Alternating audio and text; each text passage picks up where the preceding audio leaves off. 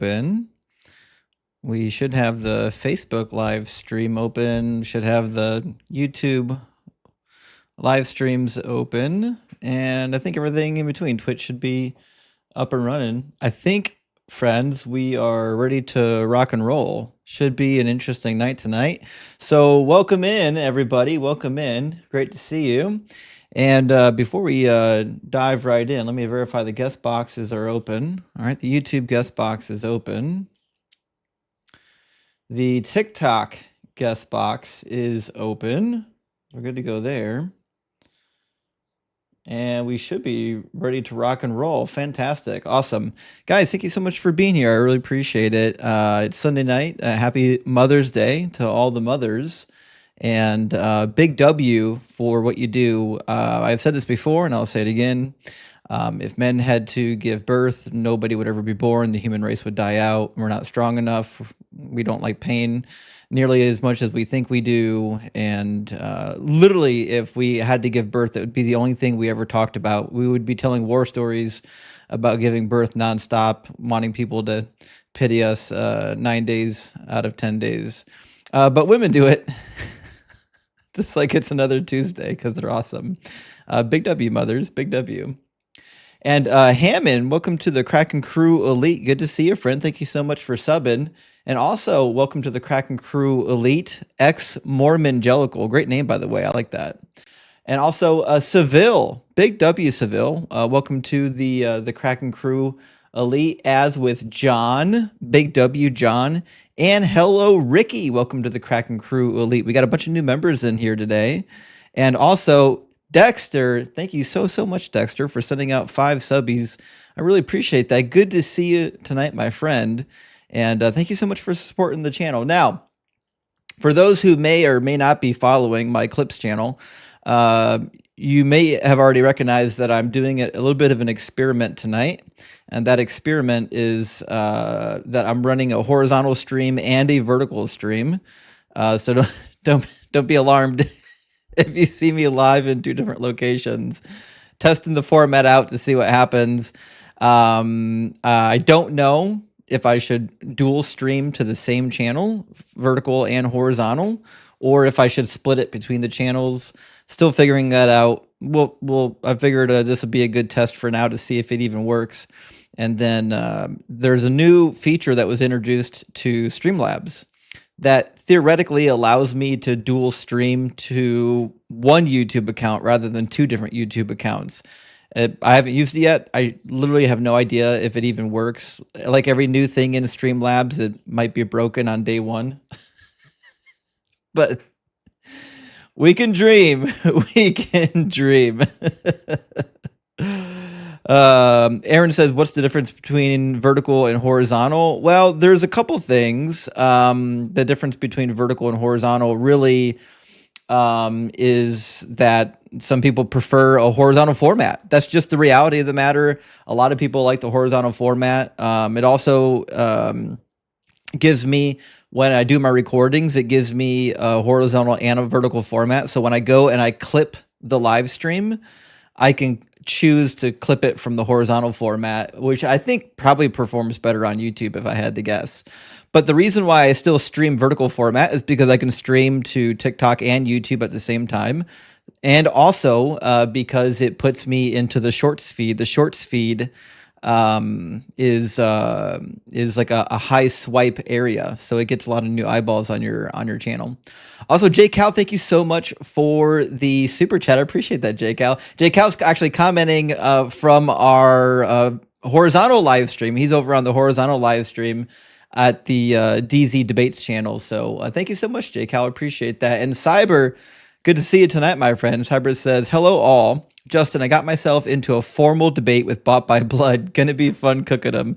Well, listen, he doesn't have much. It's mostly gimmicks from BBD.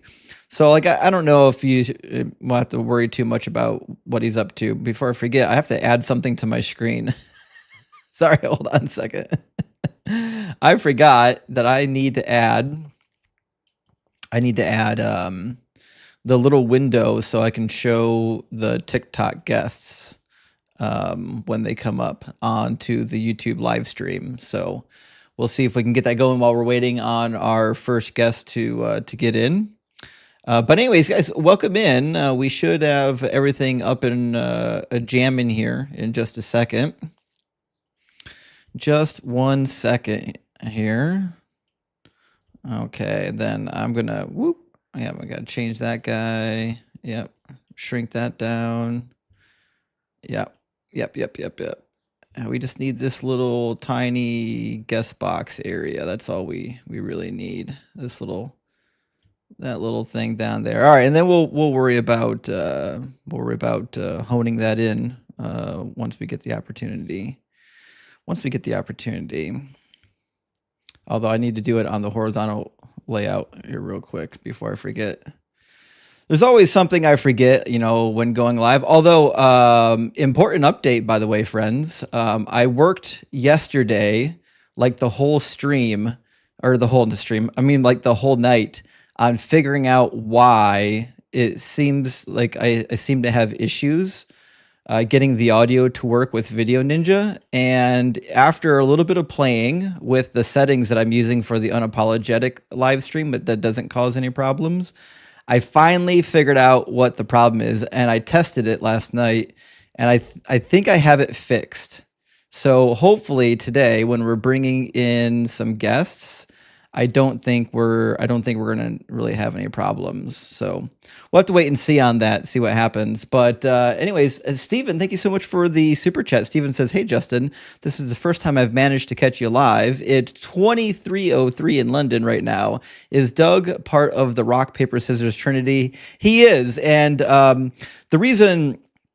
I don't know if the rock paper scissors is actually a trinity, but the reason why paper is so good compared to rock, it's not that it's better than rock. It's just that paper is actually made from rock. Essentially, all things are really made from rock. All the products of the earth.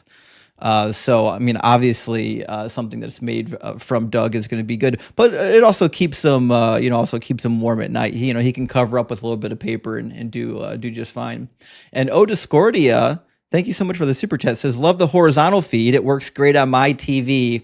Awesome." So I'm hoping in the future to do dual feed. And to integrate it so people who want to watch on TV or PC can do so, and do so with like a much more favorable format. And then those who want to watch on their phone, obviously, can have that phone format. So with that being said, the TikTok guest box is open. If you're watching on TikTok, hit that guest request button and you'll be able to get into the conversation. And Dex says, also, when you have horizontal, I can turn my phone screen off and the video continues playing. Makes it so much easier to listen at work. I didn't know that. So like if you have a horizontal feed or vertical feed and you turn the phone off, it doesn't keep playing. It only keeps playing if it's horizontal. I didn't know that. That's crazy. That seems like a weird oversight on behalf of YouTube. Why would they do that? That doesn't make any sense. But I'm not surprised. I think I'm going to try next week to run both the vertical and the horizontal from one YouTube location, from just one channel, and see how that works. Because I want to see if it'll aggregate all of the comments into Streamlabs as one stream. Right now I have to open up like multiple screens to read all the comments, which is fine. But, if I can aggregate it into one, that'd be helpful.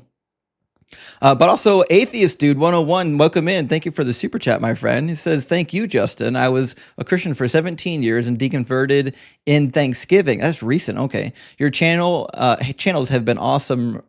Have been a awesome resource for me. Well, Atheist Dude, I'm really glad that I was able to help you, and I really appreciate that you sent me a super chat and you're supporting the channel, and that you let me know. And boy, what a time to become an atheist! Like over Thanksgiving, as you're debating with your family members about the birth of the virgin birth of the supposed Messiah. That's crazy. That's a rough time to be an atheist, but you're thinking about it. That's the time of the year when this stuff is like on your mind. You know what I mean? And Ja Rakul, thank you for the 1999 super chat. Appreciate that. It says, "Ex-Christian here since 2016, former Catholic. Love the channel. Been binge watching for weeks now." Well, Ja Rule, cool. I really appreciate you binge watching the channel and appreciate your support. And I'm glad that you made it to the other side. Big W for critical thinking, for rationality, and for being willing to question the deeply held beliefs that you had growing up, because it's not easy to do. And we've got Noah's Lions 8 babies on the ark with us again tonight. Good to see you, Noah. It says, the most I've ever put in the plate on Mother's Day. Oh, shit. Well, listen, if you're going to go to church and you're going to put something in the plate, Mother's Day is a great time to do it. I would say do it for the mothers, but they're not getting it. The mothers aren't getting a dime of that. In fact, half the churches collecting won't even let women in ministry, which is an absolute tragedy. That they're limiting the brain power of the church to 50% of what it could be. And Johanna, my friend, welcome in tonight. Johanna says, just wanted to wish all the moms a very happy Mother's Day. Well, thank you so much, Johanna. And big W to all the moms. Absolutely happy Mother's Day. Absolutely. We got somebody in the guest box. Let me unmute them and bring them in. There's no name, but we've got a nameless person at least. How you doing, nameless? Can you hear me? Yeah, I can hear you. Sorry, don't have a name. Fair enough. So, sorry, but yeah, whenever I joined in, I didn't put it. So, I kind of wanted to go in here today. I mean, I kind of wanted to conversate about Oh, hold on Christianity, a second. as you've mentioned. I'm hearing there's a little bit of an echo on TikTok. Let me take a look at that. This is crazy. Is it echoing on YouTube or just on TikTok? It's always the same. Always the same.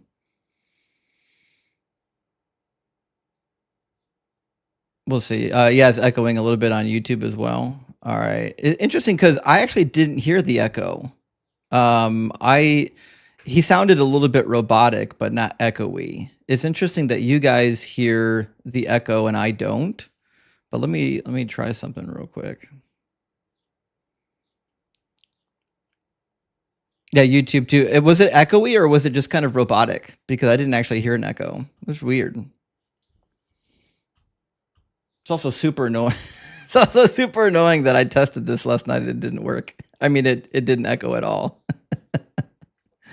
Gonna drive me insane. It's gonna drive me insane. One of these days, I'm gonna lose my mind over this. All right. Give me a second to take a look at something. All right. Go ahead, nameless guest, and say something now. Let me see if this fixes the echo. Hello? Are you still with me? Hola. Anything? Anything? I don't.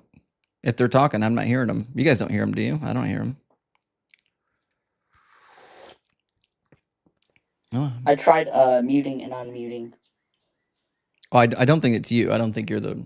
Oh, okay, sorry. Yeah, I don't think that's a problem. Well, like I was saying, I've been Christian for a bit, and I've kind of started.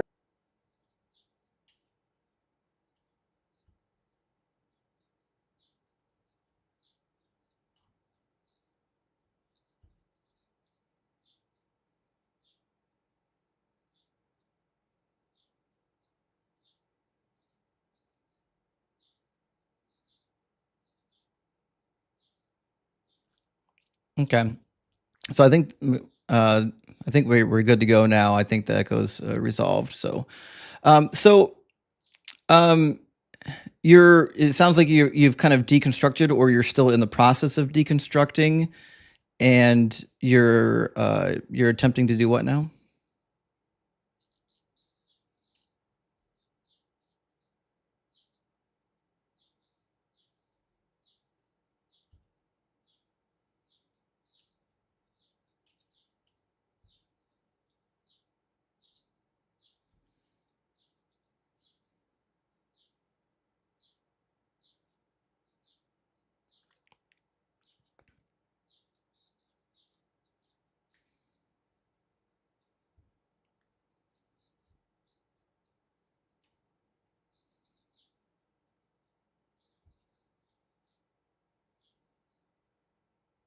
Yeah.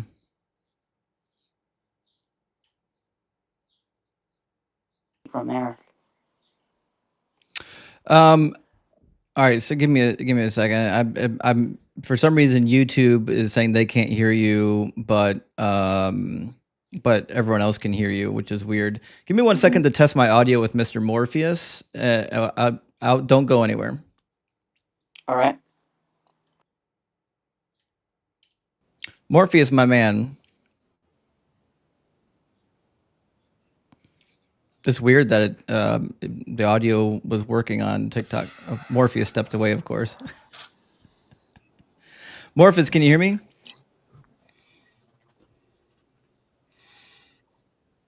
Yeah, I can hear you. Oh yeah, there is an echo. Okay, give me one second. All right, so like apparently the some of the audio seems to be working and some of it seems to not be Yeah, working. I can hear you. Yeah, I can hear you coming through YouTube. Yeah, there's a little bit of an echo. Well, it's really weird because it's not really all that. Can you hear me? Yeah, I can hear you. It's not all that echoey on my end, but I'm hearing it's echoey on everyone else's end.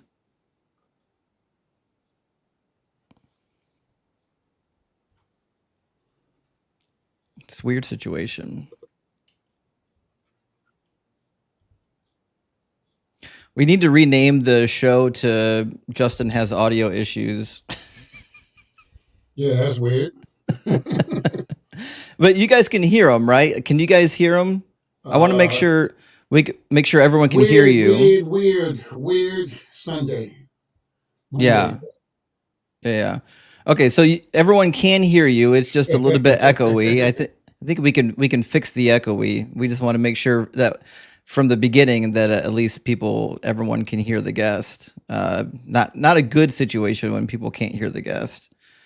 Yeah, you're saying the audio is doubled. Yeah, yeah, that happens. That happens. Give me one second, friends. We can fix this up here real quick.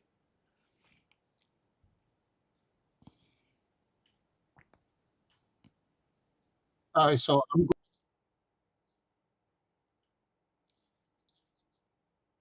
Right.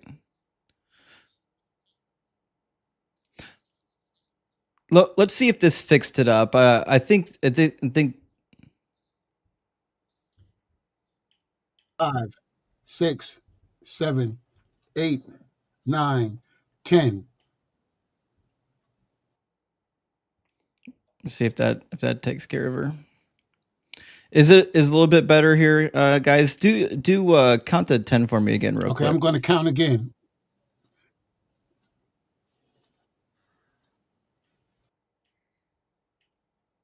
I didn't hear anything. All right, let's see if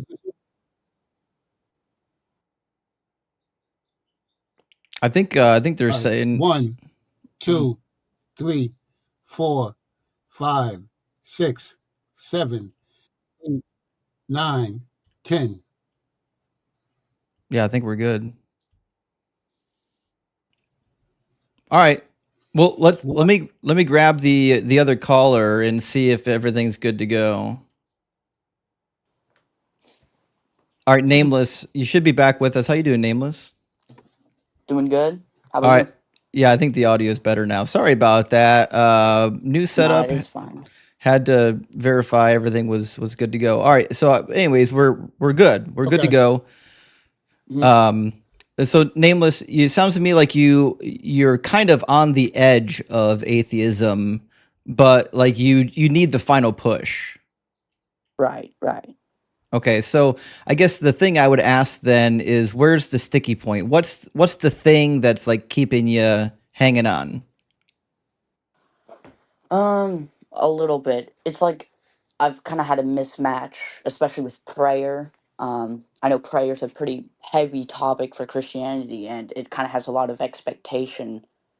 So, I mean, I've, I guess you could say, quote unquote, I have had prayers answered, but it doesn't always, like, the ends don't always meet. And the thing with prayers, it's not, it's just, it's not necessarily relieving. And I think it's kind of like a subjective thing, but I don't think prayer is really a thing that is necessarily true and objective. And I just don't think it sits well with a lot of people who are.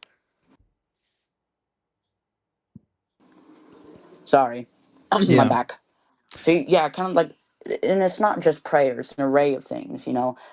You can either have a lot of good things with Christianity and a lot of bad things, and sometimes the bad things can outweigh the good things, and it's kind of sort of like a battle with yourself. And I don't think religion should give you a battle. Yeah, And I think actually, I that's kind of what agree. religion really does, is it kind of just gives you a battle, a constant battle, and you don't always win, and you don't feel relieved at all, and you kind of just feel useless in the religion. So I think there's also a lot of expectation with the battle too, is that you know people just say that, oh, you'll win it, and stuff like that, but that you don't always win it, and you feel that other people's testament isn't also correct, so you kind of lose faith in others as well. So yeah, I just kind of struggle with that stuff. Okay, I get that. Okay, so let me ask you a couple. We're going to call them quick, easy questions, right?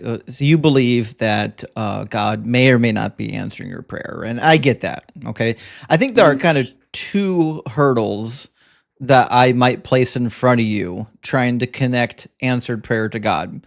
I think the first thing is typically in order to believe that God answered your prayer, you then Hmm. also need to believe that he's ignoring the prayers of the mothers of Uh-huh. the 300 million babies that are dying right now. Hmm. Yeah, I could definitely understand that. I definitely think that prayer really has no placement in this world, because it's just too contradictory. There's people suffering, and they're persistently suffering, and they're consistently suffering, and we can't just expect that, oh, we can just pray for them when yet suffering still persists. So it's kind of like, underlining that just prayer isn't really profound with dealing with things like that. And I don't think religion is really, good with dealing with the hardships and burdens of suffering, when people frame it as being, good with dealing it, which I don't think is necessarily true. Right. So I guess back at the bar, the other thing I might mention is typically like when we talk about the types of prayer that people feel or they think have been answered, my Mhm. general experience is that typically they're pretty like coincidental. Like they could have Mhm. easily been a coincidence. And so Uh-huh. when we're talking about answered prayer, I mean, I would ask like, did you see someone's leg grow back, or was it like, I know you prayed for something that you likely could have obtained Mhm. without the prayer? Right. I think a lot of people who expect, you know, a result from prayer tend to actually give it to themselves. It's kind of like a desire as well, and I think people don't necessarily, they overuse prayer. They think that it is a tool to get what they want. And so I think that's kind of the hardship of prayer, is you don't always get what you want, and sometimes it causes trouble, for sure. Right. So what about like the prayer that you're referring to, like this answered prayer? What about this answered prayer is still leading you to believe that somehow it's answered prayer as opposed to, let's say, a coincidence? Mhm. Well, whenever I get an answered prayer, I think that it is almost justifying your participation in the religion.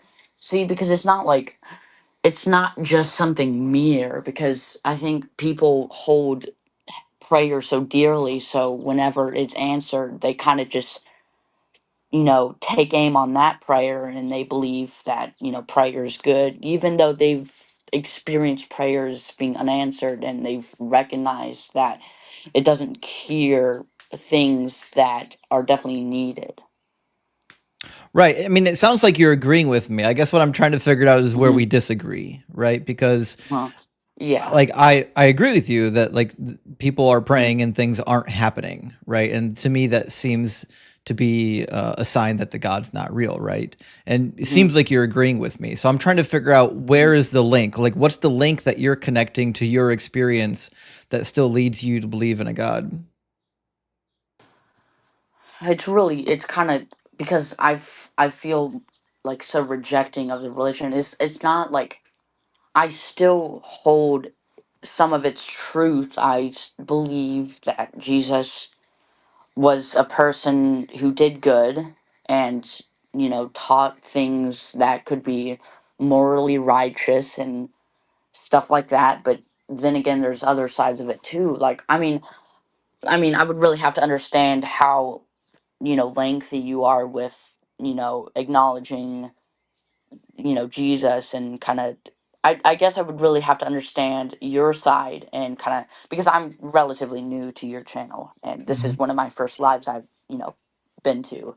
So I kind of really want to understand your side of it so I can at least combat it as well. So kind of your positioning with your thoughts of Jesus and kind of stuff like that. Well, my position is that Jesus was a liar and a fraud who didn't fulfill a single messianic prophecy, and that the God of the Old Testament makes hundreds of prophecies that don't come true, and that it gets science and history wrong, and that the text itself was written many hundreds of years after the events that they're purporting to tell about, and is generally just unreliable. And the God of the Bible is a bit of a monster. Like he thinks Hmm. it's okay to punish innocent people for crimes that other people committed. Like in Exodus 32, when the Israelites go to make a golden calf because Moses goes missing, he's ready to wipe out every last one of them. He just wants to annihilate the entire people group, which is weird Hmm. because I assume there were some people who didn't participate in the shenanigans. God's Hmm. like completely willing with to like kill innocent people that didn't do anything wrong just because other people did do wrong things. And that to me Hmm. seems like a Bronze Age deity that mankind made up, not a deity that is like the highest moral authority in the universe. Right. I mean, I can agree with most of that. It's quite an expressive, it's quite an expressive perspective on it. Do you think there's a moral difference between the Old Testament and the New Testament? Do you think there is, more good expectations on the New Testament compared to the Old, or it's the complete opposite? Well, I don't know if it's the complete opposite. Uh-huh. Jesus still advocates for following the law of Moses, and the law of Moses is horrific. Horrific. Paul is the one that suggests not following the law of Moses, which is a whole different story because Paul seems to be disagreeing with Jesus. So Mhm. there's that. I would also say that like the New Testament has this new doctrine that doesn't show up in the Old Testament, which is basically love me or burn. Like you Mhm. will turn to God or you will suffer for all of eternity. And then Christians will come and say, "Oh, but you have free will." You don't have free will. That's coercion. If the Mhm. choice is love me or burn, then that's not love. That's coercion. Like if I said, like I don't know if you had a sister, but I said, "Listen, I'm going to take your sister out on a date, and listen, I'm going to treat her amazing. I'd be the best date she ever had." But if she says no, I will have to lock her in my basement and light it on fire. You're going to think I'm a monster. Right. And this is the God of the New Testament, the God who Mhm. wants to give you good things, but if you say no, He will destroy you and make you suffer. Right. Yeah, when you mentioned Paul, I was kind of enlightened because I think I hold Paul a little bit more dearly. Not to Jesus. I think um, he does also, hold some teachings that are a little bit better. And I don't even cast him, as a Messiah or anything like that. He's not a Messiah. Um, but with Jesus in particular, I think, you said that he still withholds some of the teachings of Moses, which I definitely agree with. However, I think if it is a complete necessity, I think Jesus will reject some of the Moses teachings as well, such as to stone a woman. But I don't also like I said with that as well is it doesn't really outweigh anything else though. I think Jesus wasn't very perspicacious when it comes to, you know, the Moses teachings. I don't think he was not really judgeful of it. I think he still took some of it for granted, and we kind of use that as a persuasive tool. But I think there are some, elements of Jesus that kind of match what I was trying to say. So, but Well, I don't know. the narrative from John 8, when Jesus refuses to stone the woman, is Mm, less of saying don't follow the law of Moses and more of saying, hey, if you do want to follow the law of Moses, you're next. Like, because you guess what? You got sins worthy of stoning too. That being mhm, said, I don't think that story was original. Like, that story doesn't show up mhm, until the 6th century. So like, I get that it's a really good story, and I get that it mhm, plays really well for the type of Jesus you want Jesus to be. But I personally don't think that that's authentic to the Gospels.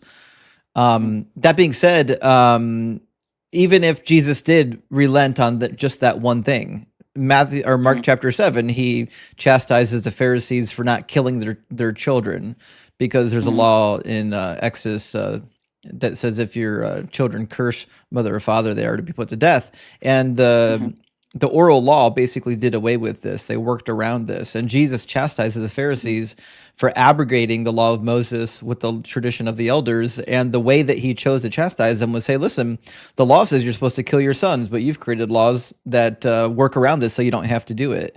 And so, like, mhm. Jesus is flatly advocating for following the law of Moses and for the killing of the children that cursed mother and father.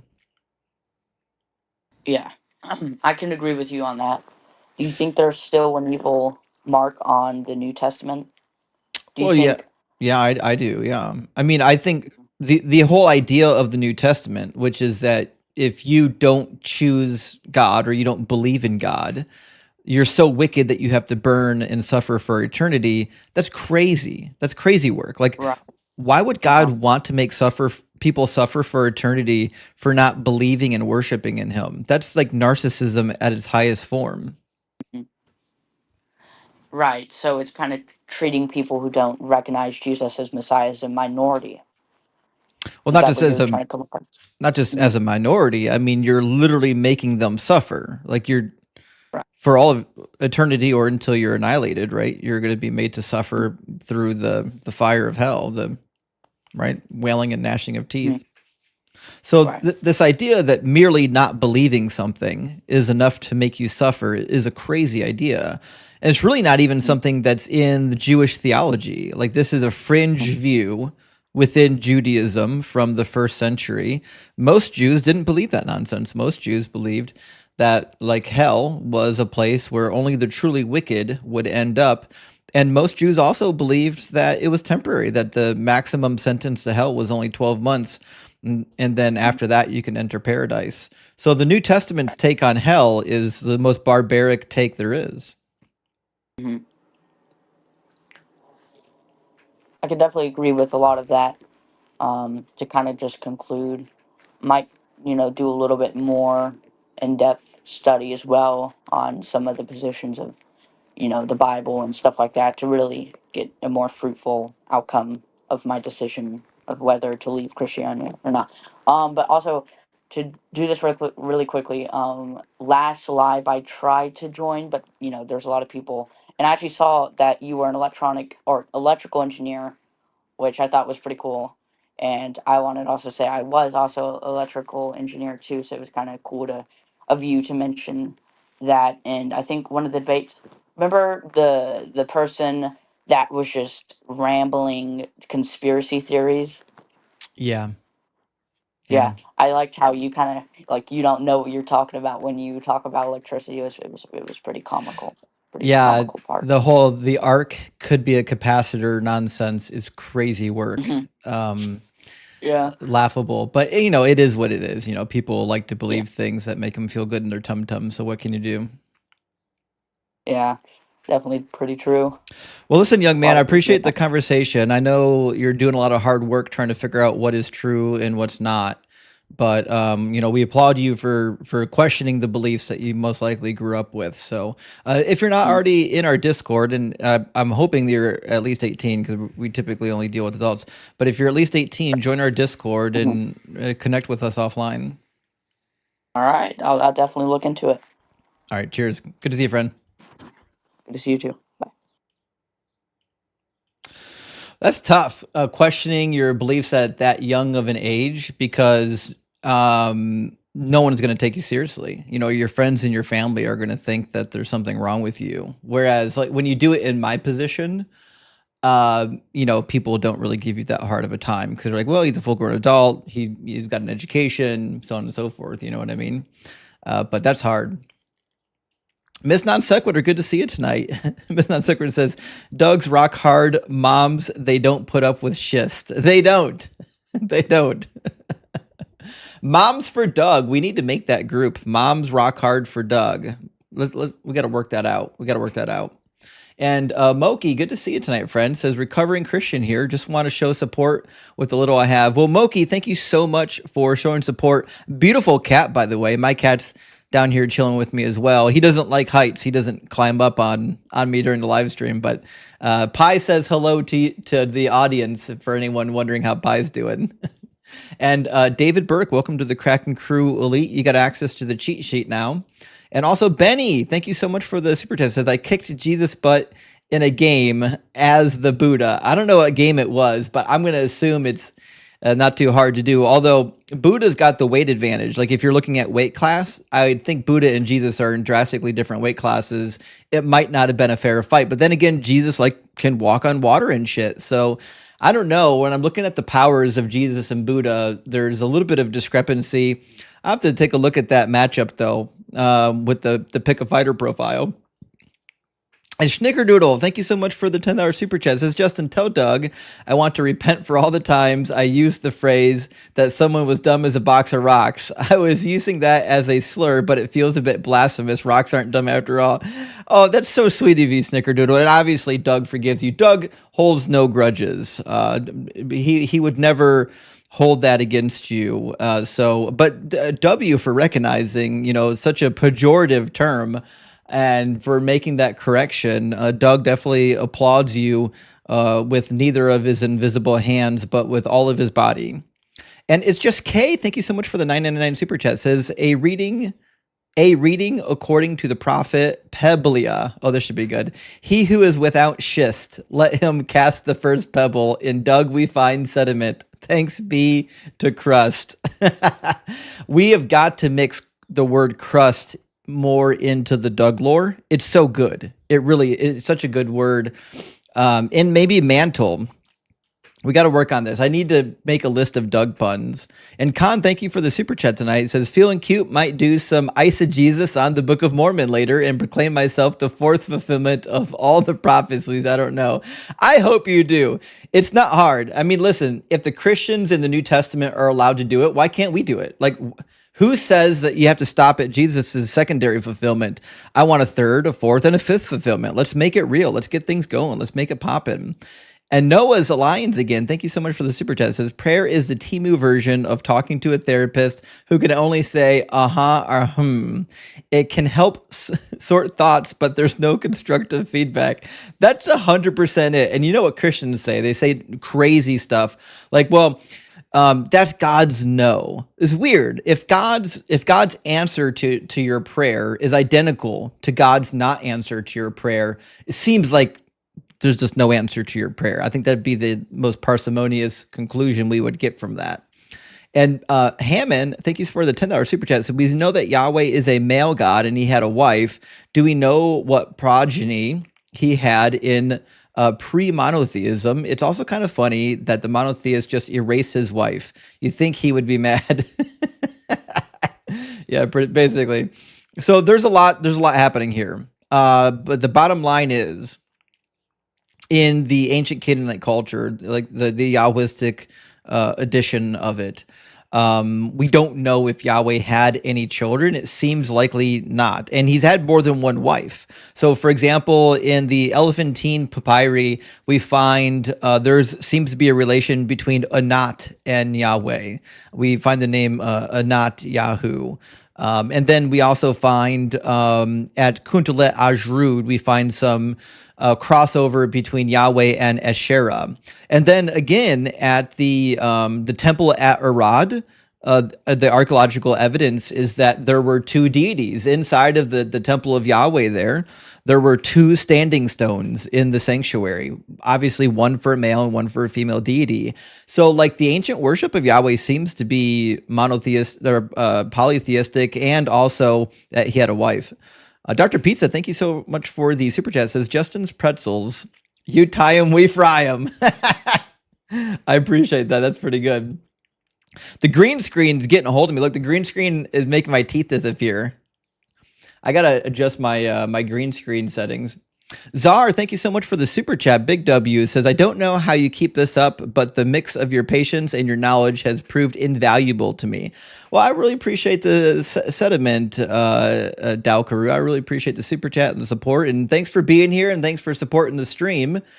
And we're going to do some cooking. I'm going to bring in Forrest from our TikTok queue after I read these next two messages. Space Lord, good to see your friend. Says, Doug is gneiss, a type of rock pronounced nice. I didn't know it was pronounced that way, actually.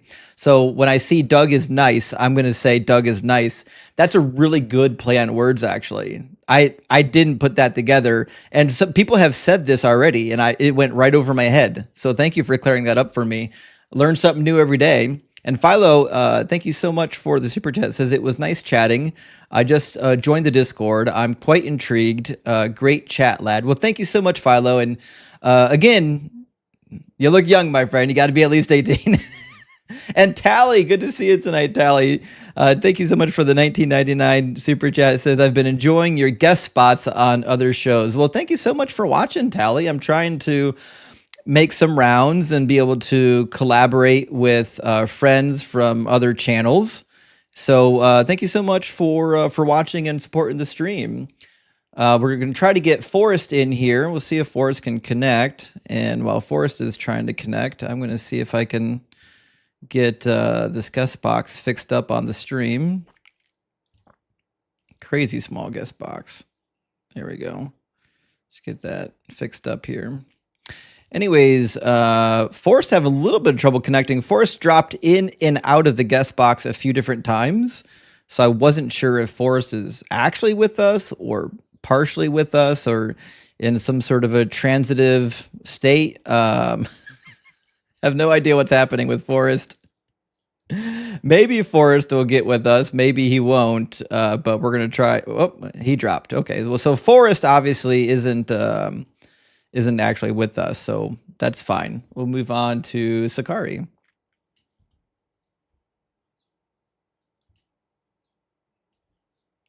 How you doing, Sakari?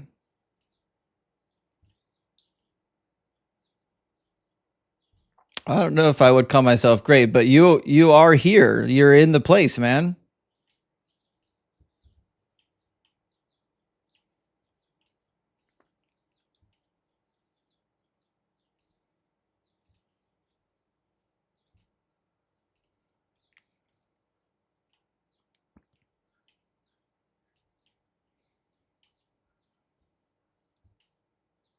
Oh no, I'm sorry, man. That's horrible.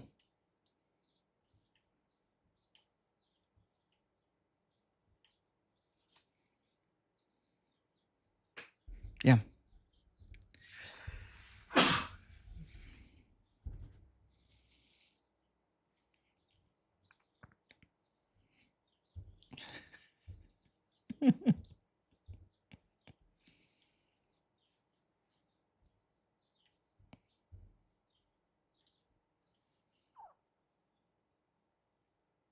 She fire. Andre fire, buddy.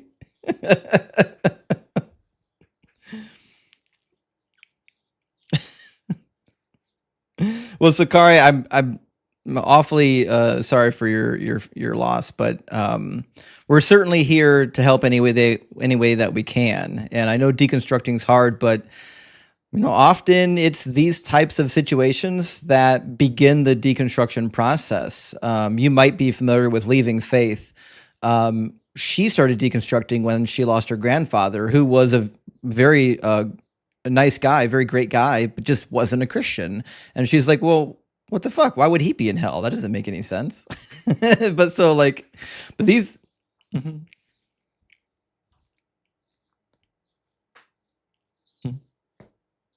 No, they wanted to get out of there.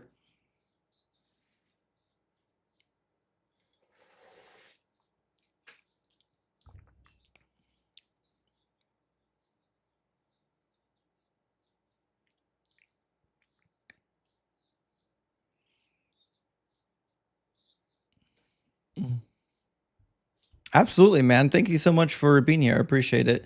I hear some people saying that they can't hear you on YouTube.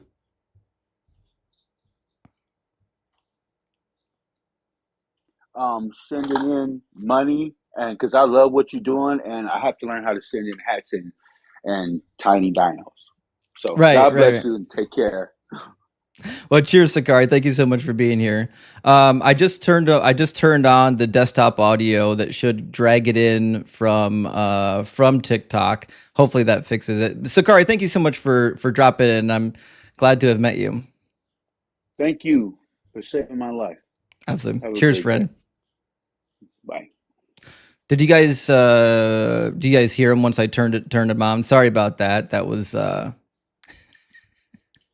there's some stuff that needs to the new audio setup seemed to have gotten rid of the echoing from the YouTube queue, but I need to make maybe one or two adjustments here to make sure that it works when we bring in the TikTok guest. All right, so let me grab our next guest on the TikTok queue, and then we'll grab our next guest on the YouTube queue after that, and we'll just we'll keep it going. And also, Faristo, welcome to the Kraken crew, and also Justin, welcome to the Kraken crew, and Fierce interaction in the house tonight. Good to see you, Fierce. Thank you so much for the super chat, friend. It says just started watching a Jody Magnus lecture.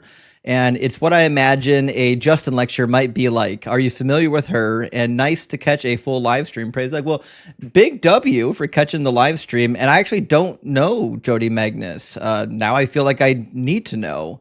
Send me a link to whatever video you're watching because now I want to see it. And I kind of feel like I'm sad I missed out on somebody I should know about. My goodness. But Fierce, thanks for dropping in. Let me know about that. Do you guys know this Jody Magnus? Is this somebody I'm supposed to know about? How you doing, FC? Hi, I'm doing okay, thanks. All right, FC, are you at least 18 and are you a believer? Yeah, over 18 and I'm a believer. Cool. And what would be? Oh shit! Sorry, I'm about to ask you the wrong question. I'm so used to doing the other topic. Okay. Do you believe that God is all good or mostly good or not so much? All good. All good. Okay. And is this because God can't do bad or because he chooses to not do bad or another reason? Pretty much both. He chooses not to do bad. He can't do bad. Yeah. Okay, so he's incapable of doing bad. If God does something, then by virtue of him doing it, does it mean that it's good? Not. I'm not sure about that, but he does do good. What he does is good. He's good and righteous and holy. Has he ever done anything that was not good? I don't believe so. You don't believe so? Do you think it's a good thing to punish children for crimes that their parents commit? I'm not sure in all circumstances. I'm sorry, say that again? I can't speak for all circumstances. I guess it would depend on. So you think there are some circumstances in which children should be punished for the crimes that their parents committed? Yeah, I think in general, children will suffer either way. So if you do something wrong and you go to prison, your children will suffer. That wasn't the question. My question is, should they be punished? Not will they have unintended consequences? That's my answer. I just think they will suffer either way. That's not my question, though. My question is not will they suffer. My question is should they be punished? Not really. Not in general. No. Okay. Are there any circumstances in which they should be? I don't know about should. I just feel like when I say should be, like that, I'll go back to my previous answer. Like if you've done wrong and you suffer, and you get go to prison, your children will be left without a present father, and that should We're not that talking should be the about case. unintended consequences. We're talking about punishments. Just try No, to but focus. Okay.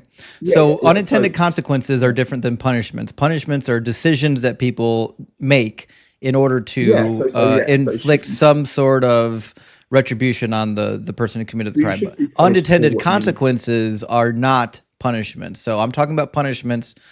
So the question is there Well, I ever would a say scenario in which it would be a good thing to punish a child for the crimes of their parents?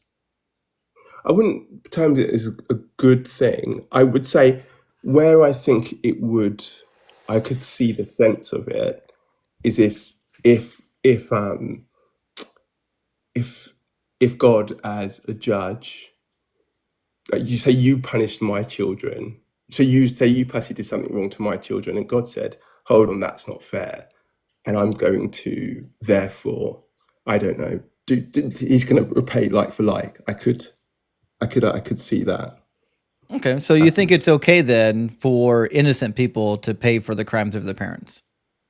No, I think I wouldn't put it. I think that the weakness in that your kind of line of reasoning is that you can't distinguish always the children from their parents. There's in like a deep relationship. Literally has between that. nothing to do with what I'm saying. You keep trying to move the goalpost. I don't know Well, why you. I can make a point. I mean, I can I only don't. assume because you don't want to address the point that I'm actually No, making. I'm So my addressing point it, is but not that there's but unintended my consequences. My point my is point is that that I think should an individual ever make a conscious decision to punish a child for a crime which they did no, not commit, but which their parent committed? an individual shouldn't do that. Okay, so there's never a good reason for that, is there? Well, I've already explained. You didn't accept my points. I don't. Well, You your can't point go. was irrelevant. Your point kept addressing It was unintended relevant. You didn't consequences want rather to. than It was punishments. relevant, entirely relevant. You just wanted to ignore it. I can't really argue. I didn't ignore it. Your point was not about You did punishments. It ignore. was You did about ignore my unintended point. You consequences. told me that it's not valid, so I can't really argue it fully. It's not valid because you're talking about No, it is valid. You unintended. didn't I don't know want why to you keep accept talking it. while I'm talking, FC. Do you want to have a conversation or not? So you're talking about unintended consequences. I'm not. I'm talking I'm about not talking about conscious that. decisions. Is there ever I'm a not talking about situation? You're doing it again, FC. Is there ever a situation where somebody should make a conscious decision to enact a punishment on a child because their parent created some sort of a crime or a sin? I just think like we could go a different direction because you're not really accepting my viewpoints. All you actually have to say is yes or no. It's crazy It's that not you always can't yes just or no. you can't just say yes, no, or I don't No, know. I can give my opinion. Well, what's You the could answer? respect that. You could respect my opinion. That's what you What's could the do. answer? You could respect my opinion. That's what you could do. I'm waiting for the answer. It's a yes, no, or I don't know. The answer is, in certain circumstances, that I can understand why children will naturally suffer because of what their parents did. Again, that's not at all what we're talking about. We're talking It is a about valid answer. it's not a valid answer. We're talking about somebody Yes. making a conscious decision to punish another individual. What we're not talking about is the fact that sometimes there are unintended consequences as a result of somebody being punished for their crimes. That's not what we're talking about. We're talking about an individual that says, your parent sinned, now I'm punishing you and your children. Should that ever happen? I'll answer again. That is what I am talking about. It's not. You may not accept that, but I am talking about it as a valid point. You're not. You're talking about consequences that are unintended because of the punishment. I'm talking about I'm talking about when a father or a mother commits a sin or a crime, and let's say that the punishment for that crime, let's say that it's being locked up for 25 years. Would it ever be valid to lock up the parent and the child for 25 years? Would that ever be a thing that should be done? Yes or no? It's crazy that you have to jump through all these hoops and lie to my face to make this argument work for you. He's yapping. He doesn't know he's muted, I assume.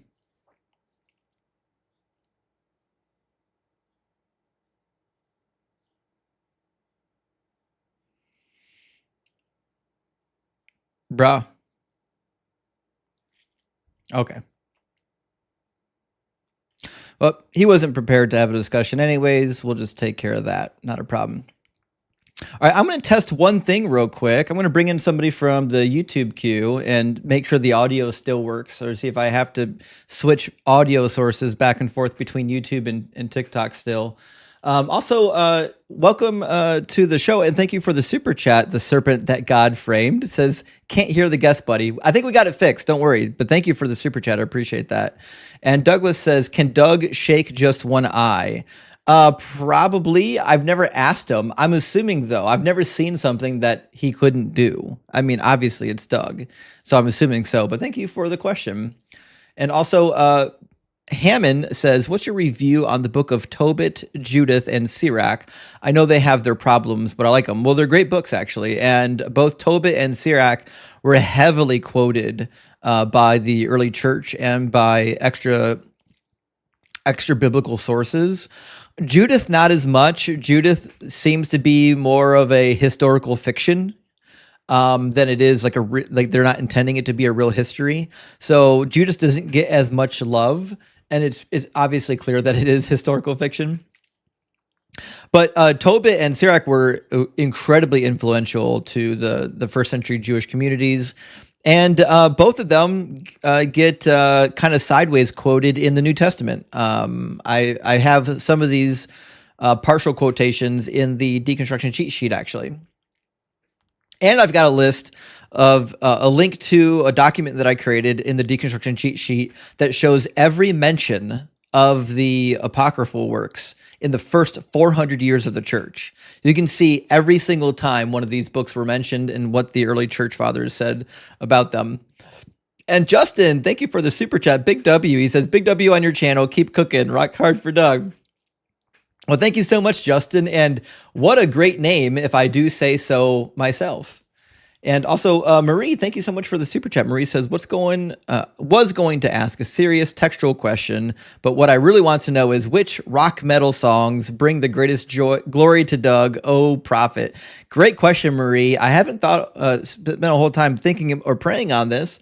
But I mean, obviously the band Petra, the entire band was formed just to praise Doug. That seems obvious. So we can mark that one down. Doug obviously loves Petra. Obviously, he loves the Rolling Stones. Everything by the Rolling Stones obviously is inspired by Doug. That just seems like blatantly obvious. So those are two places to start. Outside of that, I'm not entirely sure yet. Not entirely sure. But thank you so much for the question. I appreciate that. And Satcom, welcome to the Kraken Crew Elite. And also, Aaron, thank you so much for the super chat. Aaron says, "The psychology of avoiding a direct answer in religion is fascinating to me. How can you say you have an answer, then you respond with is pouting?" That's the craziest thing, is these aren't hard questions. Like I'm giving like simple, just yes or no questions, and they're just like literally doing somersaults around saying yes or no. Just say yes or no. It shouldn't be hard. I don't know why this is so complicated. Anyways, Fable, welcome in. Can you hear me?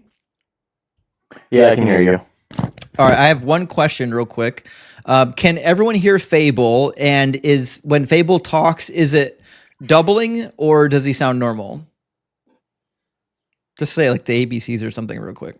A, B, C, D, E, F, G, L, M, N, O, P. TikTok says you sound good. TikTok says you're good. Let's see about YouTube. 1, 2, 3, 4, 5, 6. Shit, you got a decent voice, man. You sing?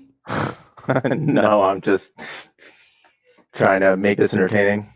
It is doubling on YouTube. Of course, it fucking doubled on YouTube. All right. We'll do one. I know how to make it go away, but I want to do one more test. What about now? Is it doubling on YouTube now? Is it doubling? Tell us, guys. Da da da. Da da da. The people in TikTok are asking for a musical now, just so you're aware. Oh my gosh. This is what you've done. Oh my goodness. I don't think they'll like the musical that I end up making. Will be like some Book of Mormon type stuff. Yeah. Okay, all right. I think that seems to have fixed it. We'll rock with that for now. Cool. So, Fable, are you at least 18, and are you a believer? I am at least 18, and I'm actually not a believer. You can kick me if this isn't like right for the type of live stream you have, but I do have something I'd like to challenge you on that you've said in the past.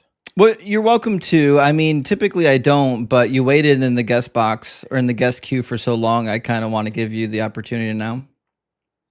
Okay, yeah. So my question to you is, I know in the past you've said that Islam is like the worst religion, worse than Christianity, right? Well, I think right now, like if we look at the history of the two religions, I think Christianity has caused more chaos than Islam, just as a totality. But I think today in the modern age, I think Islam is more dangerous. Would it be fair to say that Muslims right now are more dangerous, not that Islam is more dangerous than Christianity? Well, yeah, obviously, yeah. The people that practice the religion and the people that live in predominantly Islamic countries are not necessarily the issue. I think it's the religion that seems to be the issue. Just like Christians aren't necessarily the issue as much as the religion that warrants the behavior, right? So, like I've said this before, and I got a little bit of flack for it, but I think it's still true, which is that we all know that Christianity went from being an incredibly dangerous religion, then they reformed, and now they're entirely different than the way they were before. Well, Islam could easily do another reformation like they had prior, and end up being a benign religion, just roughly similar to how we view Christianity today. Right. So it sounds like you're saying that the Muslims are dangerous because the religion is more dangerous. Is that fair to say? Well, I think it's more than just in the Quran. So I like the phrasing you said, because the religion is dangerous, because there's a lot of religion that is found in the hadiths and the narrations that are not found in the Quran. And I think if you do a totality of all that, you can make some really dangerous doctrines. I think if you get rid of all the hadiths and you stick only to the Quran, I think it slims down the amount of dangerous doctrines. But I think there's still some stuff in there that certainly I don't think is appropriate for the modern age. See, because the way I'm thinking about it is you have the religion and the practitioners. And if I were to look at Old Testament, New Testament for Christianity, and I were to look at hadiths and the Quran for Islam, I don't know that I could easily say one is more dangerous than the other, but I could say that Muslims are more dangerous than Christians today. Yeah, and I would agree with you. If we're just comparing the texts at face value, the biblical text seems to be, in my opinion, more abhorrent. But when you look at the behavior overall of the religion, I think the behavior currently of the Islamic varieties are a little more dangerous than that of the Christian variety. But all that being said, like Christianity could revert. We could go back to the Dark Ages. That's certainly possible. That's why I think it's important to just be free of these dumb Abrahamic religions. We don't need them. They don't do anything for us. Yeah, I agree. I guess it's just the distinction between Muslims and Islam. It always bothers me when I hear like Sam Harris argue that like Islam is uniquely dangerous compared to Christianity. And in my mind, it's just no. Right now, Muslims are way more fundamentalist on average than Christians are, and that's what's dangerous. But yeah, I mean, I agree. So, like, when it comes, I love Sam Harris. I think he's wicked smart, but I don't necessarily agree with him on everything. And certainly, I think to me, Christianity and Islam are two sides of the same coins, and they're kind of manifesting in different ways at different time periods. But if I'm just going to sit down and say, okay, look at the history of both of the religions, are they a net benefit or a net negative? I think it's a net negative. yeah, I agree. I don't want to take up your time much more. I was just curious to ask you about that, and thank you for entertaining me. Yeah. Thanks for coming up, Fable. It's good to hear from you. All right, take it easy. Cheers. And I've said this before. Like there are dangerous Christian groups. There's lots of them. Well, like all the time we hear about new like Christian cults that are harming children and different things like that. But they seem to be like small groups, whereas right now the groups of dangerous people in Islam seem to be rather large groups. But Daniel Hill, thank you so much Danielle Hill, thank you for the $30 over Cash App. Big W, Danielle. I appreciate that. Thank you so much for supporting the stream. And also, we've got a super chat in again from the Serpent. Says innocent people shouldn't be punished for a guilty party's crime, period. Yeah, that seems to be that. I think that's something most normal individuals can agree on. But for some reason, it's hard for Christians. I think because they know that if I go to the book, I'm going to find stuff in the book that that's going to disagree with that notion. You know what I mean? Also, Maximilian's with us tonight. Maximilian, thank you so much for the 5 gifted Deconstruction Zone memberships. Big W, friend. I appreciate that. And also, Mostly Gizzards with us tonight. Thank you so much, Mostly Gizzards, gifting out 5 Deconstruction Zone memberships. Again, if you guys have either a gifted or purchased DZ Elite membership, you should have access to that cheat sheet, and I hope you make the most of it. And Seville DeVille, great name, by the way. Thank you for the $1.99 super thanks. And also Gates of Delirium's with us tonight. Gates, welcome in. Thank you so much for the $9.99 super chat. Said had a really great and honest conversation with a Catholic recently, and your talking points really helped get them to admit some gaps in their beliefs. Thank you for all the info. Well, thanks for letting me know. And you know what? I've had quite a few conversations with Catholics, and my personal experience is that people of the Catholic persuasion are generally easier to talk to about this kind of stuff. They're not quite as fundamentalist as the Protestant varieties, but it is what it is, right? Also, Hammond, another super chat says Marduk versus Yahweh, who will win? We know who wins. We don't have to ask who wins. We know who wins because Marduk kicked the shit out of Yahweh when the Babylonians rolled into Judea in 605. And then between 605 and 587, just steamrolled Yahweh and Yahweh's people. And then when King Cyrus came in to Babylon and defeated Babylon, Yahweh's like, I'm gonna do it. I'm gonna make sure he does it. And then what did King Cyrus say? King Cyrus on the prism that he wrote in Akkadian said, "Oh, it was Marduk. Marduk gave me victory." So even King Cyrus had to slight Yahweh.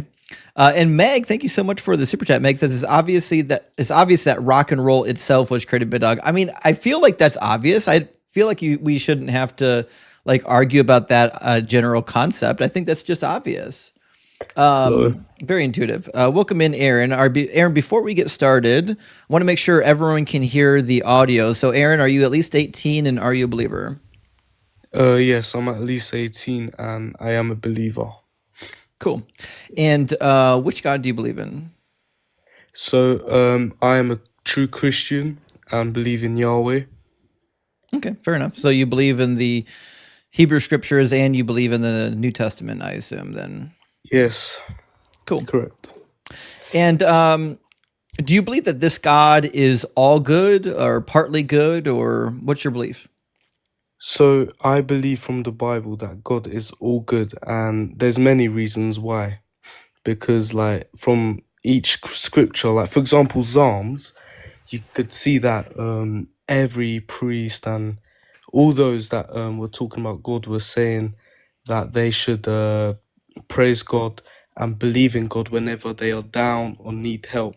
And then they would like, sorry for my mistake, basically then if you would read it if you're upset or whatever, then it does really help, if you know what I mean. Sure. Do you think that blood feuds are good? Well, no, I Okay. don't think that's good. But can I ask you a question? Well, I mean, do you know what a blood feud is? I'm not sure, but is it when you give someone blood if they're losing blood? No. A blood feud is essentially like, let's say, for example, somebody came and like unalived my sister. Then I would be allowed, according to the rules of blood feud, I would be allowed to go to their family and unalive one of their sisters. It's like a tit for tat type of system.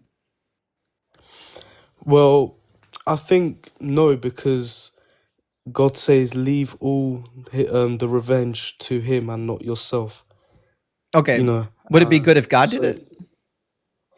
well, it would, because he knows what he's doing. You should let everything on him, because he's the one who created us, so he knows what is right for us.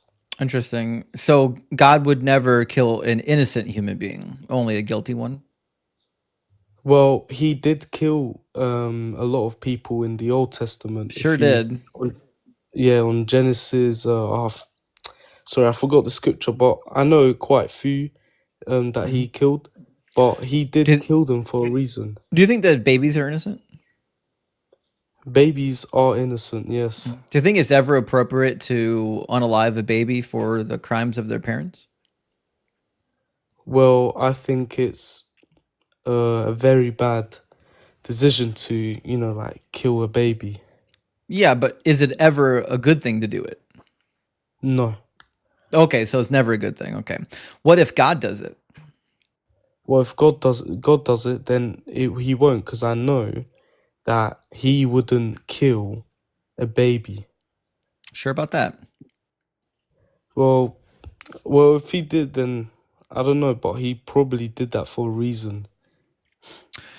Okay, so what I'm going to read for you is a snippet from the book of Exodus. Have you read Exodus? Yeah, a little bit, yeah. Right.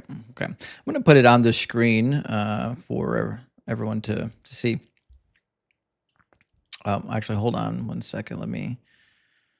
I got to move this guest box behind the browser. There we go. Okay. Wait, what's the scripture? So this is Exodus 11.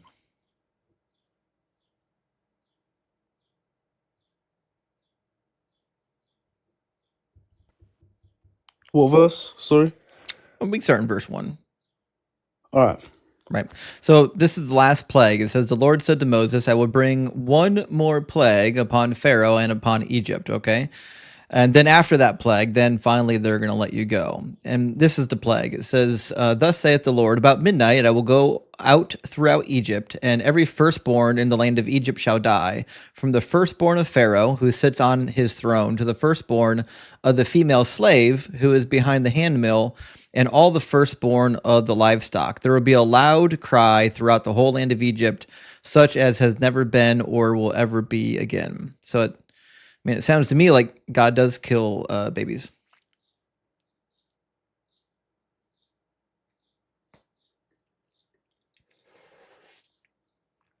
We lost him. No one can hear you if you're out of the app. If you swipe away from the app to read your Bible, we can't hear you. Oh, sorry. I was saying that, yeah, you're right, because that was one of the last 10 plagues. And, like, if you think about it, he wanted to release his people, the Hebrews, and to show the Egyptian to fear him and let them go. He knew what he did, so he did kill the firstborns, not because he knew the firstborns would be something bad, but he did it to release the right people. Yeah, but And also could God have softened the heart of Pharaoh rather than killing all the babies? Well, I actually don't know, but I think, in the Old Testament, he's all powerful, isn't he? Who, God? Yeah. Yeah. Of course. So he could soften Pharaoh's heart. Well, he could, yeah. Oh, okay. So it seems like the killing of the babies isn't required to have the Israelites released, is it? Well, I think killing the firstborns would make the Egyptian fear him more. Well, that may be true, but like he can make the Egyptians afraid of him without killing the babies. Like he sent nine plagues already. He killed the firstborns? Do you know why the reason he did that? Yeah, because the Egyptian pharaoh, if you go back prior to all the plagues, was trying to unalive a bunch of the Hebrew babies. So again, God is doing a blood feud. That's the beginning of the conversation. So God is cool with blood feuds. Well, in the Old Testament, probably yes, but then after when he sent his son, then there's forgiveness and that. So but do you agree with me that in the Old Testament it was more, how do I say it, more dangerous and strictful? Bloody. If you agree, I do yeah. agree, but I don't know if that helps your case. For example, if I said to you, Aaron, I'm gonna take your mother out on a date, and like I'm a really good guy, you know what I mean? I'm awesome. Yeah. But it is true that like the last, I don't know, my prior girlfriend, I beat her up a few times, right? Are you gonna let me take your mom out on a date? Well, I wouldn't let you go out with my mom on the day. But I'm better now. Well, if you're better now, then yeah. All right. So the thing is, Because like, just God shouldn't because if need. you told me you're better now and you proved me that you're better now, then yeah, I would. What if I Because forgiveness, unalived my innit? prior girlfriend? Well, if you're unalive, then no, because you said before that if you abused her, then and then you said you're a good person right now, then I would let you. But if you said unalive, then I wouldn't let you because you're human. You don't know what is good or right. You know what I mean. But for God, if He kills a human and we still follow Him, well, that's the right thing because He knows what He's doing. Sure, but again, you already mentioned that you should never like kill innocent people to like as punishment for what their parents did, which means when God killed all the, Egyptian firstborn, a lot of innocent people died. Hmm. Yeah, that's interesting too. But There's other occasions where God punishes people for crimes they hadn't committed, and they don't die, but they do, like, horrible stuff happens to them. You want to hear another occasion? sure. Before we read the passage, let me ask you a simple question, which is, let's say, for example, that I'm married. I'm not, but say I am. So, say, for Yeah. example, I'm a married man, and I go to my neighbor and I assault my neighbor's wife. I in the bedroom. Okay. Would it then be okay as a punishment to have somebody come assault my wife? Well, it would be basically fair for you.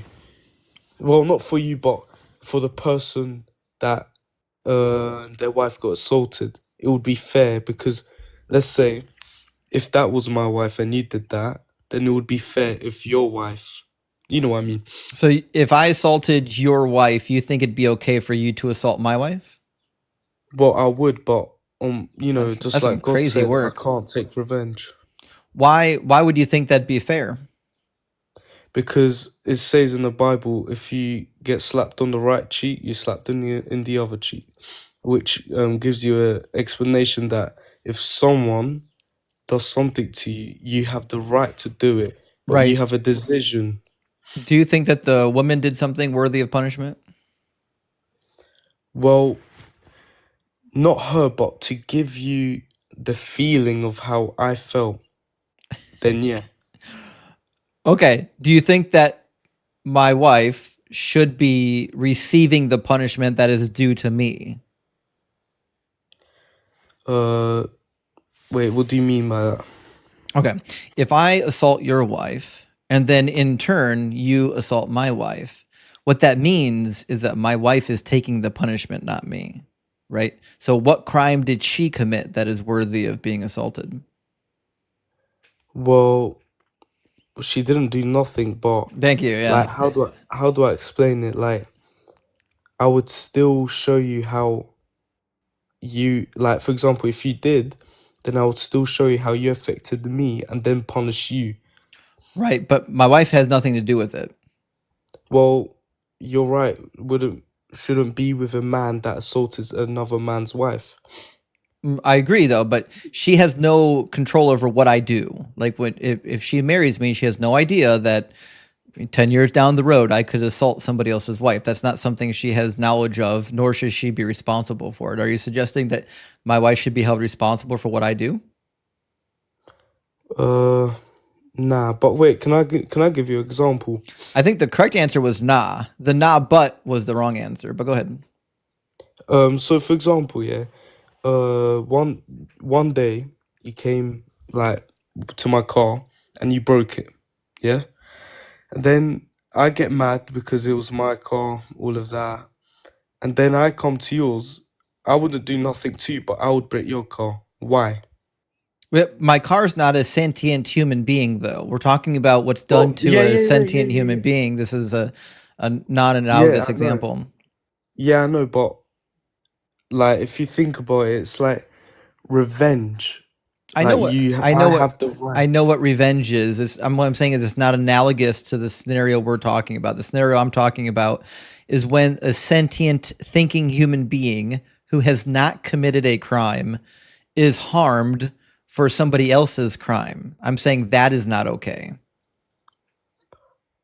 Oh, it is interesting what you said though.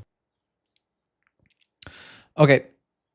Aaron, do you think that there are episodes in the Bible where God does this? Killing innocent people or like No, having them assaulted. uh, Seems like a weird not thing God quite. would do, huh? Well, if there was a reason and I knew the reason, then it wouldn't be weird because Well, God is God, God is good, God can you is name a what single I believe. reason why a woman should ever be assaulted? Well, first of all, one reason a woman shouldn't get assaulted No, should. is Can oh you name should. one reason why a woman should ever get assaulted? Well, if she has a reason why to and like um how do you say it? Like if someone assaulted her then and they had a reason why and it's a good reason, then yeah. Is there ever a good reason to assault a woman?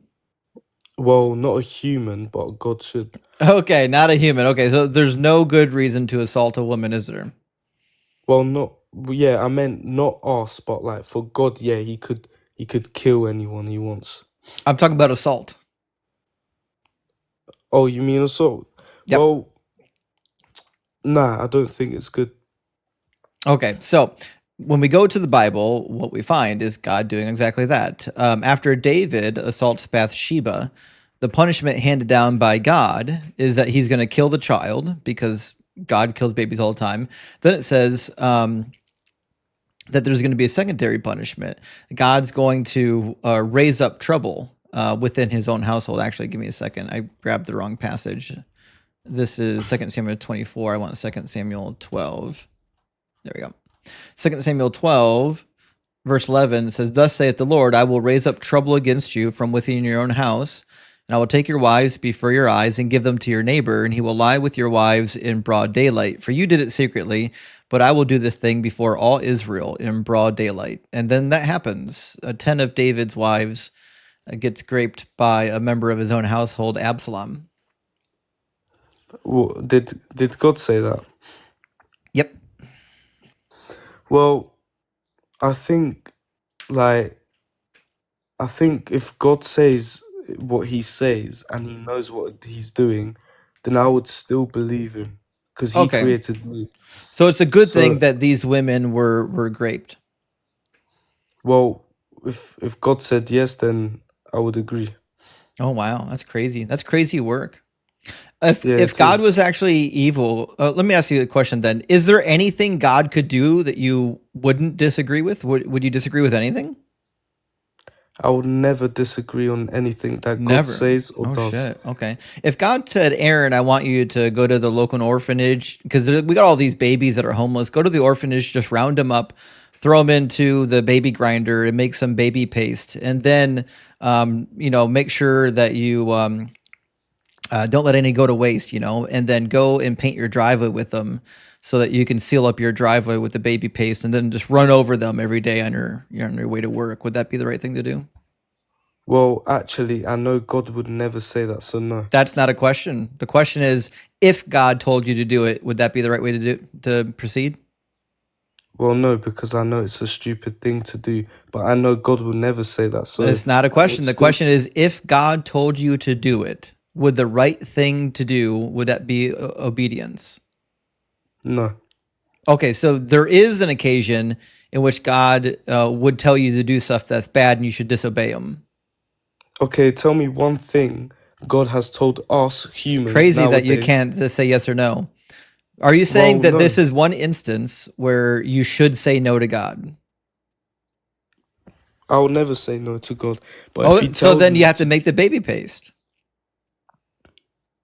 well, if there's a reason, then like I I know God wouldn't say, but yeah. I gave you the reason because the orphanages are full of babies. They can't get homes, and God's going to take them up to heaven.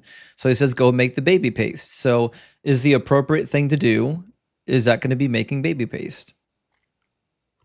Uh, I would do whatever God would say. So yeah. Okay. All right. Well, at least you gave me the honest answer. I appreciate that. And what state do you live in, by the way? I'm in Ohio. What about you? Oh, I'm from England.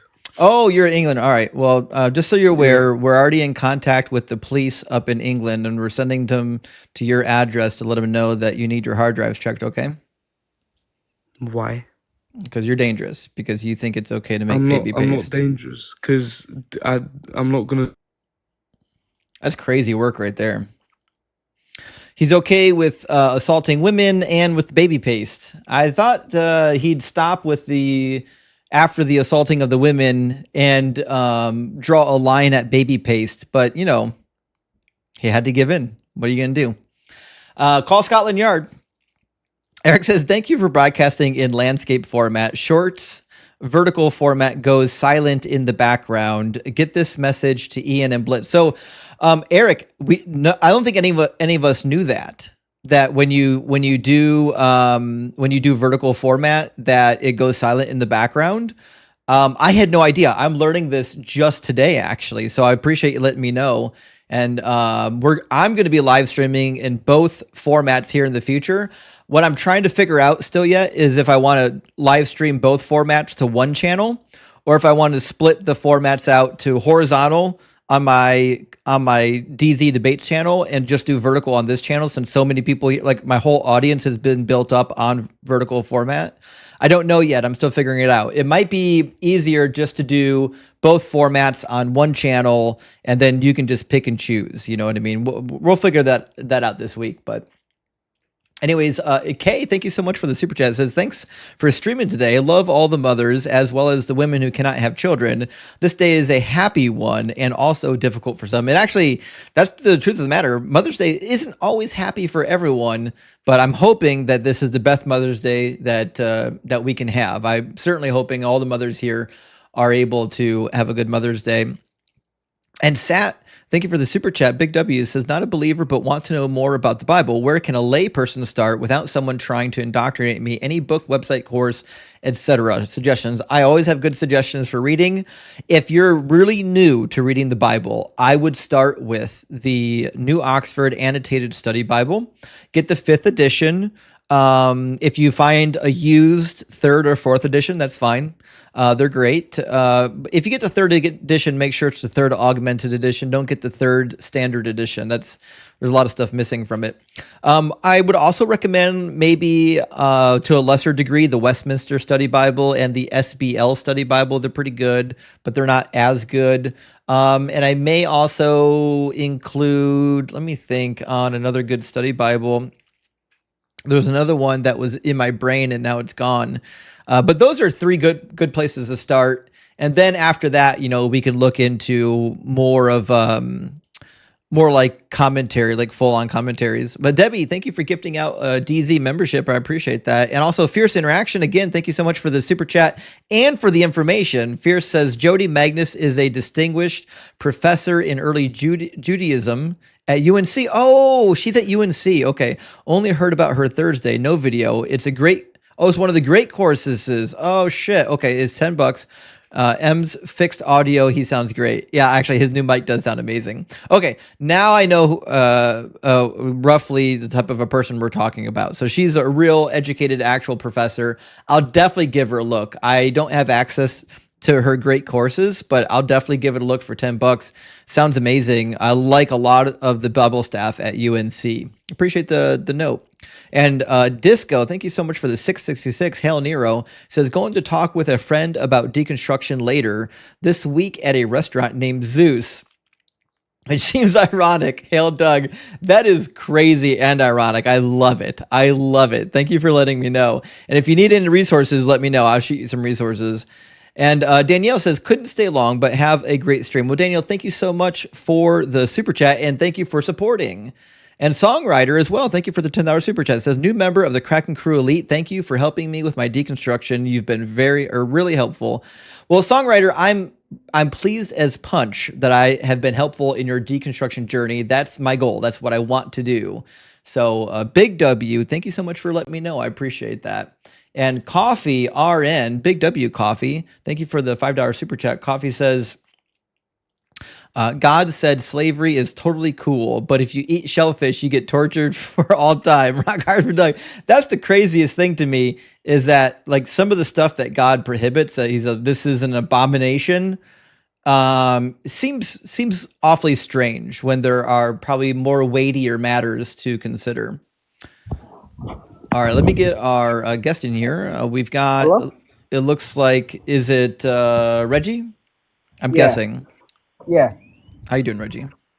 I'm doing good. So, I just wanted to say, a lot of the stuff you reference is from the Old Testament. So, If you knew, Christ fulfilled the laws of the Old Testament.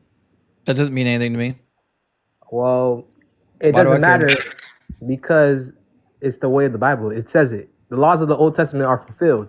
Just like the way we don't sacrifice animals, we don't have to do that no more because Christ fulfilled those laws. What does the word fulfill mean? I could give you my interpretation. I don't know the exact definition. Does the word fulfill mean abolish? In some cases, yeah. Oh, can you give me one of those cases? Well, and if you want to go to the Bible, like I said, Jesus, he denounces a lot of the laws because he knows the only way to God is through him. No, I The only way disagree to- with that. In fact, he says the opposite in Matthew chapter 5. It says, do not think that I have come to abolish the law or the prophets. So he did not come to abolish the law or the prophets. It says, I've come not to abolish, but to fulfill. Okay, so he came to fulfill, not to abolish. And fulfill can't mean abolish, or else this statement would be useless. So fulfill must mean something other than abolish. It says, for truly I tell you, until heaven and earth pass away, not one letter, not one stroke of a letter will pass away from the law until all is accomplished. Have heaven and earth passed away? Nope. Okay, so then the law is still in effect. That's why he says in verse 19, therefore, whoever breaks one of the least of these commandments and teaches others to do the same will be called least in the kingdom of heaven. But whoever does them and teaches them will be called great in the kingdom of heaven. So according to Jesus, people who do the law, will they be great in the kingdom of heaven or not? Yeah, the commandments. He's talking about the commandments here, not sacrificing, you see how he denounces. He doesn't say the 10 commandments. He says the law and the prophets. That's the law of Moses. That's the Torah and the prophets. Yeah. Jesus never once makes a distinction between the 10 commandments and the rest of the commandments. Do you mind if I get my computer? Because I'm not good at quoting straight from the Bible, so I have the notes. Hey, whatever you think is going to help. All right, let me see. Actually, that's probably going to take too long. I don't have time. Yeah, I know. I'm sure you'll cook me. Don't worry. No, I'm not going to cook you because I won't lie. I'm not the greatest in the Bible. I'm still learning. I'm still on my path. But, I know what people like you do. You guys try to bring people who are still short on their path and try to confuse them. It's okay, though. We don't choose who gets in the guest box. I didn't choose you. You just ended up in my guest box, and it sounds to me like you'll do just as well as everyone who came before you. So You're right. The question at hand right now is whether or not God is good. And you do believe that the God of the Old Testament is the God of the Bible, right? Yep. Cool. Okay, so it doesn't really matter if we're talking about Old Testament or New Testament. We certainly could be talking about both, but it's kind of irrelevant. So do you ever believe that it's a good thing to kill a person based on faulty evidence? Can you explain more? Nope. It's an easy question. Is there ever a reason to kill somebody based on faulty evidence? From the human standard, no. So you think there's a God standard that it'd be good? Because God knows what from On faulty evidence, I said. There's no faulty evidence to God. I'm asking you, it's a hypothetical. Is there ever a good scenario in which it's a good thing to unalive somebody based on faulty evidence? I'm not asking you if you think God did it. I'm asking you a hypothetical. No. Okay, fantastic. Now, there's no good reason to do that. You have to have solid evidence. Now, you may or may not have read Deuteronomy 22. We'll find out. It says, suppose a man marries a woman, but after going into her dislikes her and makes up charges against her, slandering her by saying, I married this woman, but when I lay with her, I did not find evidence of her virginity. What's the evidence he's probably looking for? Not find if she. I don't know. Okay. Well, I mean, obviously, whether or not she bled. It says after going into her. Yeah. Okay. So he went into this young woman and she didn't bleed. And he's like, well, she might not be a virgin, right? Now, if it happens that he wants to take her to court, this is what's going to happen. Says, the father of the young woman and her mother shall then submit the evidence of the young woman's virginity to the elders of the city at the gate. The father of the young woman shall say to the elders, I gave my daughter in marriage to this man, but he dislikes her. And now he's made up charges against her, saying, I did not find evidence of your daughter's virginity, but here is the evidence of my daughter's virginity. Then they will spread out the cloth before the elders of the town, and the elders of the town shall take the man and punish him. So just so we're following so far, the evidence to clear her or to make her guilty is the bloody sheet, right? Mm-hmm. Okay. Now, it says, if, however, the charge is true, that evidence of the young woman's virginity was not found, then they shall bring the young woman out to the entrance of her father's house, and the men of her town shall stone her to death because she has committed a disgraceful act in Israel. Cool. So, do you believe that the bloody sheet then is enough evidence to warrant somebody being stoned? No, but this sounds like this is a rule of people of man, not a rule of God. But it's in the Bible. God spoke it. Okay, but no, you have to take context from the Bible. I know the context. So who's speaking right then and there? All the laws in Deuteronomy come from Yahweh. No, Yep. because you have to. Okay, now that would not even be close to true. It certainly would be true. In fact, he says it on multiple occasions. Have you read Deuteronomy before, or are you just saying stuff that you heard in church?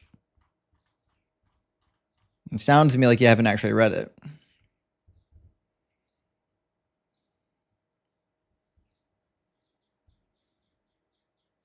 Christ fulfilled the laws of the Old Testament. Irrelevant. We're talking about the laws of Deuteronomy. It says, this is the commandment, the statutes, and the ordinances that the Lord your God charged me to teach you to observe in the land that you are about to cross in to occupy. So Moses is saying, when he gives the laws in Deuteronomy, that these are the laws that God instructed me to give you. You know what? I'm not. If you're not even going to take the fact that Christ fulfilled the laws, it doesn't matter. The fulfillment of the law is irrelevant, and you already got crushed on that point, so that's irrelevant too. The question is whether or not they're temporary or permanent. Is that whether it was a good idea to have a woman executed based on a bloody sheet? You know what? It's why I don't debate atheists. But all right, I'm gonna just leave. It's up to you what you believe. Yeah, I'd run too, since you haven't read the book. It's okay. I'm not. I'm used to it. Don't worry. We're used to cowardly Christians. It's fine. It's not cowardly. It's just you're not going. You've already set in stone that you're not going to believe in Christ. I'm not set in stone. I just have facts, and you don't. You're set in stone because no, I'm not set in stone. I have facts, and you don't. You're cutting me off. You're set in stone. The fact I'm not set in stone. I'm waiting for the. I'm waiting for the argument. Give me the argument that makes it okay. You're set in stone because you're not even thinking about the whole fact that he sacrificed his life. I have thought about it. Jesus dying is meaningless to this passage. It means nothing. The question is whether or not it was ever okay at any point in time for any amount of time to execute a woman if she bled or didn't bleed on a sheet. Does it matter how long of a time period you think this law was in effect for? Okay, I guess you could say yes. In the Old Testament, it was okay. Yes. Okay, so it was good. Are you aware that not all women bleed on a sheet when they do the deed for the first time? Yes, I know that. And what percentage do you think actually do? Probably less than 10. Well, it's a little bit more than that. It's about 43%. So you think that for whatever given period of time the law was in effect for, that it was a good thing that God said you should kill these women even though they're innocent? I think it was false interpreted. It's not falsely interpreted. I don't think that. He said if there's no blood on the sheet, you get her stoned. That's what he said. So like I said, you know what? Never mind. All right, bro. I'm running. My fault. I'm running. I'm scared. Okay. Well, at least he was honest. I mean, to be fair, if I was a Christian his age and I found myself in the middle of this discussion, I'd probably want to get out as well. Not a good place to be. Oh, well. He did his best. He did his best. He sounded young. I don't know how old he was, but he was definitely young. All right, let me grab a couple super chats and we'll get the next guest in. We got a couple waiting to get in. Judas, good to see you tonight, my friend, says, Mr. Fire, giving great arguments against the Bible. Well, thank you so much, Judas. I appreciate that. And we're going to keep cooking tonight. And Flanker420 says, I love a good dad joke. Dad joke, why did Karen press Control-Alt-Delete? She wanted to see the task manager. Holy shit. I work in an engineering office and I cannot believe I've never heard this. This is a banger. Okay, literally tomorrow at work, I'm going to see how this joke goes over in the office. I'll let you know. I appreciate it, Flanker. You gave me a real one. I love this joke. Thank you so much. And Radical Dreamers, thank you for the super chat, says, Justin, I was studying the cheat sheet. Who exactly is the child that eats curds and honey? Is it Isaiah's son? Well, my interpretation is that it's Isaiah's son from chapter 8. That being said, it is also irrelevant. The identity of the child is meaningless. The only thing that matters is that the king knows who the child is, and that the king can verify that before the child is old enough to eat curds and honey, that the prophecy comes true. The prophecy is for King Ahaz's lifetime. The fact that we do or don't know who the child is meaningless as long as Ahaz knew who the child was. Again, Christians want to make the Bible about them. It's not. The prophecy to King Ahaz was a prophecy to King Ahaz. It was about him. Hammond said Sirach 31, 4-6 is only true afterlife. The Bible can somewhat prove. I know the people back then didn't know, but in a sense, our genetics are our legacy. You're not wrong, actually. I knew, I don't want to name names. I knew a man of Jewish heritage who bemoaned, this is probably 10 years ago now, was bemoaning that so many, so many religious people, like religious extremists, are okay with their children getting the blowback from their religious extremism and sometimes not surviving. And he was saying, how could any parent do that? That is your immortality. Like I say, that's your legacy. He said, that child is your immortality. And it's such a good point. And I think a lot of people from the ancient Near East had this concept, is that, no, we don't get to live forever. But the thing that lives on, our progeny, that is the thing that matters for most people. That is the thing that allows you, in essence, to continue to live on. And I see your correction. He says, sorry, it was Sirach 30. Yeah. I wasn't going to fact check you on the verses. We should read it, though, for everyone who's not aware of what Sirach is talking about. Give me 1 second. Sirach 30, verse 4. And I'm in the NRSV. And so it should be in here,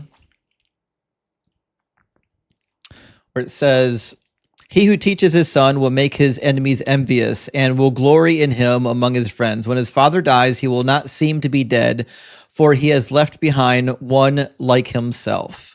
And this to me is like the greatest joy of childbearing, is that we get to live on after we're gone. You know what I mean? Evan, thank you so much for the super chat. Good to see you tonight. Evan says, Christians always missed a part where God killed the firstborn of the slaves of the Egyptians, of the animals. None of them had anything to do with it. Yeah, that's a really good point.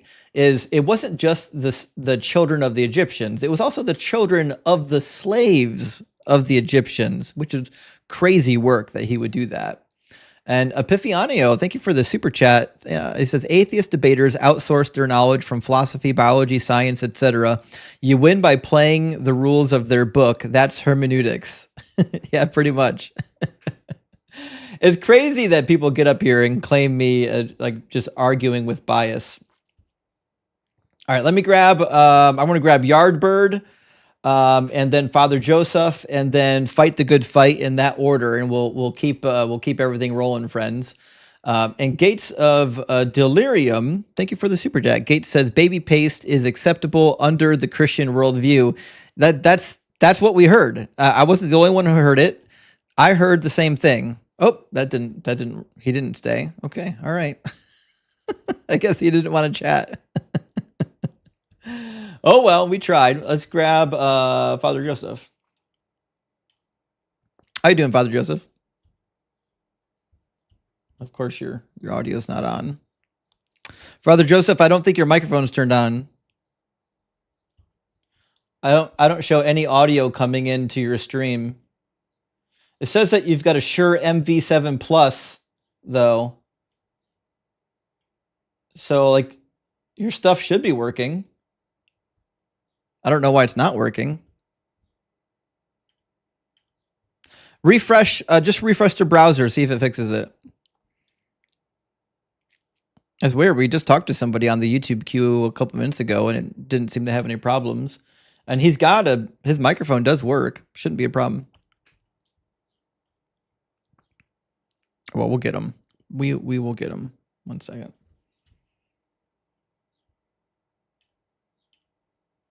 All right, we'll see if this works. Yeah, we still got nothing. I can't hear you. No one else can hear you. I don't know what the situation is. Yeah, Father Joseph, I apologize, but something's wrong with your equipment or your connection or something. I don't know what it is. You can try changing microphones. So your screen doesn't even show that you're talking right now. So like when you're talking, there's a sound bar that goes up and down. I can see when you're talking because the sound bar goes up and down. You have no sound bar. Your browser doesn't know that you're talking.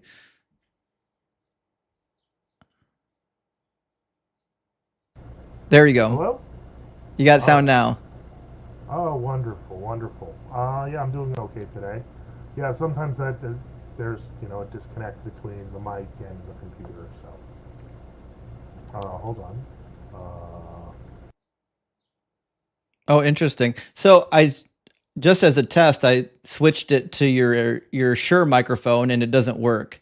Your webcam microphone does work. We can use that, but you'll have to get a little bit closer to your webcam. We can't hear you right now, my friend. Okay, can you hear me now? Yeah, we got you. All right, so yeah, let's just use it. I got my Shure on. Sorry, sometimes the webcam mic gets in the way. Right. Yeah. No worries. No worries. Okay. So, Father Joseph, are you? I'm so used to asking if you're at least 18. You're at least 18. I hope so. So you earned those gray whiskers. So I'm not going to take that from you. And are you a believer in some kind of a God? I'm an Orthodox Christian. Cool. And do you think that the biblical God is all good, partly good, or some mixture? No, I believe he's all good. Okay. Cool. Do you think that God has ever done anything that is not good? No. Okay, cool. Do you think that, let's say, like children, do you think children should be punished for, I don't know, like making fun of somebody by death? Depends on the circumstances. Can you elaborate? Yeah. I think that, for example, children making fun of, say, God in his presence, to cause consternation among the public. I think if a child does that, it's horrific and kind of not the most realistic thing. But yeah, one could imagine circumstances mocking the dead in their presence. I mean, there are things where children would naturally not do that, but perhaps a child under the inspiration of the demons can. Sure. Then it would be okay to have the children executed. Well, if they were like seriously causing, psychological damage among the community or something like that, or Children? I think if they're hurting people, kids can unfortunately. Well, of course we should treat children good as they are, in a positive sense. But I mean, we can't deny the fact that even 5-year-olds have shot other people. I mean, like the potential for evil is still there in a child. It's just usually it has to be inculcated. I mean, I hate to say it, but moral perversion, for example, that can be caused through abuse. So, the fact that you just generically say children, it's not a cover. If a group of junior high students make fun of a pastor for being bald, would it be okay to execute them? I don't know. I don't know the circumstance. You don't know. No, I mean we're asking these things in a way that's emotionally slanted, but in reality, there can be situations where that can happen. Well, let's say that the pastor was like really emotionally hurt. Like he thought the kids were going to like him, and it turns out they're making fun of him because he's bald. Is it okay to kill him? Don't know. I mean, what we're gonna have to have more certain. Like I know that this is most likely some sort of reference to a religious text. So I mean, it's kind of I'm too. You notice I'm pretty old. I'm kind of past that gotcha thing. Well, it's not a gotcha. I'm just kind of It's a curious. gotcha. The reason why I ask like these hypothetical questions is because if I don't ask the hypotheticals first, then Christians will turn around and walk all over themselves and change their minds about things that are, clearly ridiculous.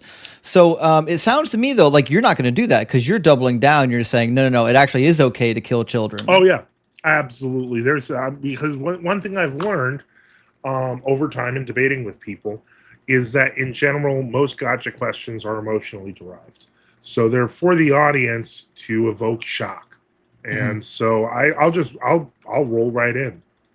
I said it's an all good God, and I'm serious about it. Cool. So then, what about babies? Is it okay to like execute babies? Not under most circumstances, of course not. But it Is is. You notice I don't make it universal. is there a circumstance where it is okay to execute babies? Well, if you're talking about the children of Amalek, for example, like in that case, Nah, the entire society was so warped it had to be wiped out. that wasn't what I was referring to. Sure, but But it's you're an saying example. there is scenarios. Okay, so if a society is truly evil, it's okay to annihilate them, to commit the genocide. Can I ask you, was Hiroshima justified? No, You don't think so? no, I don't think anyone should be dropping atom bombs on anyone else ever. Okay, well, that's good. At least you're consistent. I mean, they did that because they wanted a quick end to the war, and there's obviously other reasons. But certainly, in a purely human standpoint, governments have made that decision, sometimes to great effect. Yeah, and I would I'm not saying obviously, it's right. yeah, obviously, I would disagree with those governments, and that's my position. Okay, so then, what about the Egyptian babies? It was okay that they all died, Well, I mean, the yeah, firstborn. if God decreed it, I would say that he had reasons. I mean, in many cases, forensically, we don't know what those reasons are. There could be a number of cases. There have been cases in history where a future generation of an enslaved community takes over violently as revenge for the first set of killings because the kids were allowed to live. I'm not saying that's a good way to do things, but I am saying that repercussions can happen if you don't go with total death. That's part of, I would say, even basic war strategy at this point historically. Like the fact that you could say God did it, therefore he's not good, but it is, if it in fact is a legitimate war strategy, one might ask perhaps whether God was simply using a strategy that worked Well, is God and that we've seen capable of proven to work. is God capable of doing it without killing the babies? Well, again, this is the automaton question: whether God can force people to do good. Of No, course, he could. that wasn't my question. Yeah, but it's part of the question because you're saying. My question of is, course, can he accomplish what he wants to accomplish without killing all the babies? not within the paradigm that has been created. No, Okay, so then he's not all powerful. it's not an issue of all powerful. It's an Well, it issue of seems to whether be. he should break his own rules. What If he gives us free will, and it's our job to do the right thing, he breaks people's then free it's- will all the time. explain.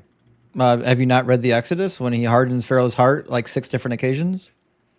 Well, Pharaoh's heart was already capable of being hardened because he was outside of the grace of God. Is hardening somebody's heart a manipulation of someone's free will?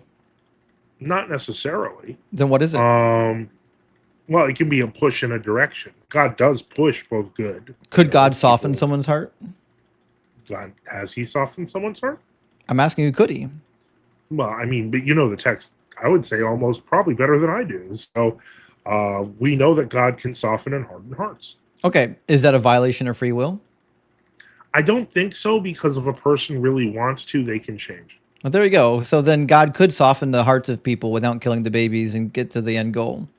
Well, you don't know that. We don't know what the actual historical circumstance was where that was done. Well, if the answer is no, then God's just not all powerful. No, It's just you're just assuming that just God's a not all definitional powerful. argument. This is how definitions work. Well, the problem is that free will allows us to do things that are not God's will. And so the point is, while God may influence us in one way or another, in general, he does not.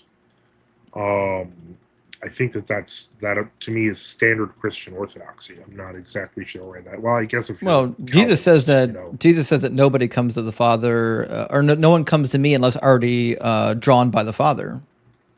Yes, and he also says no one comes to the Father except through me. So right. It works both ways. Right. No, but my point is that people who come to the Father come because God draws them. Yeah. Is that a manipulation of free will? I don't think so. That's a call and people answer it. Right. But again, they don't come unless God draws them. Well, I would say to that God is continually drawing people. He wills all men to be saved. I believe you've read that before. But not all men listen. That's just a consequence of free will. Sure.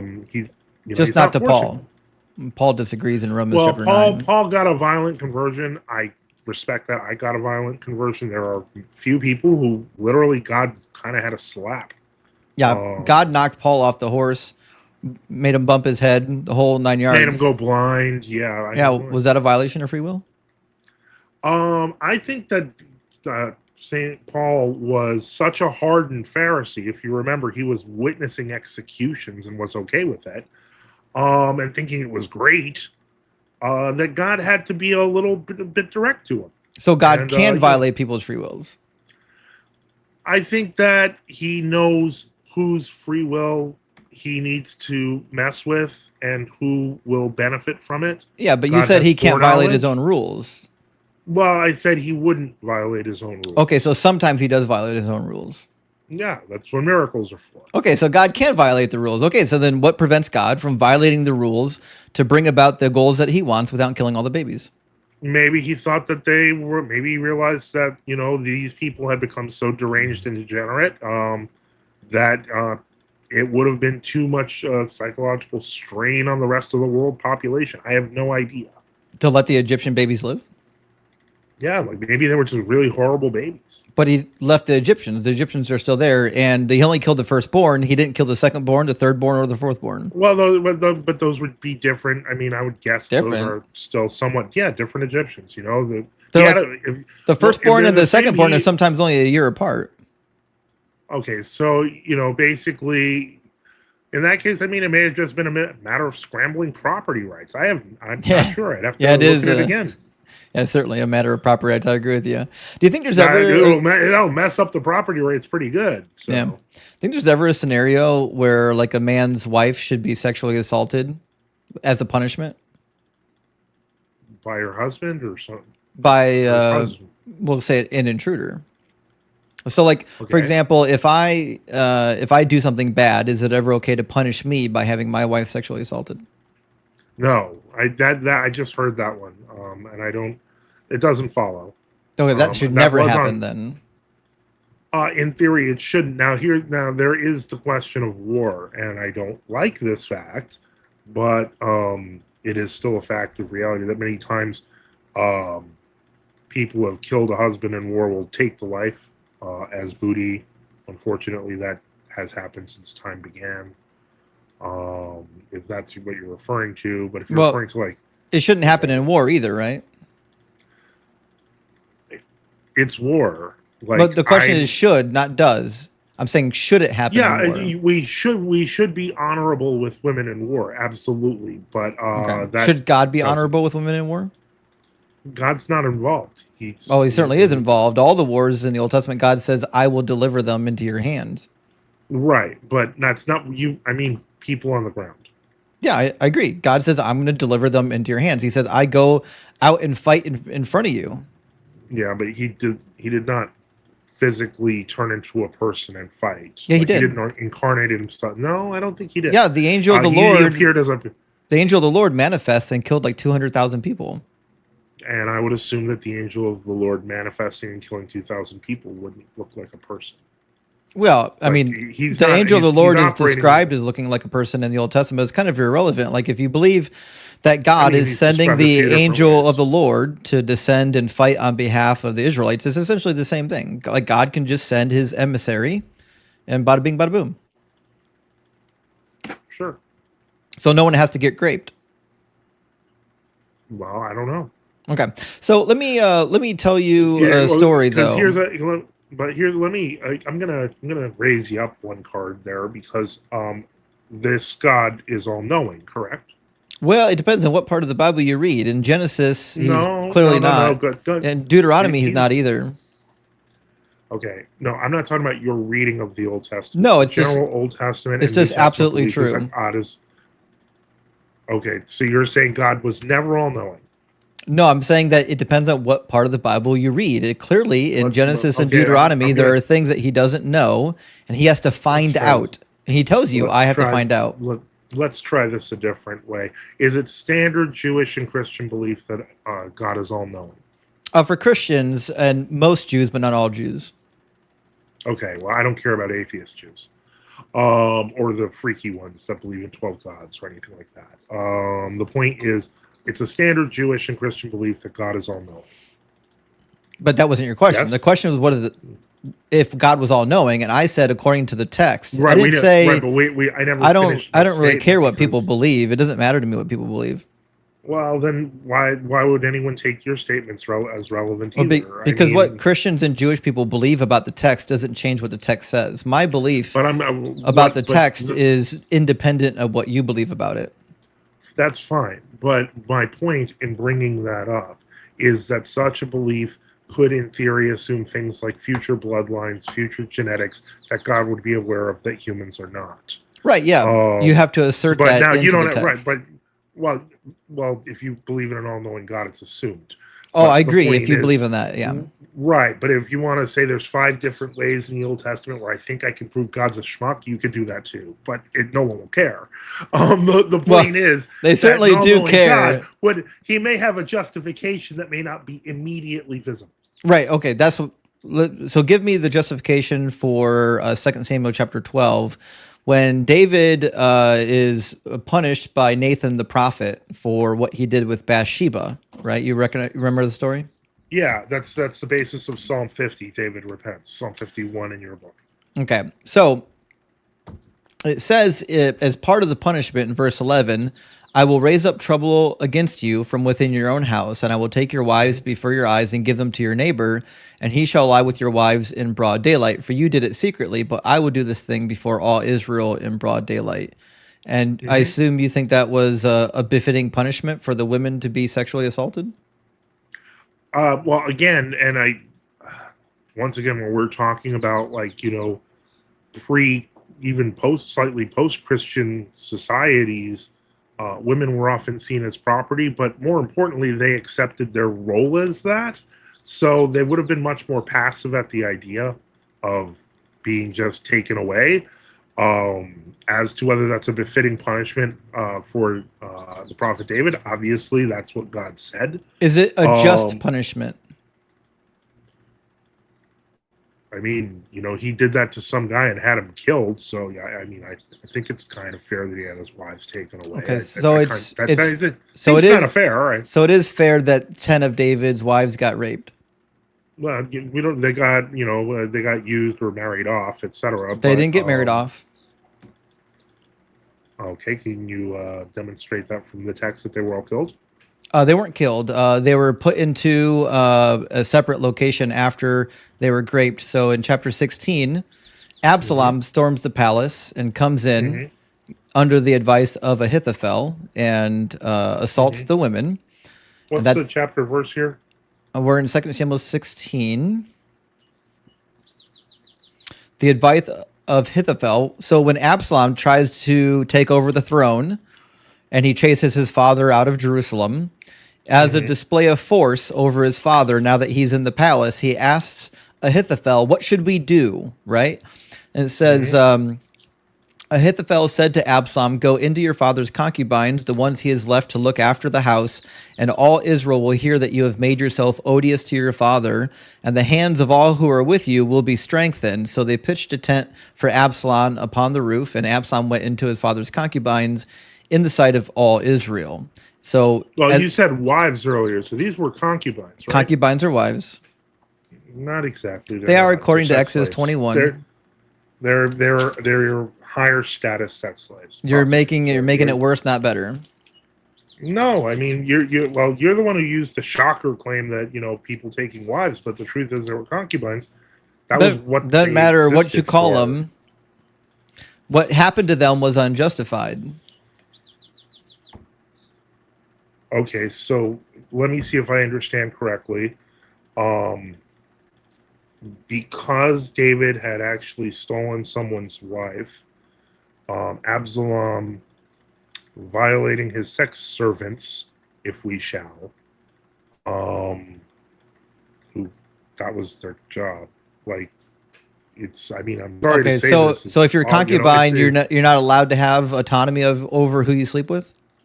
I don't think any women thought they had autonomy at that time. No. I'm asking, in reality, should they have autonomy? Should they be allowed to say who they sleep with and who they don't? What you mean by in reality is in our modern era, and I'm saying that is not our modern era. I didn't say it was. I'm asking you. Yes, you're calling it reality, but you're not talking about the fact that it's 2,500 years ago. In real life, in the life that we all live in, should it be? That's the modern era. Should it be the case in all eras that women should have a say over who they sleep with? You cannot do an absolute over history. Yes, I can. I'm asking should women in all time periods be allowed to say who sleeps with them? Okay, and you want to apply universal across all eras, correct? Yeah, this is easy. This should be a knockout for you. All you have to say is yes. What's the yes? I'm just waiting for a yes that women should have autonomy over their bodies in all time periods. That's historically untrue. I know it's untrue. I'm asking about should. I'm not asking about if it actually happened. Why are we doing ought questions over history? Because the ought question is important when we're talking about the morals of the God who is timeless. Ah, I get it now. Okay. I don't think you do get it. Yeah, I kind of do. Like, autonomy didn't exist 2,500 years ago, therefore God bad, right? Well, God is the one that caused it to be that way, according to the book. So the question is whether or not it's ever just for God to punish 10 of David's concubines for having them sexually assaulted. Should that ever be considered a just punishment? Let me see if I understand correctly. There is an assumption here that concubinage was not common among all societies at the time. That's not my assumption whatsoever. But if you include that assumption, then that is on the table for God. That's not my assumption. My assumption is that all women should have autonomy over who sleeps with them. There should never be a time period in any point of history. I know it's not history. That's the problem. Your God is supposedly ahistorical. He existed at all points in time. He should have known in the Bronze Age and in the Iron Age that you shouldn't punish women by having them raped for crimes their husband did.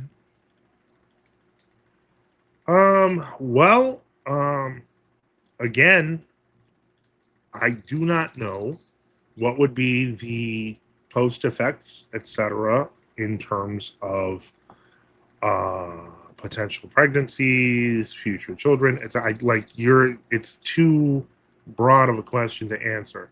Not a broad question. Just so we're clear, you think it's okay that God had 10 of David's concubines sexually assaulted?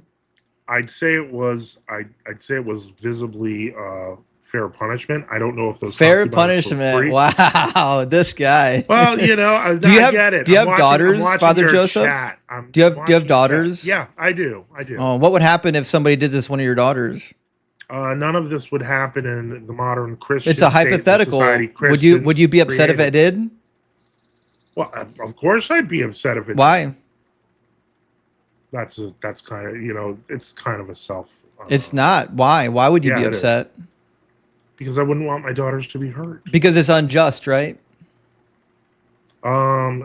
Well, yeah, I'm assuming they were innocent. Yeah. That Is it everyone in this ever situation just to was punish innocent. innocent women for crimes they didn't commit? Again, we're not talking about an autonomous society. You're trying to create absolutes out No, of the past. you're right. Yes, because justice has a firm definition. Justice is the idea that the people who commit the crime receive the punishment, and the people who don't commit crimes don't receive punishment. So the idea of justice is timeless. It doesn't matter what time period you live in. So all you're saying is that you're okay with the God of the Bronze Age being unjust. That's what you're saying. Well, what I'm saying is I do not, once again, understand the mind of God nor the circumstances. However, Yeah. do we know what happened to the concubines afterwards? Yep. What happened? They were placed in a separate home because they were defiled, and they lived out the rest of their days in solitude. Okay. Chapter Well, 20. maybe that was better. Maybe that was better than living under David. I don't know if it was better. The question is whether or not they should have been sexually assaulted. No, that's my point. Not you're focusing on. The tiny question things is and whether or trying to- not they should be sexually assaulted. I didn't. If First God off, no, if God merely wanted to put them into a safe house, he could have done that without having them raped. Once again, we're placing moral judgments on a situation where we were not present. Father Joseph, are you credentialed? Are you like a real priest? I am a real ordained priest. I don't understand what the relevance that has, but sure, if you want to call me Joseph, you can. I mean, your name says Father Joseph. No, but you can call me Joseph. You don't respect that. I mean, you were a pastor, right? I'm not calling you ex-pastor Doug or anything. I'm just saying it's in your title. I'm just using what's in your title. Okay. Would you like me to change it? No. So you're a Greek Orthodox. Did I hear you Greek Orthodox pastor? Or priest? Orthodox Christian, sure, yeah.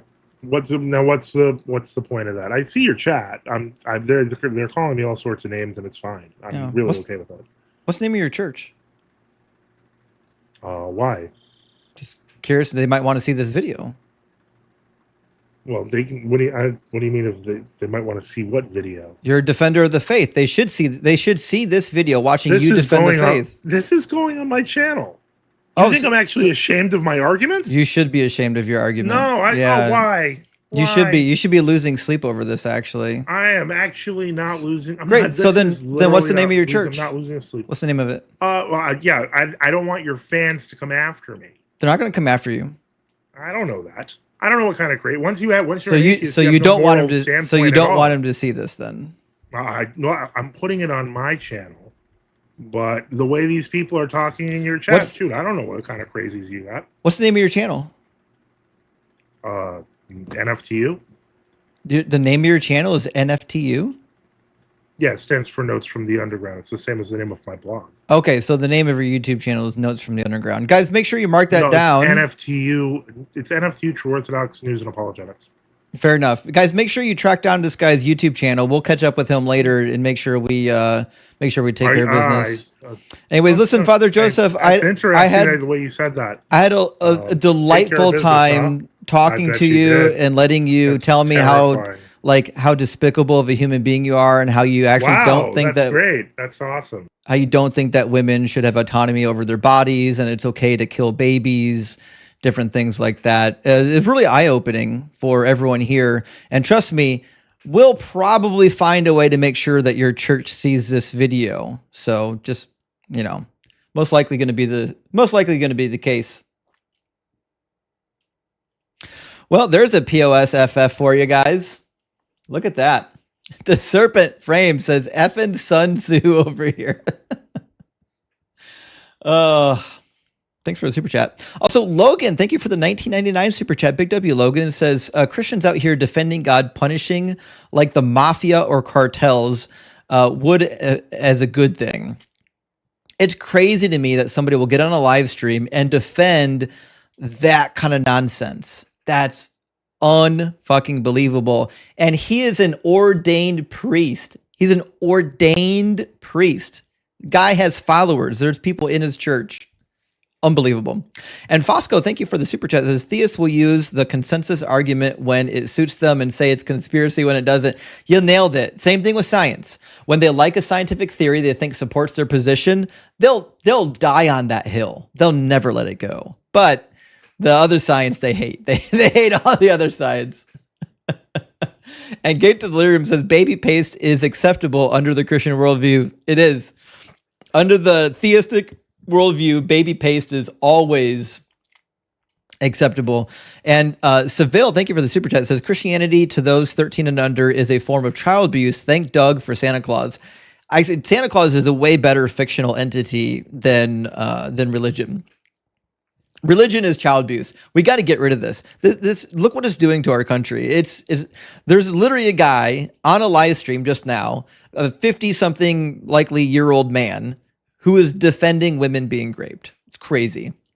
Also, Lauren, thank you for the super chat. Lauren says, aren't you exhausted? Weren't you on Mindshift this morning? Well, we recorded that Thursday. But yeah, Brandon at Mindshift did release the video today. So I did like a 3-hour sit down with Brandon at Mindshift, an amazing channel. If you haven't followed it, make sure you do. And we covered, my same old bullshit from head to toe. And it was a fun conversation. He trimmed it down to like 2.5 hours, which I don't blame him. We went for a long time, but it's solid. It's rock solid. And Dr. Joe in the house, good to see you, Dr. Joe, says in a way, the car example is analogous because women are property and men are socialized to collect them. 1,000,000%. 1,000,000%. For most of history, it was women being essentially purchased and sold as property, as brides. It wasn't until literally just the modern age when people stopped essentially trading women like playing cards. Fucking crazy it took this long to figure that out. Also, Phil Fun, thank you for joining the Kraken crew. I appreciate that. And Jacob, thank you for the super chat. Says Christians are the Dragon Ball fans of religion. They can't read. Fulfilling means abolishing now. I know. I'll never get tired of hearing Christians say that fulfill means abolish and then show them Matthew 5. And Sean says, I listen while on the road for work and find myself cheering you on. Just scream Deuteronomy 22, biatch. At the last cut. Deuteronomy 20. Listen, when I first started streaming, I couldn't believe that more people weren't talking about Deuteronomy 22. Deuteronomy 22 was one of the worst passages I ever encountered as a young Christian. And it was wild to me that people weren't bringing it up. And S, good to see you tonight, friend. He says, who needs Satan, to disparage Christianity when Christians have a knack for making it sound detestable all by themselves? They do. They will stand behind this God no matter what he does. It doesn't matter what he does. And Reverend Ricky Skaggs, good to see you tonight, says, caught Friday's live. Want you to know that I am the son of John the Baptist and John the Apostle, conceived when they bumped into each other in Vegas. They had a docking session, apparently. Well, Reverend Ricky, thank you for letting me know. I appreciate that. Let me know if your scriptures are out. I'll make sure to give them a read. And Benny, thank you for the super chat, says, the Buddha actually walked on water and rainbows. I had no idea. I didn't know this. He also healed the sick and also had a miraculous birth.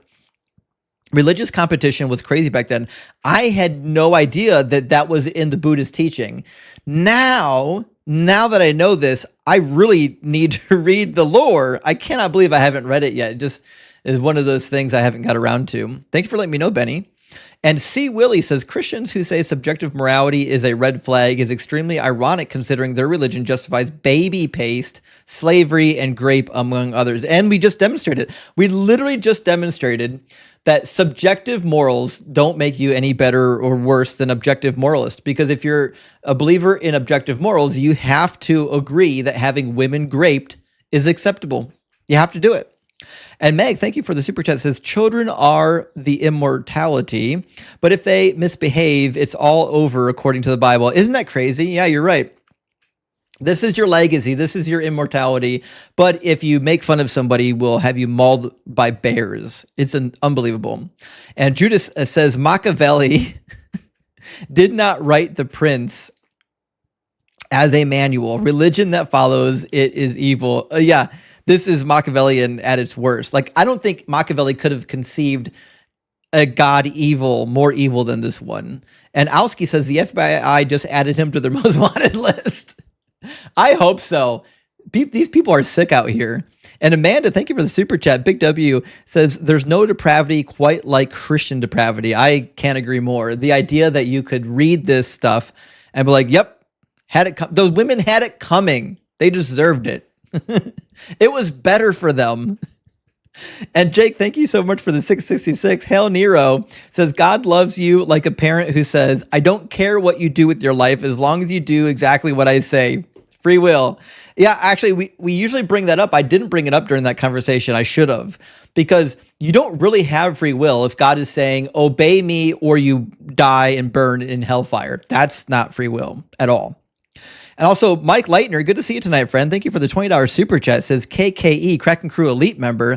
I love having the non-vertical stream, the background playing, better chat, more room for stuff on the screen. I didn't know this was actually your alt channel either, so sub. Well, thank you so much for subbing to the DZ Debates channel. I literally just started it like 2 weeks ago. 2 weeks ago, I was like, I need a channel and test out like horizontal streaming. I didn't want to ruin the metrics of my current channel because I mostly do vertical streaming here. So I was like, I'm just going to post some content, get a new channel started, get it seeded, and then start doing horizontal streaming on it and just see what happens. I just want to see where it goes. I'm curious if horizontal streaming is better than vertical streaming on YouTube. But thank you so much for the super chat, and thank you for the follow. And Leah as well, thank you for the super chat. Says, as a now atheist but ex-Greek Orthodox Christian, it's always very healing for me to witness you cook Ortho Bros. Love every cookout, but these are my favorite. Well, thank you so much, Leah. And trust me, the Ortho Bros come in hot and they really think they have something, and they never do. I've never seen a classification of Christian so overconfident in their abilities than the Ortho Bros. They take the cake every time. And Deep Burrito says, God barbecued Paul's donkey, normal everyday behavior. Yeah, could you imagine, like, why would God need to go through all that mess and traumatize everybody there? He could literally just do that in Paul's private time. What are you doing, Yahweh? Also, Chip says, never heard such a psycho pastor before. Sick. That's my, this is my impression. Most pastors I've talked to, if we read those passages, they'll do anything they can to say that somehow it didn't happen or the words don't mean words. He leaned into it. He's like, yeah, it was a good thing it happened because he's sick. He's gross, just like his God. And Master Machete here, thank you for the $5. Says, Father Joseph, you are evil. If you think you're on a moral high ground, you're not. Your ideals are gross. You should know. Well, thank you for letting us know. We all agree with you, obviously, and he is disgusting. Reprehensible. And Tyler Murphy, thank you for the $10 super chat. Says, Father Joseph thinks he's a good debater, but his only tactic is being disingenuous, a disingenuous ass. Anyways, praise Doug and trust in crust. Amen. Trust in crust. Hail Doug. Rock hard for Doug, guys. Tyler, that's a beautiful sentiment because you nailed it. He really thought he was cooking. Didn't turn out that way. And Space Lord, thank you for the super chat. It says, I think that stopping an action does not violate anyone's will. That does not follow. Stopping evil does not cancel the desire of the perpetrator. This is a good point that I overlooked during that debate is God could theoretically stop the bad shit from happening without violating the free will. He could just step in before the bad shit manifests and save the person. He doesn't have to violate the free will. That's a very good point, though. And Chip, again with the super chat, thank you, Chip, says, Pastor Joe believes in subjective morality. What a sick man. Doesn't want his daughters essayed, but the concubines, meh. Yeah, that's the crazy thing, is like, he believes in subjective morals. He doesn't know it. He thinks morals, like concepts of justice, change over time, and they don't. And Katie says, autonomy on the past has no bearing on whether or not they were people. These would have been real human beings that would have hated their fate. I agree. It's reprehensible that this was ever a punishment that anyone thought was acceptable. It's baffling to me. Master Machete says, dude defends grape and says we are crazy. That's what happened. You heard it here. Guy literally defending graping women and thinks we're evil. And Cake is a lie. Thank you so much for the super chat. Hail Nero says, Father Joseph should ask himself if he would like to be forced into a tent and made you service Absalom's quivering member. I'd love to hear that conversation, actually. Somehow, I don't think he'd like that. And last one, my conscience says, needed that takedown at the end. Thank you. What a POS. Wow. He was a real POS, like POS of POSs.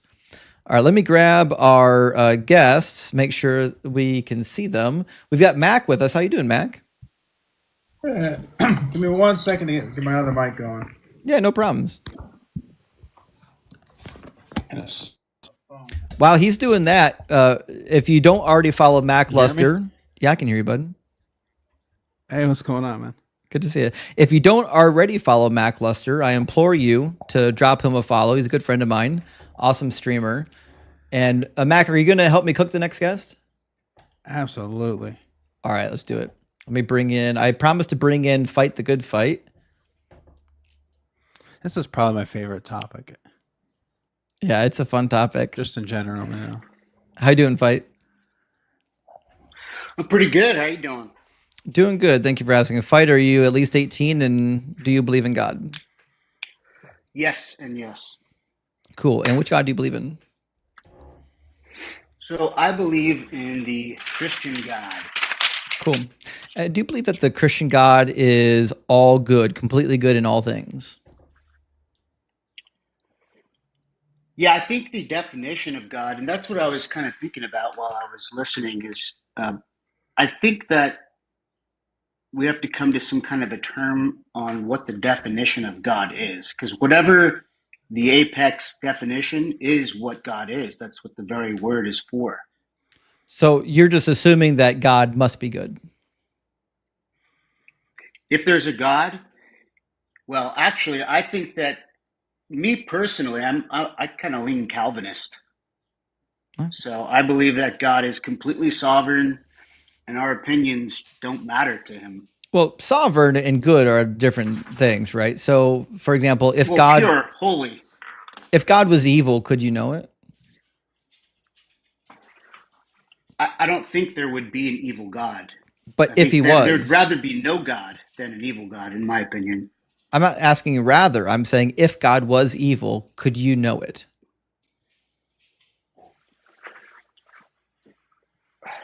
Well,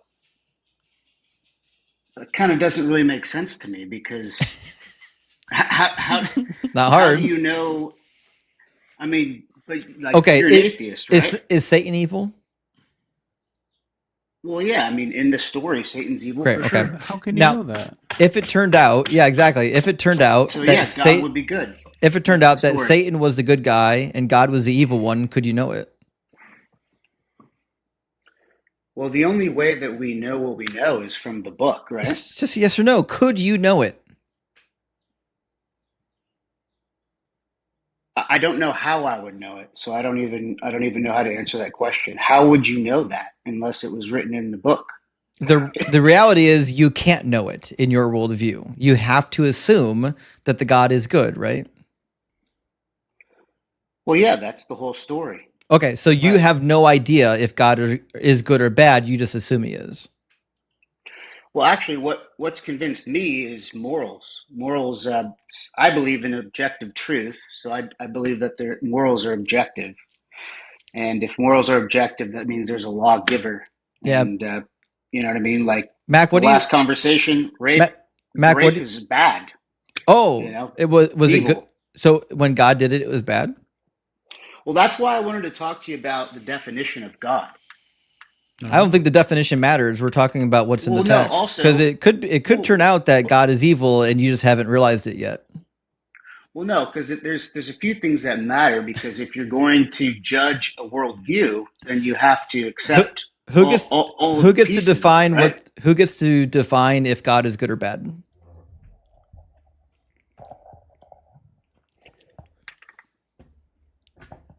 I don't like that question. Can you Yeah, say it again in another way? who Say it has another way for me. the authority to define if God is good or bad? And who gave them the authority? Nobody. God Okay, is His own authority. so you're just assuming that God is good. You don't know that. Well, no, like I said, what's convinced me is, well, one of the many things that I think has led to my faith is the like I said, the moral argument, because morals can't come from us. The For moral instance, argument is meaningless. We don't believe in objective morals. well, that's what I'm saying is that I do. Well, I And don't. questions. So here it is. So questions like this have kind of led me to believe it, which is if everybody in the world He really wants to. believed. He really wants to switch to the Fable argument. He doesn't want to address his God. Yeah. No, I'm trying to make it more, give it more understanding, because there's quite a few things you have to define in order to get to the next argument. Can The you be next considered all good if you cause unnecessary suffering? well, that's where the sovereignty comes into play, the way that I see it. He can't say yes or So- no. He can't do it. I know. It's Well, you crazy. haven't let me- The dodging is you wild. have to, Can I no, ask you you a have question? to let Go us ahead, unpack Mac. it. Ask him some questions. He's not going to answer, but go ahead. Hey, if I, No, I want to answer. I just need to unpack what I'm talking okay. about. Yeah, That's all I'm fine. Your God has objective morals, or is the source of objective morals, right? What's God's moral position? What's his objective moral position on slavery? So you guys aren't letting me unpack what I'm trying to say. I accepted your position. You don't have to unpack. But you haven't let me continue. So like another Well, thing we're not going to let you babble. Sin, Okay, right? so the way that questions work, right? If I ask you a yes or no question and you want to unpack it, you have to say yes or no, or maybe I don't know, and then you can unpack it. But what you don't get to do is run away from the question without me redirecting you back to the question. So listen, if you want to give me an answer to the question and then unpack your answer, I'd love for you to do it, but you're not unpacking shit until you give me an answer. What was the question? The question is, what is God's objective moral position on slavery? Well, I would say that Jesus said that what was it? The top two commandments: love God and love your neighbor as yourself. Who is your neighbor in that verse that he's referencing? Your neighbor is everybody that's around you. No, it's a very specific group of people. That's not how it's understood. Everybody knows it's your that the neighbor is talking about. It's or your just Hebrew like in kin. the, it's your Hebrew kin. Was that That's Deuteronomy false. Yeah, 19:17? That's so false, it's because, Leviticus 19:18, Leviticus. and the Hebrew Okay. word used there is reah, which means someone that is very close to you, or a near kin, or a neighbor. Could have multiple meanings. But the point that Mac is actually getting at here is that the most important commandment that you alluded to, one of them, the second one, shows up in a book that just a couple chapters later says you can own slaves. Yeah, I mean, 10 Commandments too. So that the neighbor thing, what brings to mind is what the parable about the Pharisee, right? The Yeah, but I guy's guess beat up on the side of the question's road, still out there though, and he right? So helps. yeah, but the question's just still a out there. random It's really person. not. You really didn't answer the question. So my question is God objectively for or against slavery?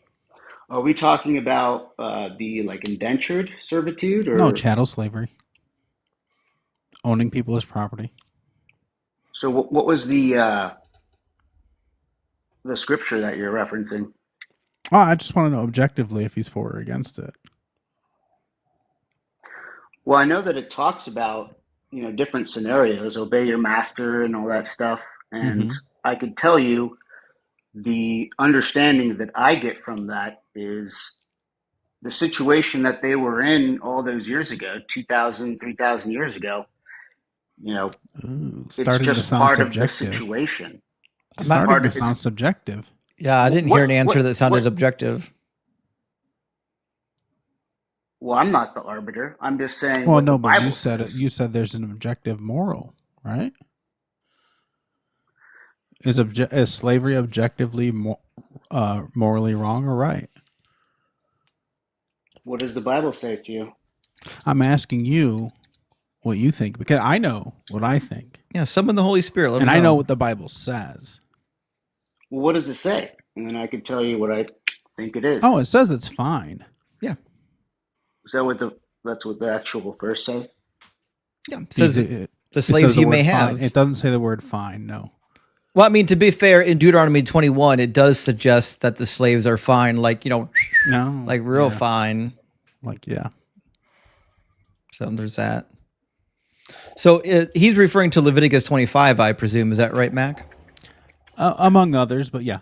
Yeah. So like in Leviticus 25, which is just a couple chapters after he says, love your neighbors as yourself, we find this this passage says, as for the male and female slaves who you may have, it is from the nations around you that you may acquire male and female slaves. You may also acquire them from among the aliens residing with you and from their families who are with you, who have been born in your land. They may be your property. You may keep them as a possession for your children after you, for them to inherit as property.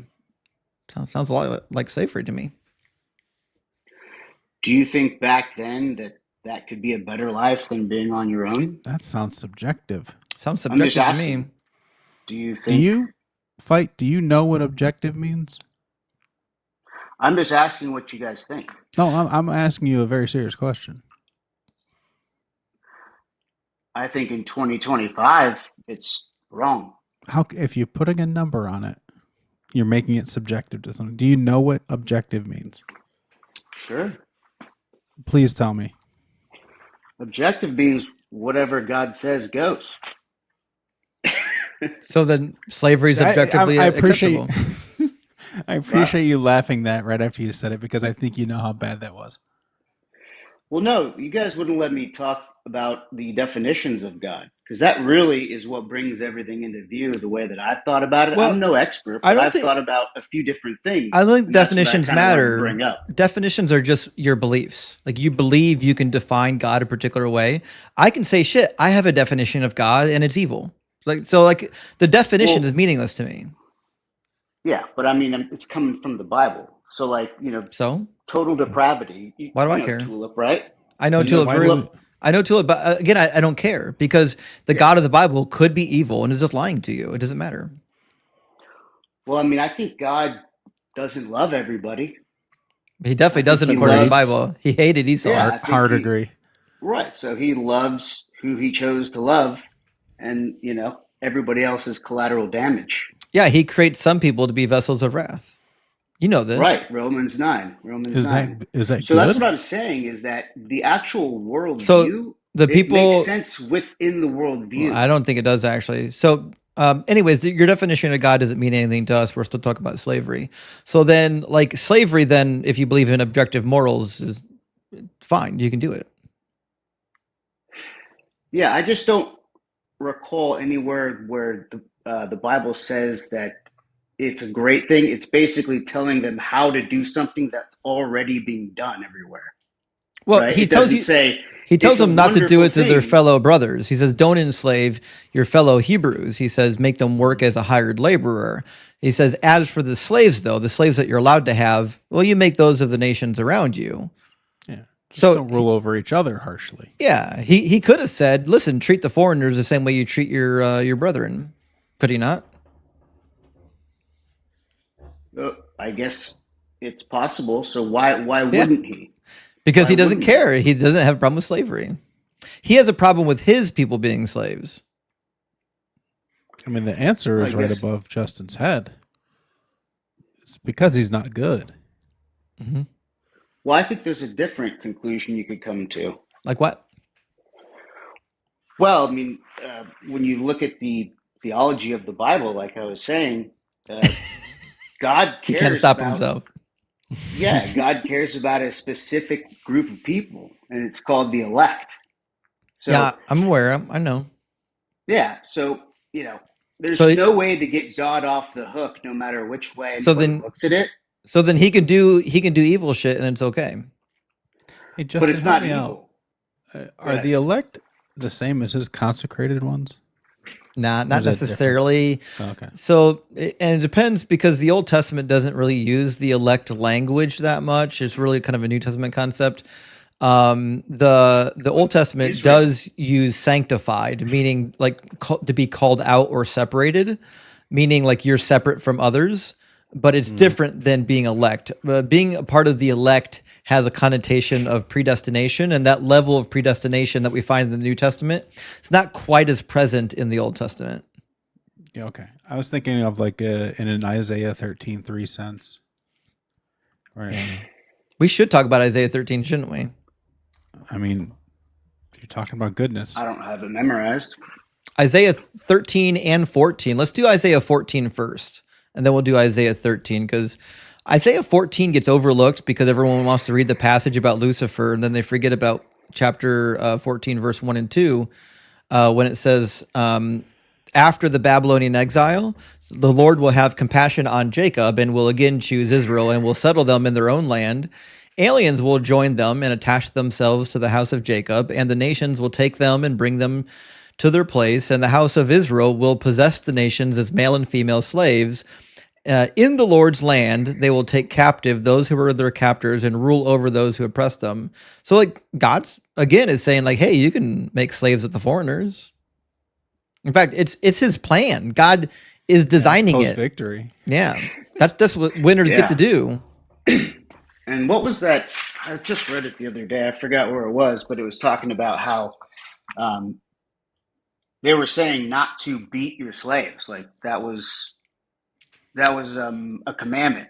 Well, you're thinking of Exodus 21, verses 20 and 21, where it says, So if you beat your treat male or them female well. slave, no, it didn't say that. It says, if you beat your female or male slave with a rod and they die immediately, then you'll be punished. But if they survive for a day or two, you won't be punished. No, that's not the one I was thinking of. The Sir- one I was thinking of was it's in the New Testament. It was Yeah, I talking think it's about probably Ephesians 6:9. Yeah. Ephesians 6:9 sounds tells you to right. be good to your slave. Yeah. It should say don't own any slaves. Unfortunately, that's not what it says. But Yeah. I had a maybe guy- the reason why is because back then, maybe there wasn't any other way for things to progress way back, 2,000 years ago. Besides, even non-Christian, Jewish nations, everybody has enslaved everybody at one point. So, I mean, it's not like it's Is right. God So it's subject to human that? nature is what I'm Is saying. It God has subject nothing to do. that time and culture? I'm saying that it's human nature, whether it's God or not God. At Yeah, it's least human God nature said, to "Don't make up beat them." gods too. What is it? It's human nature to make up gods too. Of course it is. Yeah, Right. absolutely. So is God subject to the customs of a people? Well, are you talking about a made-up God or the real God? No, the real God. Quote No, unquote. the real God dictated to Israel who he was.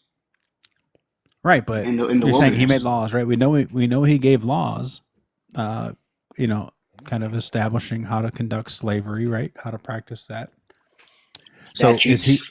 right? Because and you're saying like maybe because of that time, that's why the way things had to be. So I'm saying Yeah, there is weren't God that many jobs subject? back then. Is God subject to the norms of that culture? God created the culture for Israel. Is that I'm not not quite sure that getting what you're answers the saying? question. No, not He's really. the one that fashioned their culture. He told them how to build it, everything. Right, he told them to go get How to slaves. treat him. right, the question Mac is asking is whether or not God should be giving laws that is already in accordance with their belief systems or their moral systems, or if should he be giving them laws that are better?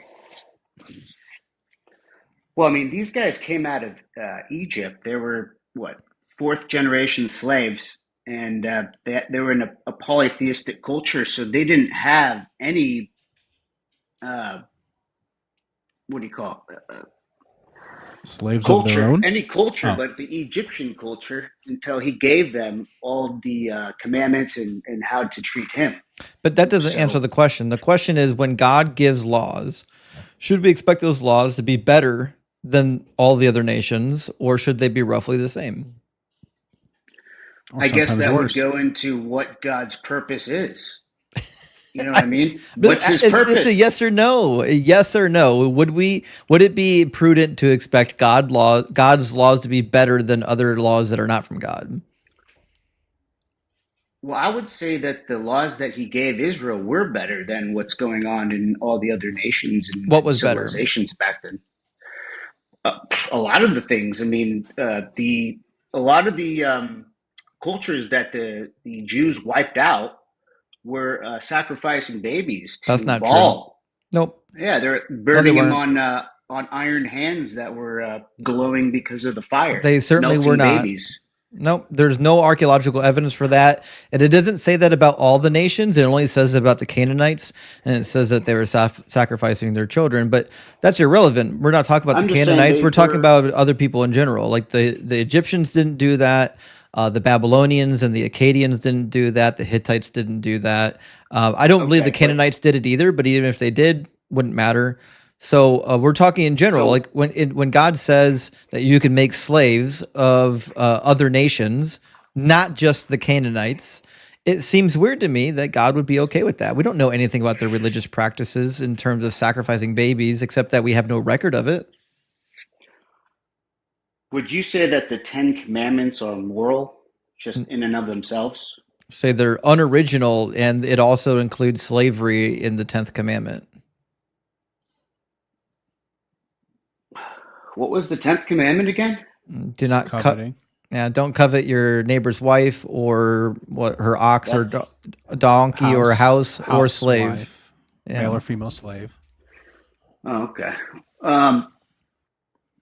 So So you don't think that You can those own are- the slaves. those are Just make sure you moral? don't covet those slaves. Whatever you do, Yeah, you can get own your them. own. Get your own The rule slaves. is get your own. Once again, it's kind of hard because that was 4,000 years ago, and there weren't jobs. There was no government. There were These jobs. guys were walking around in the wilderness. And there were Moses- jobs, by the way. Let me Yeah, ask they you had this. they had words If I was for. to Yeah, God literally provided manna for them. Like they had manna and quail. What they need jobs for? so, what do I call you, host, other than host? You can call me Want me to Justin. call you host?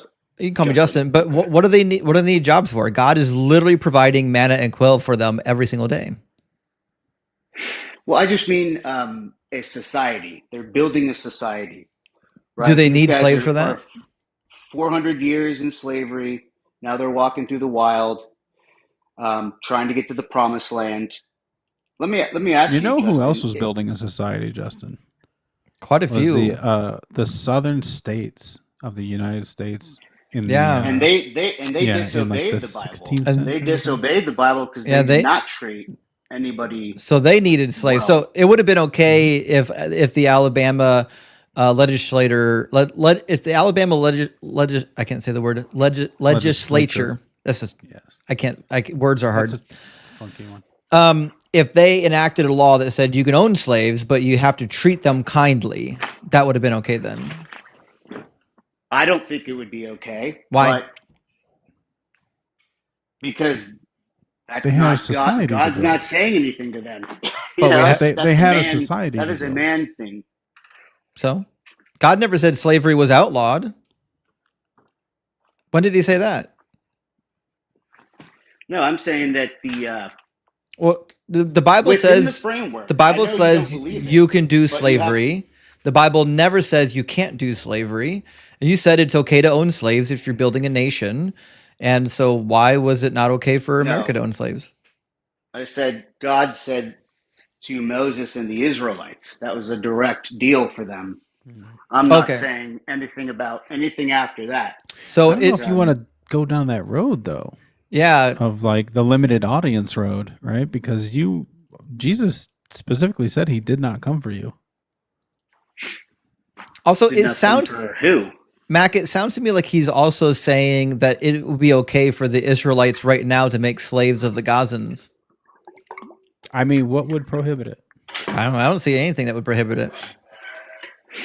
Well, that wouldn't follow. Well, Israel's they Are don't they- believe in the New Are Testament, they not but are they not building a nation?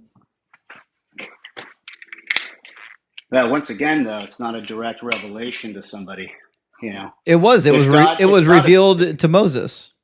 if God appeared to you like He did to Moses, No, he then repealed. was probably No. listen, He appeared to Moses. That's all you need. You don't need anything after yeah, that. Moses.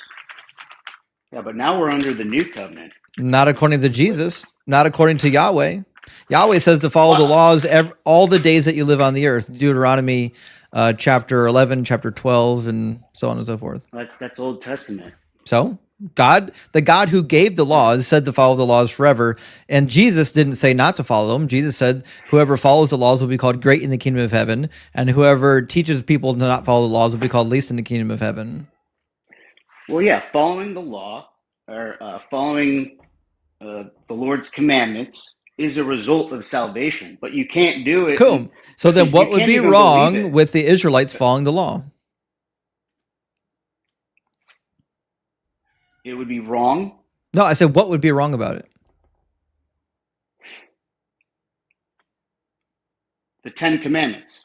No, what would be wrong? Why would it be wrong for the Israelites today to follow the laws that God gave them and said to follow forever? What would be wrong with that? Well, if they're following the law that Jesus is talking about, which is love God, love your neighbor, don't covet. It's not saying go out and get slaves. That has nothing to do with living. Jesus never said the Christian anything life. about just the 10 Commandments. He said the law of Moses. Yeah, I think even you're- I in think Matthew you're- I think 15 you're when he being spoke about it. pharisaical. And I'm being doing what the pharisaical. Pharisees- Oh, you're trying to say things that's not in the Bible. Give me one example where Jesus. Yeah, but no give me New one Testament- example where Jesus said to follow only the 10 Commandments. No New Testament. You can't do it. Give me one that we have example. to I don't care what New Testament listen believers to the believe. 613 Give me. laws. That's because Paul came along and contradicted Jesus. I'm asking about Jesus. Give me one example where Jesus said you don't have to follow these laws anymore. I would love to, but here's another. But you can't do interesting it because part. it doesn't exist. Well, it's not well, there. here's another It's not. interesting It's part. not in the Bible. I deconstructed for 15 years, and then I just started to reconstruct. Whoa! Sounds like you need to Blow deconstruct everybody's again. mind? Elmo. Did that blow everybody's mind? No, not at all. Yeah, No, we're but not the shocked truth at all. Is that it's totally unbelievable unless you've been convicted by the Holy Spirit.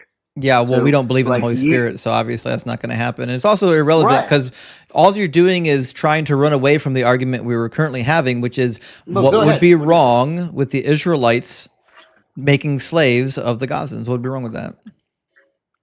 As long as they don't covet their neighbors. Right. Cousins, like Just don't covet. I just think that that's a ridiculous question. Nobody. It's not nobody ridiculous. would agree Just that answer the slavery- question. Indentured slavery. Why would it be wrong for them Oh, to chattel. make slaves of the Gazans? Why? Because slavery is wrong. Sure, show me the According passage where to- it says that. yeah. Sorry, Mac. No, you're right. Gotta remember where I am.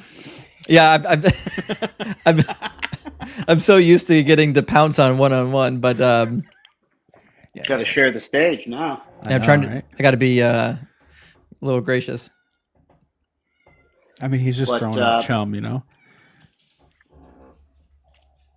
Yeah, I mean, nobody would ever say that slavery is good. Like, what is that? That's But- not even a question. But our question is, why would it be wrong?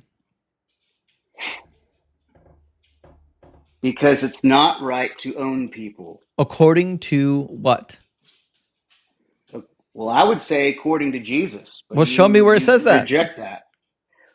I listen. I don't have everything memorized. There's All I nothing. know- There's no passage all I that says know that. is that wouldn't be obeying Jesus' commandment. It would Top be. two: Wrong again. love God and love your neighbor. Nope. Loving your neighbor includes owning slaves. It's given in the same book that says you can own slaves. Leviticus 19:18 is where that commandment shows up. And that commandment is back to back with commandments saying that you can own slaves. So the God who gave that commandment thinks that owning slaves and loving your neighbor is somehow you can do both of them at the same time. All right. Well, I'm not under the law. That's Old Testament. It doesn't matter. We're talking about whether or not you can love your neighbor and own slaves, or whether or not those are contradictory ideas. And according to God, they're not contradictory ideas. Well, I reject your interpretation. It's not. It's just logically true. Okay, we'll start from Well, the I beginning. reject it. In the book of Leviticus, does God say to love your neighbor? I don't know what verse you're talking about. It's What verse Leviticus you're talking about. 19:18. I said it 3 times. In Leviticus, where that commandment comes from, Jesus didn't invent it. He's giving you the greatest command from Moses, not himself. And he quotes Leviticus 19:18, love your neighbor as yourself. In that same book, the same book that says love your neighbor as yourself also says that you can make slaves of the nations that are round about you. So, are you suggesting that God was contradicting himself when he gave those commands?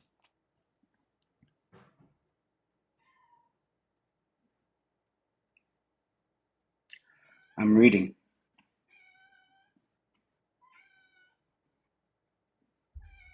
Free to Kitty. That's Ashera. That's a great name. She's charcoal gray, so I call her Ash for short. It's beautiful. So what? I don't see anything about slaves in 1918. This is saying don't take vengeance. No, it says who your neighbor is. You know what? I paired. That's why I paired this with 17. Because I'll just read the whole thing for you. So, you shall not hate in your heart anyone of your kin. You shall reprove your neighbor, or you will incur guilt yourself. You shall not take vengeance or bear a grudge against any of your people, but you shall love your neighbor as yourself. I am the Lord. Right. So God says to love your neighbor as yourself in Leviticus, correct? That's what it says. Okay. The same God, the exact same God, only a couple chapters later in Leviticus 25 says that you can own foreign people as permanent chattel slaves, which means owning chattel slaves of foreigners does not contradict loving your neighbor as yourself, or else God wouldn't have given those 2 commandments at the same time. So Leviticus 19:25.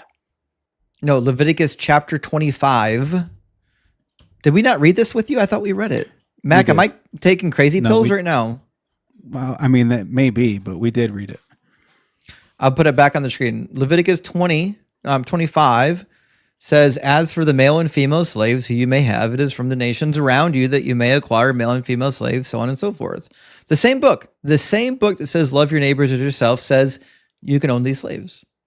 So they can't be contradictory statements unless you want to admit that God contradicted himself.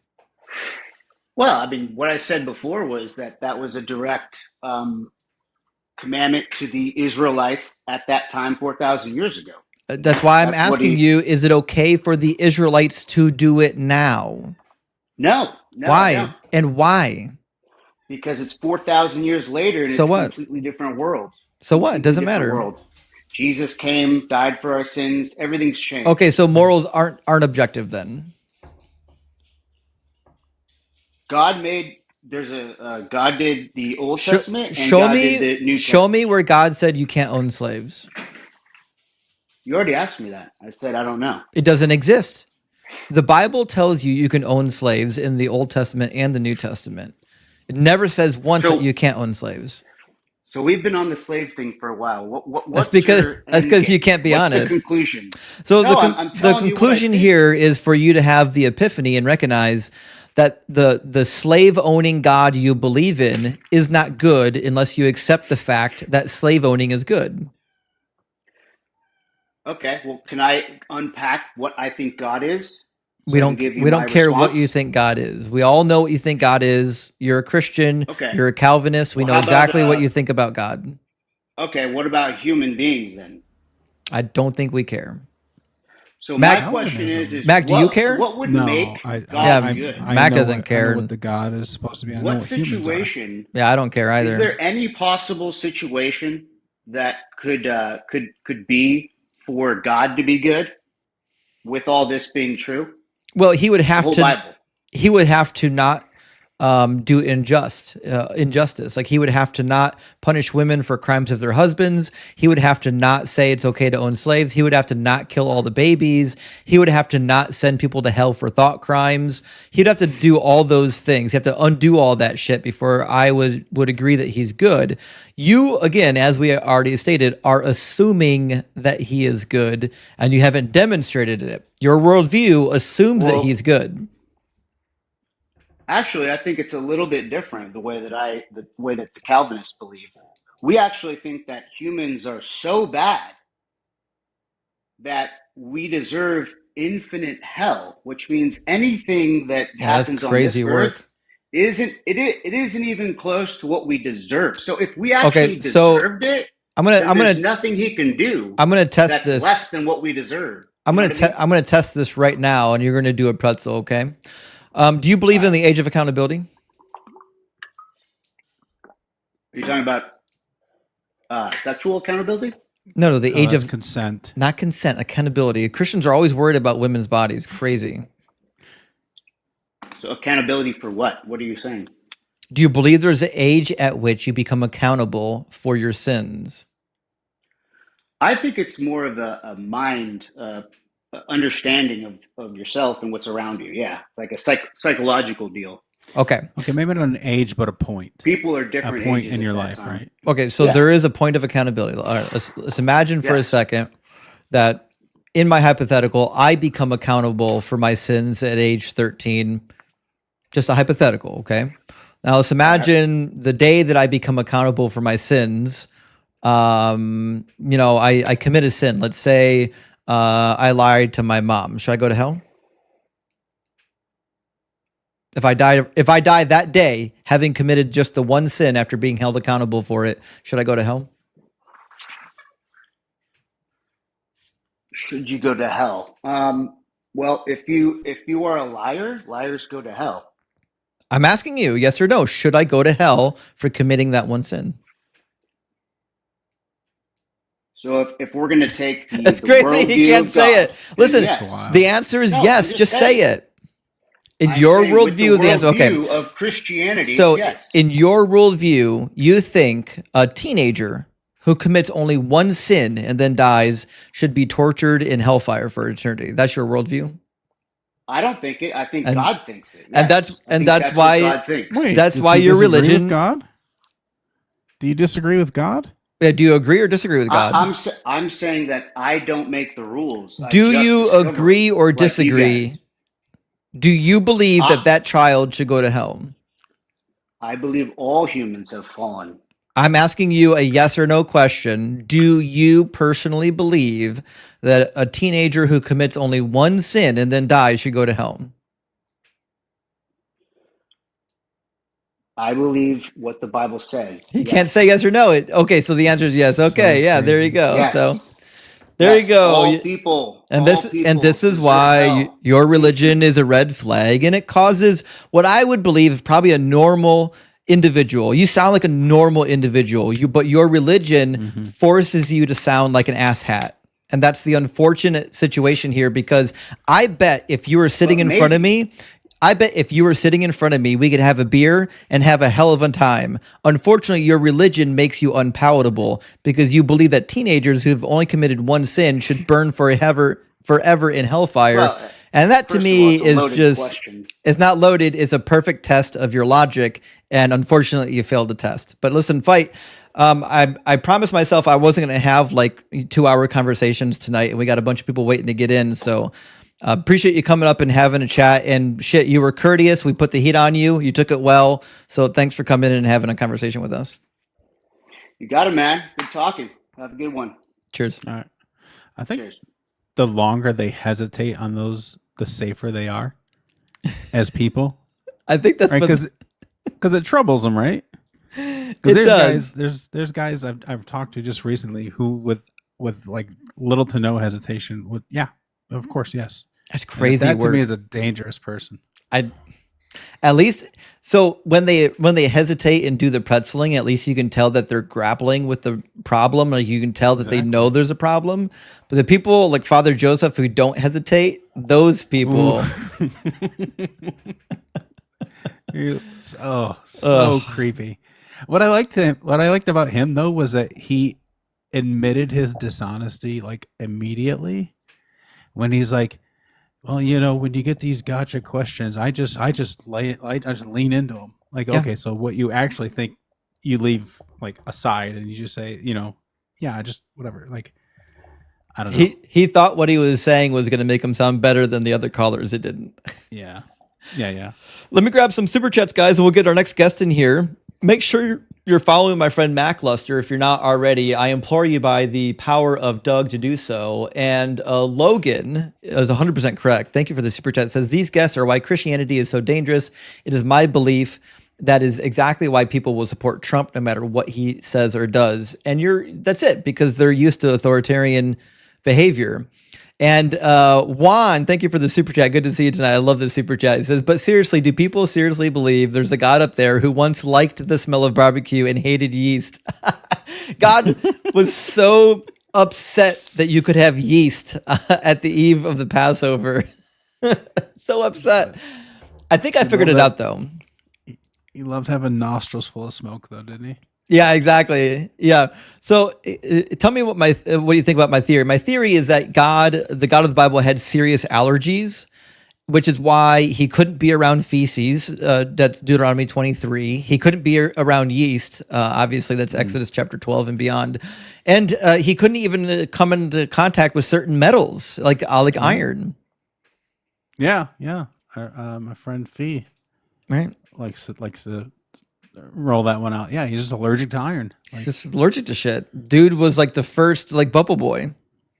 He's got problems. Yeah. Omni allergic. It explains why he's obsessed with cleanliness. Like the guy cannot stop talking about clean and unclean. He's just got a weak immune system. He had to tell his people to bury their shit outside of where they were living. God's got the immune system of a gnat, man. He's got nothing going on. It's like, I'm tired of stepping in you guys' shit. Oh my God. All right, let me grab a couple more. Isa Ryden, thank you for the super chat. Hail Satan W666. He said, been listening for a little bit now, and I just wanted to say thank you. You guys are marvelous. Well, thank you. I really appreciate the super chat and the support and the words of encouragement. And I agree, Mac is actually quite marvelous. He's amazing. And we got Satan in the house tonight. Welcome in, Dark Lord. Says, I was also born Orthodox. So I didn't know that. Now atheist. Also, if God says that Israel are my favorite people, that automatically creates a hatred between nations, evil. That's actually a fair point that I have not really considered much. When God says you are my special people, he seems to be suggesting that he doesn't care about the others, right? So, like, if you did that with your children, Mac, I don't know if you have children, but if you picked one of them, it was like, you're my special child, and then you just like didn't care for the others in the same way, isn't that neglect? I mean, what else could you call it? I think that's basically it. It's just neglect. It's definitely like an unfair bias, right? Right. It would make you not good. I don't think there's anyone who would say like, a parent who favors one child and neglects the rest would be good. I'm with you on that one. Yeah. Or even just punishes, right? Or dashes them against the stone. Too. He punishes favorites too, but he's just all around a dick. It really is. Isa Ryden again says, yes, no, maybe. Even I don't know. But why is it always, well, you need to understand. That's right. If your yes, no answer starts with a full-on paragraph, you already missed a plot. You're in the wrong place. Not going to go well. And yes, it's me. Thank you for the 999. Says, sad Christians didn't think humans had feelings back then. I know. It's weird that they think like it's okay to harm people then. It's just not okay to do it now. Like, why? Well, what's the dividing marker that makes it okay now? Yeah, that was that Father Joe thing where he's talking about like the women accepted. It's like, that doesn't mean they were good with it or like into it. Like, it just means they knew they weren't going to have any better treatment. It's still awful, and they still felt, they still had to live with that awfulness. Right, exactly. Was such a weird answer from him, among many. He's a weirdo. Also, Michael Ood, thank you for the $3.99 on Venmo. I appreciate that. Michael says, please get a guest to justify biblical atrocities, but ask if they are still good if there was no God to command that they do it. The message got cut off. I think we probably reached that point actually, and we'll reach some more of them. I'm sure of it. But let me grab a couple more. I'm sorry, guys, I got backed up on super chats with that long conversation because long conversations go. But Serpent says, "Hey Justin, what are your thoughts on the Song of Solomon? Did the Bible writers just stick random prawn in there for no reason? Not trolling, genuinely confused." So the idea of the Song of Solomon, this is the interesting thing. At the time Song of Solomon would have been written, they had a higher view of the married life at that particular point in time, and they believed that like, since life is essentially meaningless, like when you read Ecclesiastes, which is supposedly written by the same author, there's this idea that, like, listen, we all go to the grave, we all die, you don't get to live forever, so eat, drink, and be merry, enjoy yourself. And they viewed the sexual union between men and women to be part of that. Hey, enjoy your shit while you're here, because eventually you're not going to be here, right? So for them, the Song of Solomon was an extension of that idea, if that makes sense. Also, Amir, thank you for the $10 super thanks. I appreciate that. And also W for the super chat. It says the neighbors also had slaves. Actually, that's a very good point. The neighbors certainly did. And Ed said W horizontal format. Well, thank you so much, Ed, for the super chat. I'm going to try to be streaming both formats in the future. I don't know yet if I'm going to continue splitting them by channels, like have one on DZ Debates and one on my main channel, or if I'm going to combine them both on my main channel yet.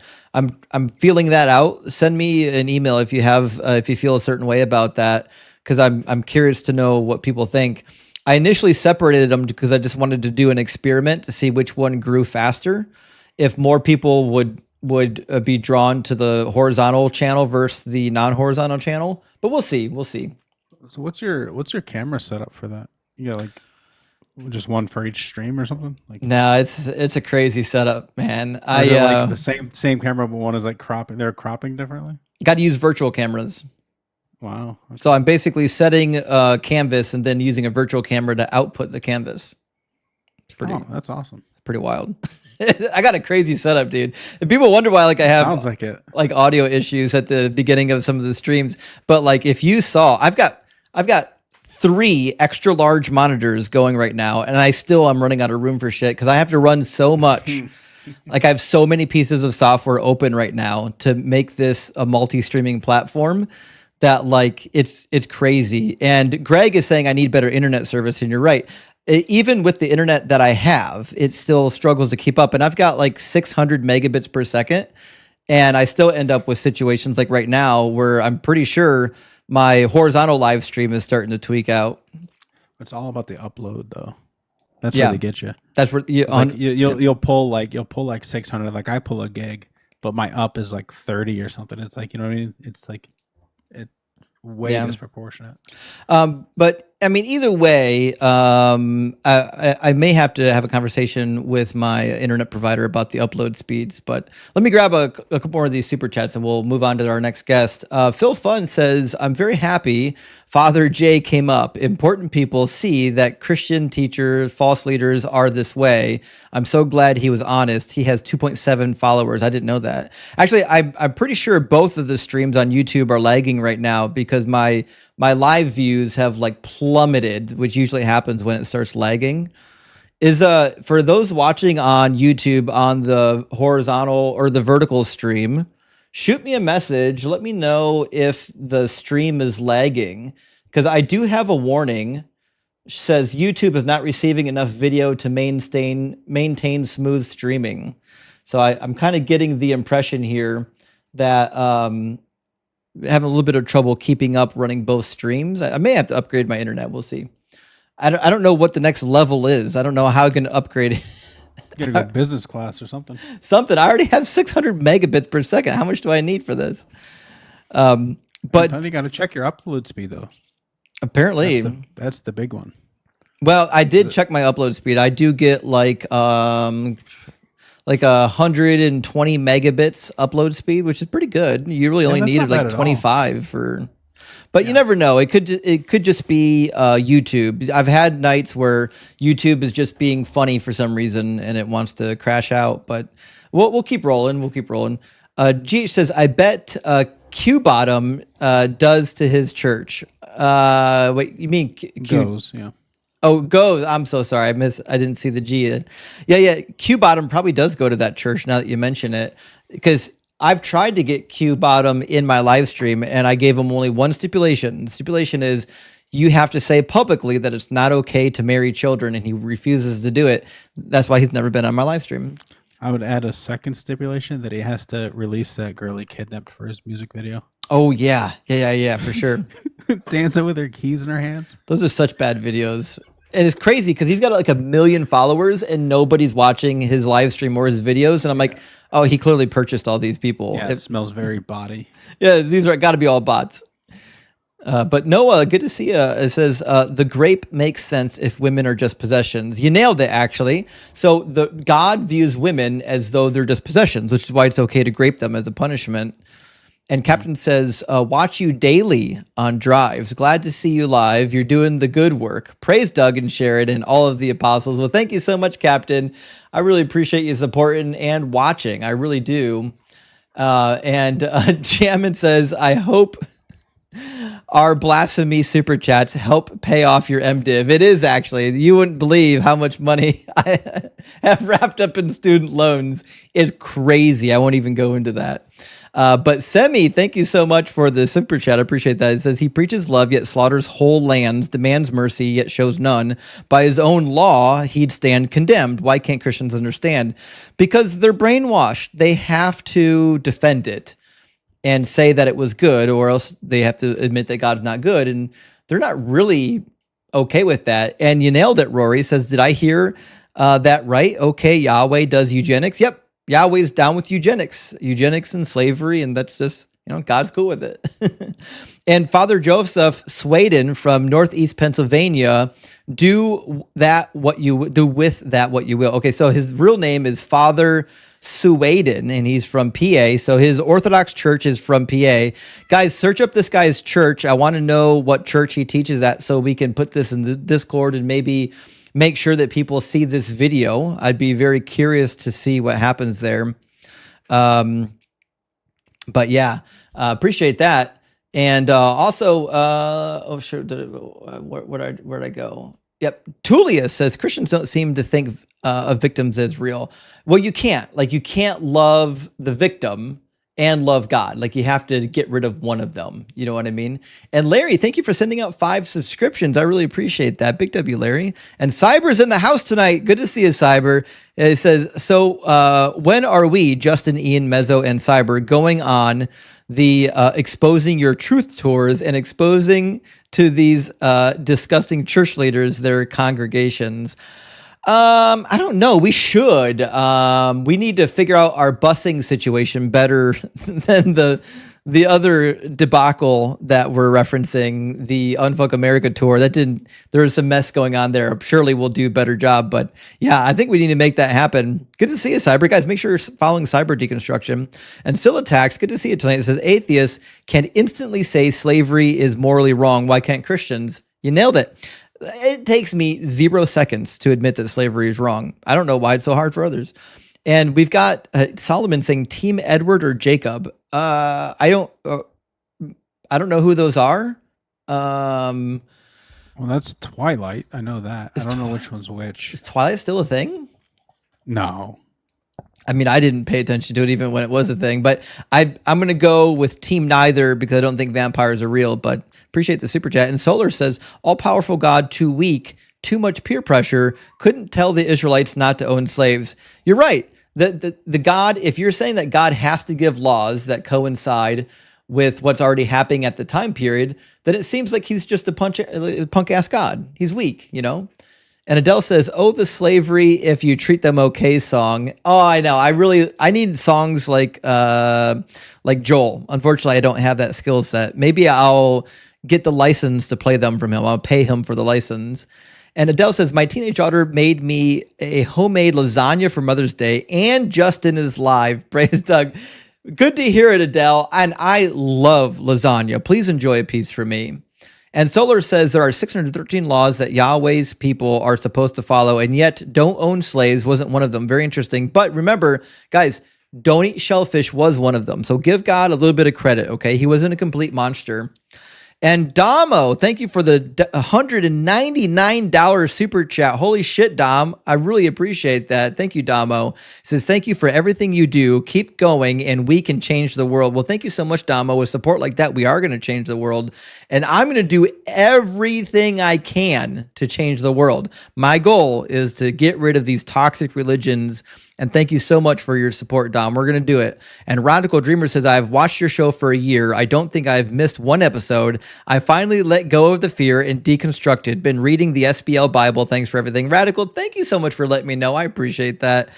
Listen, these academic study Bibles are the gateway. They're the gateway to understanding them because the scholars, they don't have a bone to pick here. They're just trying to tell you the truth. And hard work, thank you for the super chat. It says, just watching ortho priests excusing the lack of historical bodily autonomy is irrelevant. God wouldn't have used grape as a punishment if it wouldn't have hurt David and the women. That was his goal, was to hurt the women. You nailed it. Absolutely. This is crazy. I'm so sorry that I got backed up on super chats. I'm almost through them, guys. Look at the trees. I still love the name. As a former Greek Orthodox believer, Father Joseph's smugness makes me sick. I really enjoy you frying his ASS, I assume, like burnt Saganak. Oh, Saganaki? Saganaki. I appreciate that. Saganaki. And also from Danger Aware Organization, thank you for the $10 super chat. It says there are 7 stages of abuse: targeting, befriending, ingratiating, conspiracy, indoctrination, manipulation, and control. Which ones are not used by religion? All of them are used. Every last one of these are used by the Christian Bible and Muslim Quran too. And Iggy says, Christians be like, I'm just here for the ticket to heaven. Don't ask me about the slavery stuff. That's right. Don't read the text. Whatever you do, don't read the text. And happy Mother's Day from Joyful Apostate. He says, happy Mother's Day to beautiful mothers in chat. Well, Joyful, thank you so much. And guys, make sure you're following Joyful on YouTube and TikTok. Another great friend of mine in the space. And Silatax says, maybe do a short video showing your setup. We would love to see how you do what you do. Scylla, I've been meaning to do that. Maybe after the live stream tonight, I'll make that video and release it to the Discord or something. Good suggestion. D-Bone, great name, by the way, says, saw you on Mindshift earlier. I've been binging your content. I dig it. Well, D-Bone, thank you so much for letting me know. Thank you for watching the video on Mindshift. And thank you so much for binging the content. I appreciate that. And I think I'm finally caught up on the super chats. I apologize for getting behind on the super chats. And I've got one guest that have been waiting in the YouTube queue for some time. So I'm going to bring in our guest from the YouTube queue, and then we'll go back to our TikTok queue. So we've got Tol Veer with us. How you doing, Tol? Hi, can you hear me? Yeah, we can hear you. How you doing? Cool. I'm doing all right. How are you, man? Doing good. I appreciate you asking, and thanks for being patient. It's been kind of a busy night. I'm just switching back and forth between the TikTok queue and the YouTube queue. So sure, I gotcha. So, Tol, are you at least 18, and do you believe in God? Yes, sir. Both. Cool. And which God do you believe in? Christian God, Jesus Christ. Cool. And do you believe that the Christian God is 100% good, only does good? Yes. Do you believe that all of his commandments are good? Yes. Do you believe that all of his decisions and judgments are good? Yes. Okay. Do you think it's ever okay to punish like an entire village for the sin of the leader of the village? Yes. Oh, interesting. Can you give me an example where that would be okay? So it would be, well, first off, okay, sorry. Let me give you an example. I don't want to be, I've been listening for a while, and I'm going to try and give you the direct answer as best I can. So, if a leader is persuading his people to do an evil thing, they also have the responsibility of participation. So I would say, insofar as they are following the evil of the leader, yes, they are similarly guilty. Yeah, but what if God just does it? Like, let's imagine a leader commits a sin, and the God says, "Okay, had enough of this. Because you committed the sin, I'm going to go and execute a bunch of your inhabitants." Yeah, God enacting judgment isn't evil. Right, but you're saying that would be a good thing, though. Yeah, God enacting judgment is a good thing. Yeah. But what if they didn't commit the sin? if they didn't commit the sin, and God, I mean, well, for one, I would start by saying that no person is sinless. So God bringing judgment upon them is just regardless of them committing that specific sin. But if God is wiping out a culture, or if he's wiping out a certain like evil in the people, I would still say that he is justified in bringing judgment upon all of them. Right, but what I'm asking is it just? Is it a just thing to do for God to execute the people who didn't sin for the crime of the person who did sin? No, in that case, no. Okay, so that wouldn't be just. Okay. Is it your opinion that this ever happens in the Bible? That somebody is punished, or well, sorry, is the question specifically? Sorry, I that- didn't ask a very good question. I guess my question is it your opinion that God never does this type of an unjust act? I would say God does not act unjustly. Okay, you want to see an episode where this happens? Sure, why not? Cool. We're going to go to 1 Chronicles 21. Okay. Says Satan stood up against Israel and incited David to count the people of Israel. So David said to Joab and the commander of the army, "Go and number Israel from Beersheba to Dan and bring me a report," so on and so forth. So David numbers the people of Israel. And then it turns out that he wasn't supposed to do that. And so as punishment, God sends the prophet Gad to give him a choice of punishments. He gives you 3 different options. And David didn't even want to do it. David's like, no. He said, "I'm in great distress. Let me fall into the hands of the Lord, for his mercy is very great, but let me not fall into human hands." So he leaves the punishment up to God. So God decides to send the pestilence. He says, "So the Lord set a pestilence on Israel and and 70,000 persons fell in Israel, and God sent an angel to Jerusalem to destroy it." So was it a just punishment that like a random 70,000 people got executed for David's sin? Hold on, I'm sorry. I was having a bit of difficulty following. So I want to what verse did we start at? Just so I'm following. Yeah, 1 Chronicles 21:1 lays 21:1. Okay. the beginning of the chapter, basically just suggesting that David was moved to number the people of Israel. David is confronted by the prophet Gad that he shouldn't have done that. He regrets his sin. And then Gad says you have to pick between one of 3 punishments. And he didn't pick a punishment. He said, "I'm not going to pick a punishment. Just let the Lord decide." The Lord decided on pestilence, which resulted in 70,000, we'll say, randomized Israelites getting killed. Yeah, so I mean, I guess I would I'm going to be honest, I don't know this. I'm not really I've read through the Old Testament like once. I'm not super familiar as to like what's going on. But I would so excuse me if this isn't a great answer, but I would defer to the point of saying God bringing judgment upon people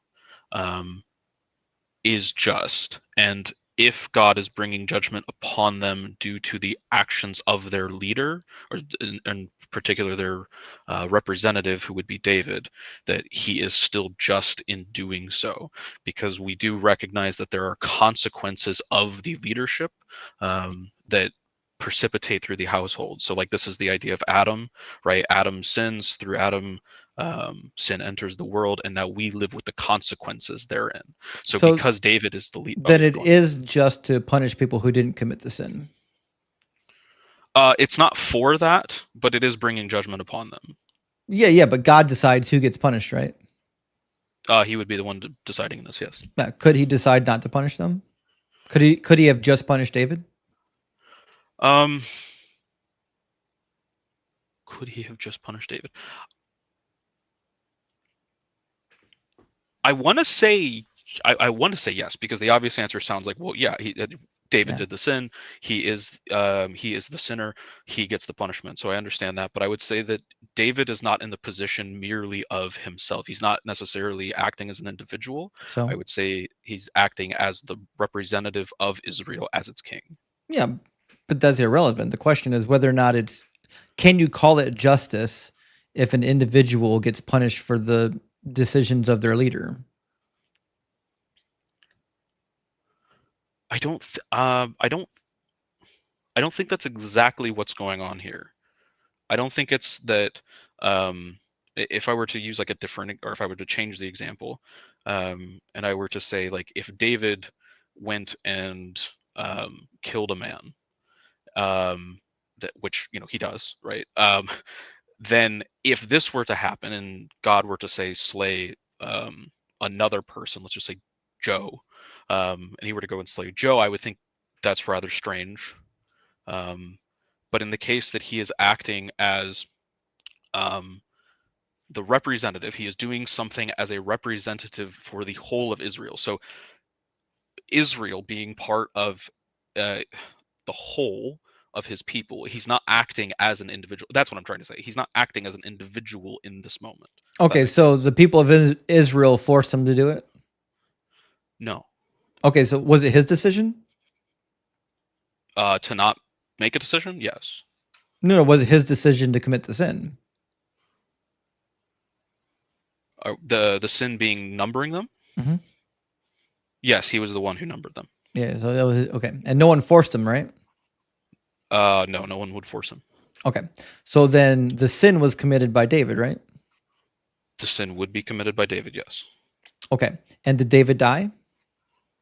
Eventually, yeah.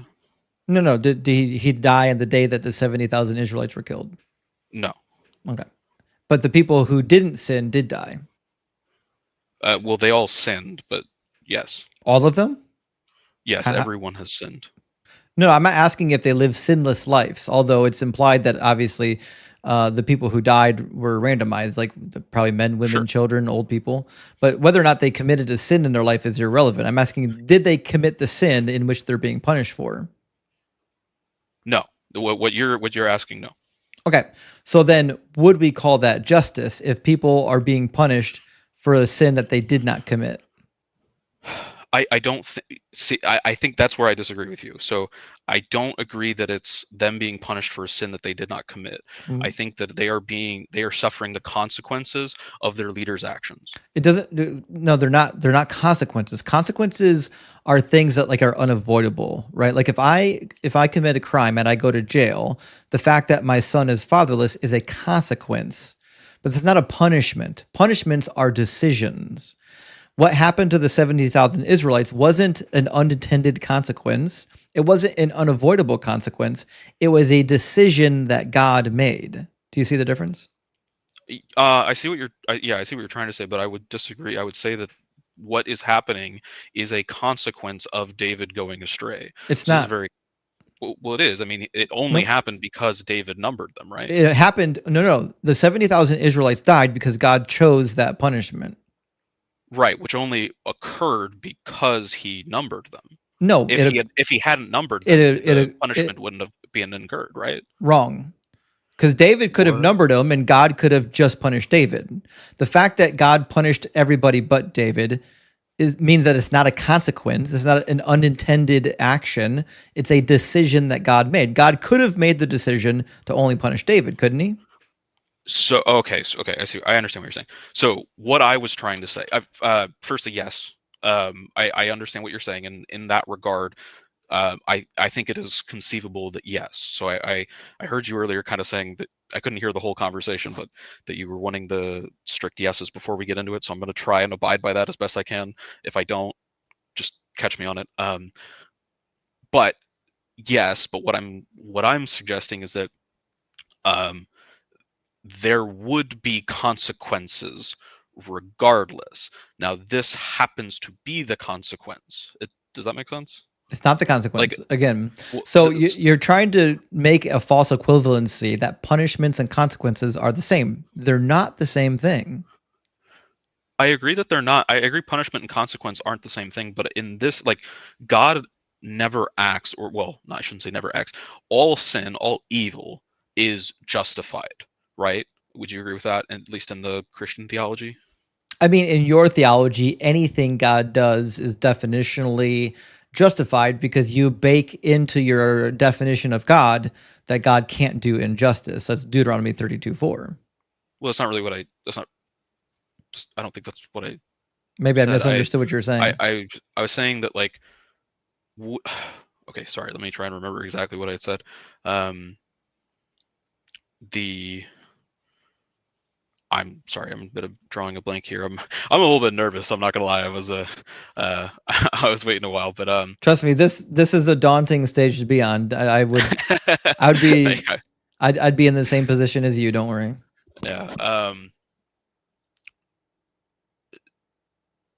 So the idea, so consequences and punishment are not the same. I would say that, gosh, I'm really sorry. Could you re-ask the question again? I don't mean to be. I'm normally not so. Yeah, I guess what I'm trying to figure out is if God decided that the punishment was going to be a bunch of the Israelites dying, that to me doesn't sound like justice. I'm trying to figure out how that is a just action. Right. So do you agree that throughout the Bible that there is always consequence for sin? Yeah, there's always a consequence for sin, but again, consequences and punishments are not the same thing. I don't know why you keep trying to make them the same thing. I'm not. I promise I'm not trying to make the same thing. I understand the distinction. I'm not trying to be facetious. I think what I'm trying to explain to you is that the difference is that a punishment and a consequence can be intertwined. And sorry, I know that probably sounds like I'm trying to say the same thing. A punishment from God doing something. So the God's direct action here, choosing the 70,000 to die, is both a punishment and a consequence. Well, I'm sure it is, but it's not necessary. There's a problem. You keep wanting to tie it to the consequence because you think consequences are unavoidable and like, oh golly gee, God's hands were tied, he had to do it. That's meaningless to me. I'm talking about God's purposeful decision to execute people who did not commit the sin. How is that just? Because he is punishing the sin. No, he's not. He's punishing the people who didn't commit the sin. He's punishing the Israelites. David was the one who sinned. Yeah, I agree. Okay, and so you can't punish sin by punishing the people who didn't commit the sin. I would normally agree, but what I was saying in the what I'm saying in the beginning. But that's devastating for my case. I know. No, I'm. What I'm trying to say is that David is acting in the role of the leader as the whole, right? So he is a representative. So what? If he sins, that there will necessarily be well, not necessarily, but punishments. Use the right word. Punishments. Sorry, there can be punishment upon the whole. Okay, and who controls what the punishments are? David had the option. No, who controls the punishment? Be God. Okay, so God's in charge. Okay, did anyone force God's hand? David did. No. Well, sorry, I probably shouldn't say exactly. Nobody forces God's hand. Thank you. Yeah. But God's judgment would, God's justice, would invoke. It would be unloving. It would be against God's character to not punish the sin. But he didn't punish the sin. He punished innocent people. That's the point. If God has to punish sinners, he should have killed David, not 70,000 Israelites. That's the problem. Okay. So you don't think that if you robbed the Walmart and I said, listen, I've got to lock up your children now. Your children must be locked up because I can't not punish the crime. I have to punish the crime. Therefore, your children are getting locked up. Is that justice? In that case, no. Wait, why? Why is that not just? Because whoever's the thief is not acting in a spiritually leadership. Well, if we're relating it back to spiritual, it doesn't necessarily. You're not the leader over your house. You would be the leader of your house, but just because you are the leader does not necessitate that all of your punishment is collective. Oh, there you go. So just because you're leader doesn't mean that your punishment should be collective. When should we ever give me one scenario where we should give collective punishments? Where we should give collective punishments? Yeah. I don't know if I would say that humans should be the judge. Yeah, there's never a scenario. There's never a scenario in our reality where we would accept a collective punishment, because our definition of justice includes the fact that the people who didn't commit the wrong shouldn't be punished. That's what we call justice. Now, we're looking at the biblical God and we're saying God does not have this same sense of justice, which means one of two things is off. Either our idea of justice is wrong, or God's idea of justice is wrong. They're incompatible with each other. That's why I'm pressing you on why you're bending over backwards to say that the 70,000 Israelites needed to be killed for David's sin when they didn't commit the sin. So yeah, first I would agree with you that it's not the same. So our judgment, our rules, our ways in this as humans are not going to be the same as God's. I would absolutely agree with that. So justice has two different definitions? No, I didn't say that. I just said that our enactment and our judgment, our justice is not the same as God's justice. But does the word justice have one definition or two definitions? It has one. Well, I don't know. Maybe there's like a side definition, but it has one definition for what you're Okay. asking. And what's the one definition of justice? I can get you the definition. I don't know if I could say it off. It's You can paraphrase it. Yeah, it's something to the effect of like righting a wrong, right? So if there's evil commit, like it's a repair or a restoration of something that has been done wrong. Yeah, there is an appropriate response when people do good or bad. And the appropriate response in almost all definitions I've ever heard is that when you do bad, you get punished for it, not anyone else, not the people who didn't do the bad. Yeah, and I would agree with that. Okay, so that's the definition of justice that you and I agree on.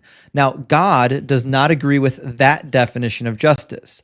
So if you're saying that God is doing this injustice, but somehow he's still just, that means you now believe there are two definitions of justice. No, I don't agree that there's two definitions of justice. So I understand. I appreciate that it's I appreciate that this may not be your understanding, and like I'm trying not to be I'm trying to be as good faith here as I can be. But my understanding is that God does not interact with the people necessarily as individuals, and that yes, if there is particularly a spiritual leader, that judgment, that his error can, and not always, but can affect me. But the word we're looking for is should. Should the punishment be on the person who didn't commit the crime? It's a matter of should. Should?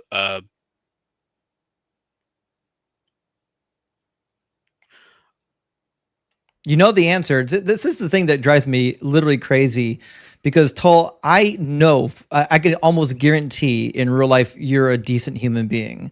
It hurts me to my core to watch you defend this barbarous God when I know that you know that it's never just to punish people for crimes that they never committed. And to watch you bend over backwards to defend a God doing that thing is painful for me to watch, because I know in real life you're probably smart and intelligent and caring. Why are you pretzeling yourself over this? Do you want the short answer or do you want the long answer? Because you can't give up your religious convictions. No, that's not it. Okay. I'm actually like, in fact, if you, I know it's not the topic, but if you wanted me to do that, it would be particularly through the crucifixion. That would be the main way. Because you're not willing to give up your religious convictions, right? That's what I said.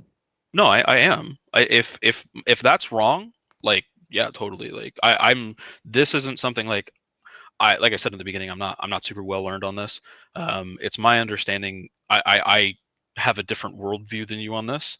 I would not see it as inconsistent for God to judge a nation via people, right? Because he didn't judge a nation. Is Israel not the nation? He didn't judge them for their bad behavior. He punished them for the bad behavior of David. Well, yeah, but I mean, but what I've been trying to say is that this is a common theme, and I understand that you don't agree that that is Listen, a consistent Tull, we thing. know it's a common theme. God brags about it. Exodus 34:7, he brags about visiting the punishment of the parents upon the children. We know that it's a theme. The question is, should it be? Is it right that it is a thing? Because when we bring it up in the real world, every example in the real world, you're going to say, no, we should never punish the innocent people for crimes that other people committed. So I'm trying to figure out why it's okay when God does it. Why is it bad when we do it and good when he does it? Yeah, I certainly see. I understand your point, and I would.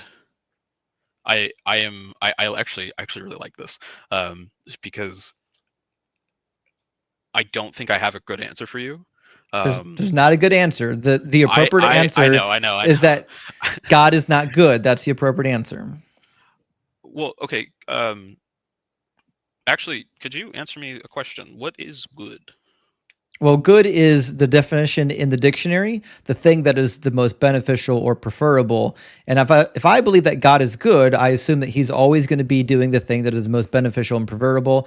I also add into the definition of good that it includes being just at all times. I don't think you can be unjust and then still claim to be doing the most beneficial or the most good thing. That's why justice is kind of a huge ordeal in the Bible, because God's sense of justice is off. Now, my definition of good obviously is inherently subjective because we can disagree on what is good and what's not good. Your definition of good is not subjective. It should be objective in your worldview, which is why it's so important to know that you think it's objectively good to punish innocent people for crimes they never committed.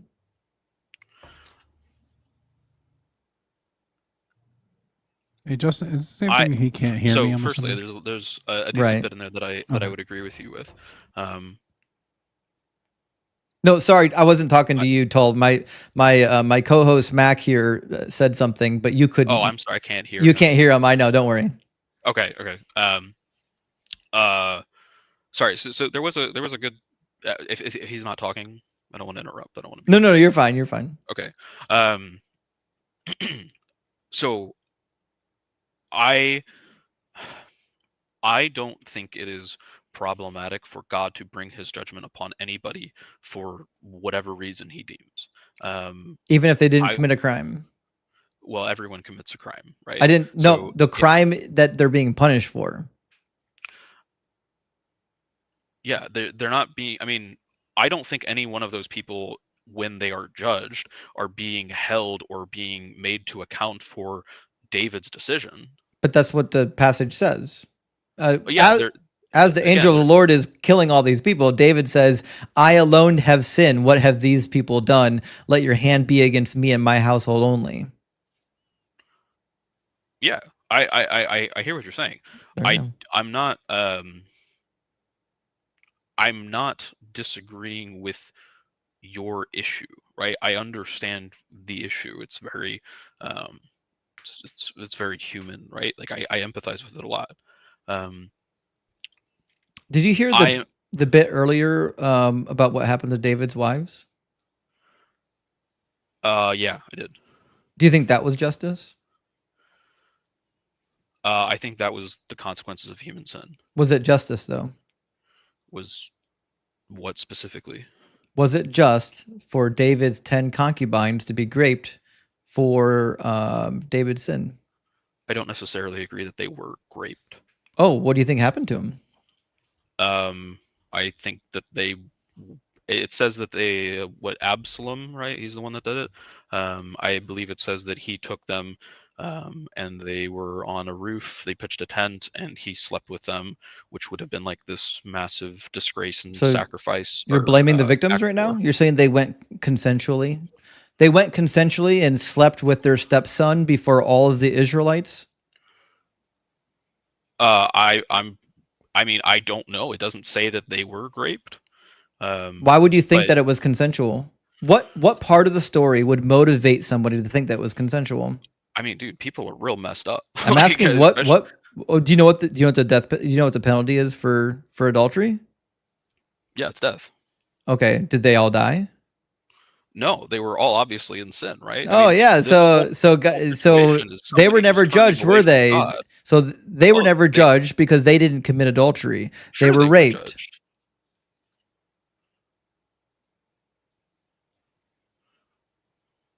It was a display of force. Absalom Yeah, was displaying his force over his father by taking the wives or the concubines and sleeping with them in broad daylight. And you want me to believe that all 10 of David's concubines said, oh shit, yeah, I'll willingly go with my child-in-law and commit adultery on the roof of the fucking palace in front of all of the Israelites. You think that's what happened?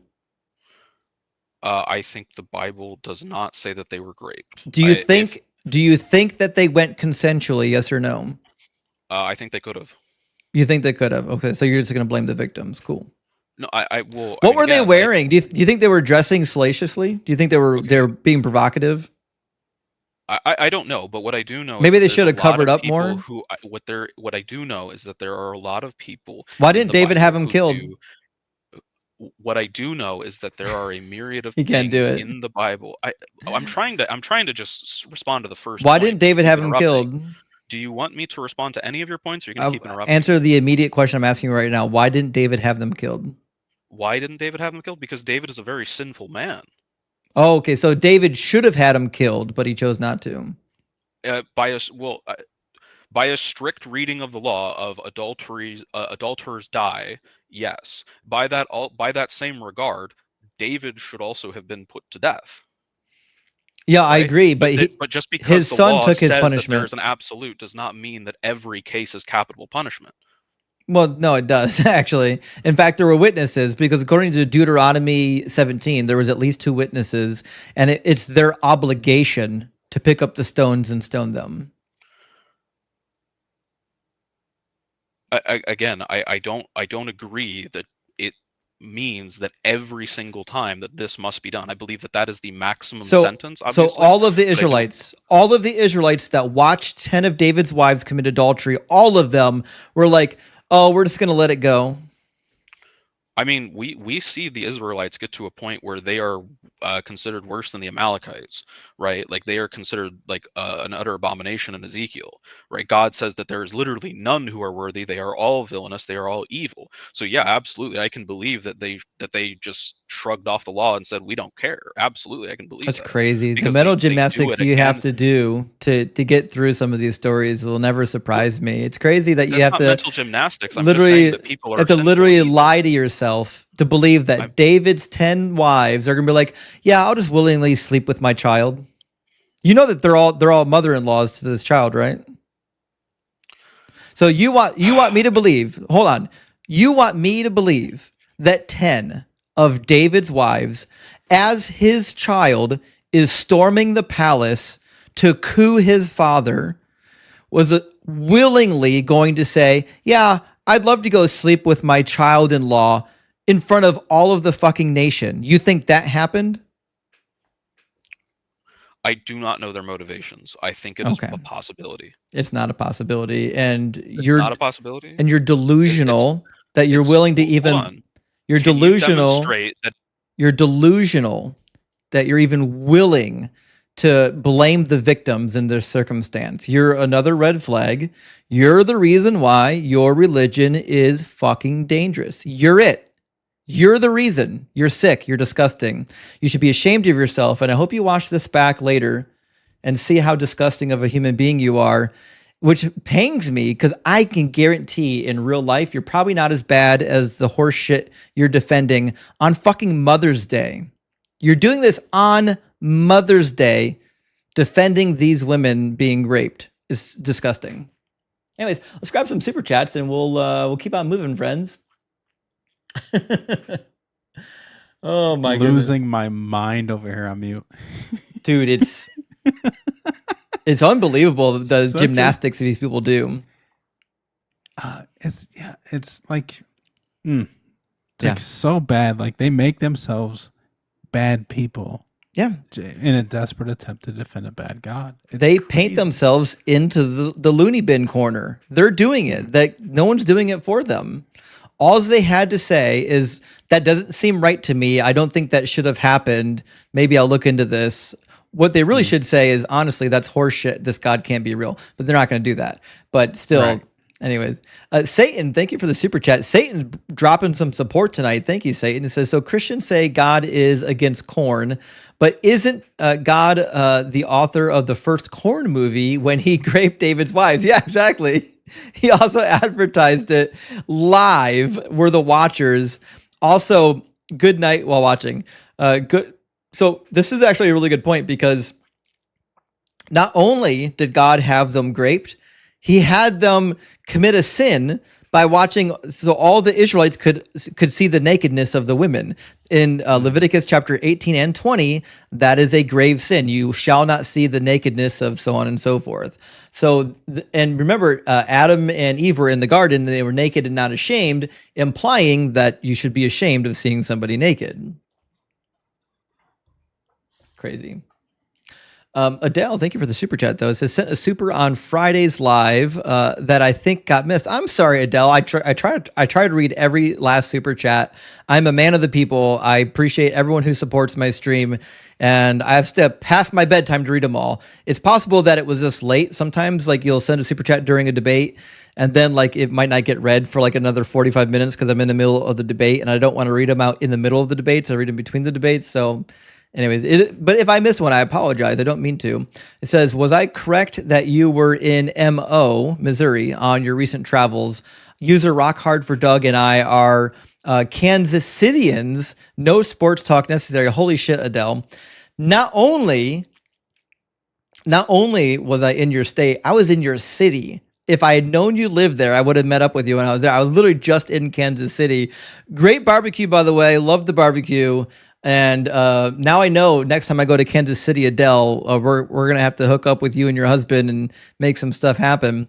And Izeradian says, when I was a Southern Baptist, that's a rough start, I wouldn't have said slavery is fine by the rules of God. Then I grew up and realized I was a terrible human being. That's a good point, because listen, if you're going by the rules of the book, it's not wrong to own slaves. You have to bite that bullet or leave. That's what's going to happen. I mean, the entire reason Southern Baptists exist is because of slavery. Yeah, the Southern Baptists split off in 1840. Yeah. Yeah, that was the whole thing. For that specific reason, yeah. It's crazy. It's crazy. Rock Hard, thank you for the super chat, though. It says, still mad that Christians stole the loving philosophy of Doug and Sharon Stone. Let he who has no sin cast the first stone, added to John. We know the truth. Praise Doug and Sharon Stone. That's right. The stones weren't meant to be cast. There was a different type that Doug was encouraging. He wanted you to get elevated, which is obvious because in the Yahwistic temple and the other temples that had stone altars and stone deities to worship, they burned cannabinoid incense. So I don't know what else to tell you. You know, Doug's a stoner god. Did But you notice my pick? Yeah, I know. I love it, by the way. Somebody tried to restore a painting of Jesus and actually improved it. That's phenomenal, by the way. I love some of the failed restored paintings, though, by the way. If you've seen the pictures of those. I've only seen this one, like the one that I used as a background for this one. In your free time, just Google sometime failed painting restorations. It's marvelous to think that somebody got paid to ruin priceless works of art. It's like those athlete sculptures that we're seeing, like the Ronaldo and the D Wade. Yeah. Like they're so bad. They're so bad. Beauty's in the eye of the beholder. I'll never remember that. I'll never forget that. I just said, wait, so if America were to be destroyed for our leaders' sin, is that justice? Cheese and rice, pretzels for everyone. Yeah, I wanted to go there, but I didn't want to get off our current talking point. But you're right. Under his worldview, if Trump did something wrong, like if he sinned, then we should be, the whole nation should be punished for it. That's his logic. And Johannes, I'm going to say Johannes. I don't know if it's Johannes or Johannes, but I'm saying Johannes because I assume you're got like a German pronunciation or something of that nature. And thank you for the 666. Says Christians, when will you learn? Only victims can forgive their trespassers. To seek forgiveness or justice elsewhere is wholly immoral and shameful. This is such a good point, Mac, that we never get to talk about, which is God never instructs you, like when you sin against another person, he never instructs you, said, go and ask for an apology from this person. Just doesn't Yeah, I mean, there is the, well, I'm sure you've talked about it, the thing where it's like, if you go to do a sacrifice, but then there's still enmity or whatever between you and that person, you're supposed to leave and go. And, but what is that? Where does that land on there? Yeah, I mean, I suppose that means Jesus corrected it then. Okay. Yeah, I would count that as seeking forgiveness actually from your brethren. But it's interesting that it took that long for it to happen. That should be like day number 1, you know? Yeah, I mean, you know, if you see every sin is against God first, then that's where you're gonna land, right? Right. Yeah. If you think everything is a sin against God, then your first instinct is to apologize to God. You should be apologizing to the person you hurt. Yeah. Juan asks, Justin, what makes you throw up if this doesn't? Listen, there are days I'm sick to my stomach and I'm like, yeah, like I'm on the edge. You know what I mean? But Doug gives me strength. You know what I mean? Well, you know, some people try to say that it's breathing, but actually, when you vomit, you're saying Yahweh. You're right. I've never said Yahweh while breathing. Yakking, on the other hand, sounds a lot like Yahweh. That's a fair point. I listen. I appreciate that one. Iserodin again says Job had his wives and children slain by the permission of God. We should have brought that up. Being faithful, God gave Job new wives and children. F those old kids. That's justice, right? Listen, I'll never get tired of saying it. You cannot replace children. It doesn't matter. It doesn't matter if you had 100 children after God killed your children. You can't replace children. You just can't do it. So I have a theory on this one, if you'll indulge me for a minute. Yeah. Because just a minor correction on that, right? His wife didn't die early. He didn't lose his wife, right? But my thing is, so it says like Job was restored twofold, right? Double. Yeah. You're right, though. He didn't lose his wife. She just said, curse God and die. But in the end, he had the same number of kids. So my Job hypothesis, and it talks about how beautiful his daughters were and everything, the fairest in the land. So my hypothesis is that his old kids were like 3s and 4s. But these new kids, minimum 8s across the board. That's the double. That's crazy. Just the hypothesis. I'll never. That's crazy. I like the hypothesis though, but I will never get over the fact how obsessed the Bible God is with beautiful women. It's crazy. He's literally obsessed with beautiful women, and like there's a couple points where it's like not even necessary, and I don't even know why it's in the Bible, but like 2 Kings chapter 1. When David's in his old age and he can't keep warm, he sends his servants out to go find a beautiful woman among the virgins, and they bring back Abishag to lay with him and keep him warm. Like shit, dude's got a whole harem. You're telling me you can't get a couple women together to keep him warm? I like the idea of like a human space heater. Yeah. It's crazy to me. All right, let me grab some more super chats. I apologize, guys. I know I'm going to get backed up. Zagamut, Taylor Tom, actually. It says Taylor Tom. I know now that this is your name. It says, think about how different history would be if an all-knowing God told people in the Bible to wash their hands before surgery. This is the crazy thing. Not only should he have told you to wash your hands, but Jesus specifically chose not to wash his hands before supper. Like he decided not to have him and his disciples wash their hands, which could have saved so much sickness and disease spreading, which means you cannot convince me that Jesus was God. If the Pharisees were like, guys, we should wash our hands. Like this is part, I know it's part of the oral tradition passed down by the elders, and you really should be doing it. And Jesus was like, fuck that. I want all the germs. What? One of my favorite people on here, Lortz, You know, Lords. Love Lords, yeah. I love when she recounts this story because she says the Pharisees said, they asked Jesus, why your disciples not washing your hands? And Jesus said, why you not stoning those kids? Yeah, that's exactly it. That's exactly it. The Pharisees like, you should wash your hands. And Jesus is like, you should stone those kids. Like, what? That's the reason. It's crazy. Oh, so I said Lords is one of my favorites on here. Relax. Oh yeah. Lords Oso got upset. Oh, I'm sorry. It's okay. We love you too, Oso. We really do. But Lords is she's phenomenal.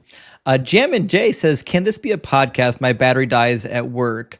I don't know. Like, I've looked at various software that will automatically upload my live streams to podcast software. I've tried a couple of them, and they're all dog shit, and they don't actually work. So, and I don't know a good way to do it. And the problem is, I could just strip the audio off of each one manually and upload them myself. I could do that. The problem is, I work a full-time job when I'm not streaming, and I don't have time for it. Like, if I felt that podcasting would pay me good money, I might hire someone to do it for me. Like, I could just pay somebody to do that labor for me. But I don't think there's any money in podcasts. I could be wrong. I know that, like, if you get a deal, like if somebody says, I'll sign you a deal to do a podcast only with me, like, you can make money. But it's not like streaming on YouTube or TikTok. Like, no one's just like, you don't like, I think Spreaker pays a little bit if you do a podcast on Spreaker. And I know that, like, there's a little bit to be had in Spotify, but I mean, realistically, like, I don't think anyone's going on Spotify and Spreaker looking for a deconstruction zone. And so I don't know if it would warrant me paying somebody hours on end to strip the audio out of my videos and then upload them I just don't know if it'd be worth anyone's time to do it. But listen, maybe next year, if I get to do this kind of thing full time, I'll make the time for it. But right now, I just don't really have time for it. There may or may not be like YouTube-ish apps that let you just do audio. I've tried from a user side. A user side. No, not yeah. There like are find apps. your video and just do like a background audio player on your app or on your phone. Yeah, there are ways to do it. Also, there are apps you can download on Android and on iPhone that will allow you to play YouTube videos in the background. You just got to get the right thing.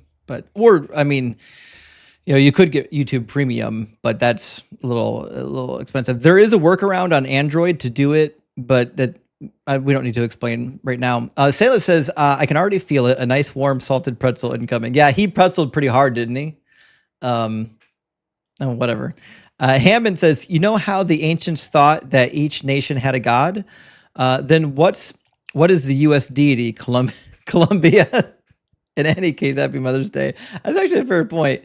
Yeah, if every nation had a deity, what would we assume the U.S. deity is? I don't know, actually. I don't actually know. It's a good question, though. Also, IOPNC1, thank you for the super chat, by the way. It says, do you ever try to find something to argue with Matt Dillahunty about? I mean, I don't know why I would. Like, why? Like, we're on the same team. Like, I know that it might feel good to be like, I can one up the big dog or something, but that's not my goal. My goal is to, like, free people from the shackles of dangerous religions. And if he's doing the same thing, I have no reason to challenge him. Why would I do that? That doesn't make any sense for my position. But yeah, I mean, overall, I love Matt's work. He's one of the reasons why I'm where I am now. Like, I think he taught me a lot over the years. Most about logic and critical thinking. I don't know if he has as much to say about the Bible, but like his logical and critical thinking, I think, has really been helpful for me. Mama Lega, thank you for the super chat, says, if the fruit gave knowledge of good and evil, did God kick them out before they realized he was evil? And if humans know good and evil like God, how can they tell when he does evil? Okay, so this is actually really good. We've brought this up before where, like, it seems apparent that they know good from evil, right? And so, like, you don't have to do any weird logic games to ask what is good, what is evil. Like, theoretically, we instinctually know it according to the Bible. So, like, it seems to me if they did become aware of what actually is good and what actually is evil, then I have to conclude that like God removed them because it's like, well, I got to get rid of them on account of the either one of two things. They're going to do some shit that's going to really mess things up, or they're going to see that I'm doing shit that's going to mess things up, and we just can't have it. And if Adam and Eve are evil, or if God is evil, I'm picking the evil God every time. Evil God sounds way more plausible. Adam and Eve didn't sound all that bad. And Rory says, theists suffer from Stockholm Syndrome, hard cope. 1,000,000%. We haven't ran that in a while, but we need to run the Christianity of Stockholm Syndrome. And Judas says, deconstructors and Christians, thank you for the super chat, by the way. Justin is good for you. He brings up hard, valid points. I wrestled for many years with being LGBT and Catholic. I wish I had Justin during that time. Well, listen, I'm so happy, Judas, that you've freed yourself from those nonsensical religious viewpoints, and like you can just be you. Be you. Be the person that you are. Don't feel ashamed for it. And love who you want to love. I mean, listen, we're on this rock once. Why should you waste your time here worrying about what a God thinks you're doing with your Yahoo parts in your private bedroom, you know? And Sayla, thank you for the super chat. It says, it's daunting because you're trying to justify God's evil actions and you know deep down that it's making no sense. What you're feeling is cognitive dissonance. You nailed it, Sayla. That guest was feeling deep cognitive dissonance. And I mean deep, because as I said, not willing to let go of the cult, not willing. Randy, thank you. It's the ones who don't you have to worry about. Yeah, I know. This is the crazy thing too, because I was a Christian. I remember being in the apologist camp, but like when I came up on these hard passages, I never pretzeled. I was like, oh, that's some bullshit right there. Let me look into that, right? And then eventually you look into it enough, and you just have to be honest. You're like, oh, because it's all bullshit, because it ain't true. You know what I mean? Like, yeah, I think the fear does really, really bad things to their brains. Yeah, I agree. It's all fear. I think you're right. I think like, it is fear. I've talked to them about this. It's like you're just scared of dying, and it's like it's gonna happen. Like, you know, and they can't accept that either. And it's like, I say, like, it's just a fear of death. You're just afraid of death. And they're like, no, I'm not afraid of death. I was like, because you have Jesus. But that's like saying, I'm not afraid of the dark because I have a flashlight. Right? Right. You have the flashlight because you're afraid of the dark. It's the exact same thing. Right. Yeah, it's the fear. I get the fear of death. It's the one thing that humans have wrestled and written about for many, many centuries, millennia. So I get why people would be afraid of it. But at some point, like, you have to use your brain and just admit what's right in front of you. You know what I mean? Yeah, 100%. Anyway, Randy, thank you for the super chat. Randy says, Christians will run up every blind alley to defend the multitude of injustices in the scriptures. You have to. Listen, I had a Christian a while ago when we were talking about the atrocities of God. He said to me, Justin, if you believe in God, you have to justify this. You have to. And he was right. If you believe in this God, you have to justify his bullshit, or don't believe in the God. I think that's the more rational thing. And Solar says, I wish Christians would fight half as hard to improve the world as they would to justify God's atrocities. We'd be in a utopia right now. Actually, my opinion is that religions encourage people to not improve other people's lot in life. It encouraged people to say that you're here because God put you here. This is what you deserve. This is what God gave you. Be happy for it. And I think we wouldn't have that. If everyone woke up tomorrow and didn't have any religion, I think people would recognize how fragile life is and how important it is that, you know, we all work together to make it the best possible experience. But Randy, thank you for sending out 5 DZ memberships. Big W, Randy. I appreciate that. And Discordia is still with us tonight. Been with us since the beginning of the stream. Says, why can't these people take a step back and see how horrific the things they're saying are? I hear them and I think they're all POSFFs. I'm staying as far away from the church as possible. My hope, my prayer to Doug Discordia is that some of these people will sit down and they'll listen to the playback of these conversations and think to themselves, oh, I said some shit that makes me look horrible, and have to sit with that, wrestle with that. You know what I mean? Sayla says, why do they always ask, what do you think is good? As if they didn't just justify murdering thousands of innocent people. Because, Mac, you know the answer to this. The reason why they have to ask me, what do I think is good, is because they want to get away from the actual conversation. They want to have a different conversation. They want to have a conversation 100%. that ends in, I'm not capable of knowing what is good. That's the conversation they want to have, but I won't let them do it. Yeah, it's absolutely like, it's so funny that they think like I have access to this, like this paradigm that you don't, right? Like because I believe in this God and he knows what's good and this says what's good, then I know what's good, but you can't. Right. It's crazy that like they think that does something, but I don't know.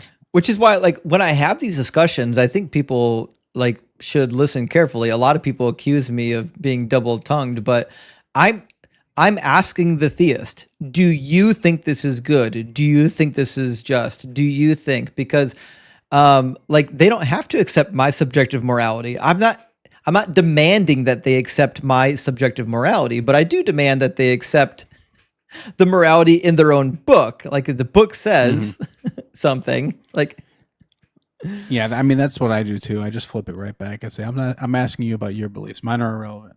yeah, mine are irrelevant. Yeah. I mean, yours have to be in alignment with your God. Yeah, they have to be. Yeah. But we'll publicly shame them, obviously. Oh, sure. Yeah. Yeah. Carlos, good to see you tonight, friend. Carlos sending out 10 DZ gifted memberships. I really appreciate that, Carlo. Thank you so much for being here. And thank you for always supporting the channel. Big W, Carlos. Carlos is here almost every stream. And Sayla, as well, with another super chat, says, imagine getting graped and then 2,000 years later, some random dude on the internet insists you weren't graped and that you committed adultery and should be unalived. That's the craziest. I know. I will never get over the crazy apologists that will read that story and think, nope, the women willingly consented to sleeping with their own child on top of the palace in front of all of the Israelites. That's a crazy ass take. It's insane. And Randy, thank you for the $10 super chat, says, I absolutely cannot listen to this guy anymore. I don't blame you. He thinks David Wise were graped. You have to lie to yourself to believe what this person believes. That's what I was saying. You cannot tell me deep down inside that that's actually what he believes. He's lying to me. He's lying to himself. That's what's happening. I can't help myself sometimes. I'll ask him, like, do you feel slimy when you say, because I know you're lying and you know you're lying, do you feel slimy doing this? Right. Obviously they deny it, but I just want to put it out there that like everybody knows what's happening here. They should feel slimy. They should be ashamed of it, and they should feel slimy. Yeah, I agree. And Jordy, thank you for the super chat, says, help me, stepson. I'm stuck on this rooftop tent. Yeah, here comes the help. No. They didn't have dryers back then. No, not at all. For people to get stuck in. That's a great Coco reference. I miss Coco. Coco and Dave. Sorry for some inside baseball for those who haven't been in the community for long enough. Solar, thank you for the $10 super chat. Says Christians suddenly can't understand indirect language when it's something they don't like, but they twist unrelated passages to fit in Jesus.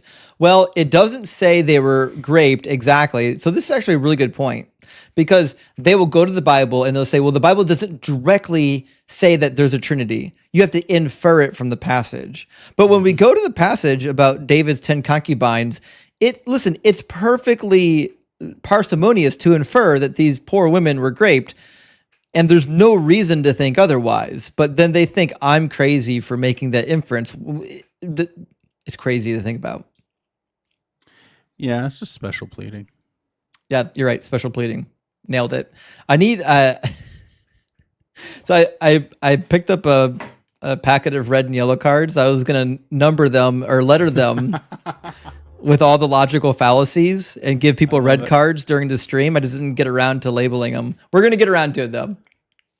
That's so good. have to do that. That's Should so be a good time. And 511 says, should the God in the background have a belly button? LOL. It's my birthday, 49th. Well, happy birthday and cheers to your belly button. And also happy Mother's Day to all the moms out there. Big W for moms out there. And big L for anyone who thinks that David's wives, also mothers, chose to willingly consent and sleep with their child in front of all the Israelites. Crazy work. Jim Nasty, good to see you tonight, friend. He says, Christians defend grape actually like Muslims defend it. Fair point. Both are child predators and should be judged accordingly. Also, come visit Atlanta. I'd love to, but unfortunately, come on down. I don't think I have any travel to Atlanta planned in the near future, but after the month of like maybe November, I'll have free time to travel. I've got some other stuff I need to do during the good weather up north. When the weather turns to shit up here, then I go down to Atlanta. Taylor, hook something up. Yeah, we'll definitely hook it up. I really want to get down there and visit the crew. There's a bunch of people down there. I just, what are you gonna do? It's a heathen hub. It really is. It's a great place to be. Maybe we'll be able to catch a pink beard show, Yeah. Taylor says, do you have a take on the split in the Methodist Church? My grandparents are involved in church leadership and switched to Global Methodist. So there's kind of two splits happening in the Methodist Church, but both of them seem to be over the topic of homosexuality. Obviously, my opinion is that homosexuality is against the laws given by the biblical God and Paul in Romans chapter 1, which is another reason to just burn the Bible and get the fucking thing out of here. We don't need it.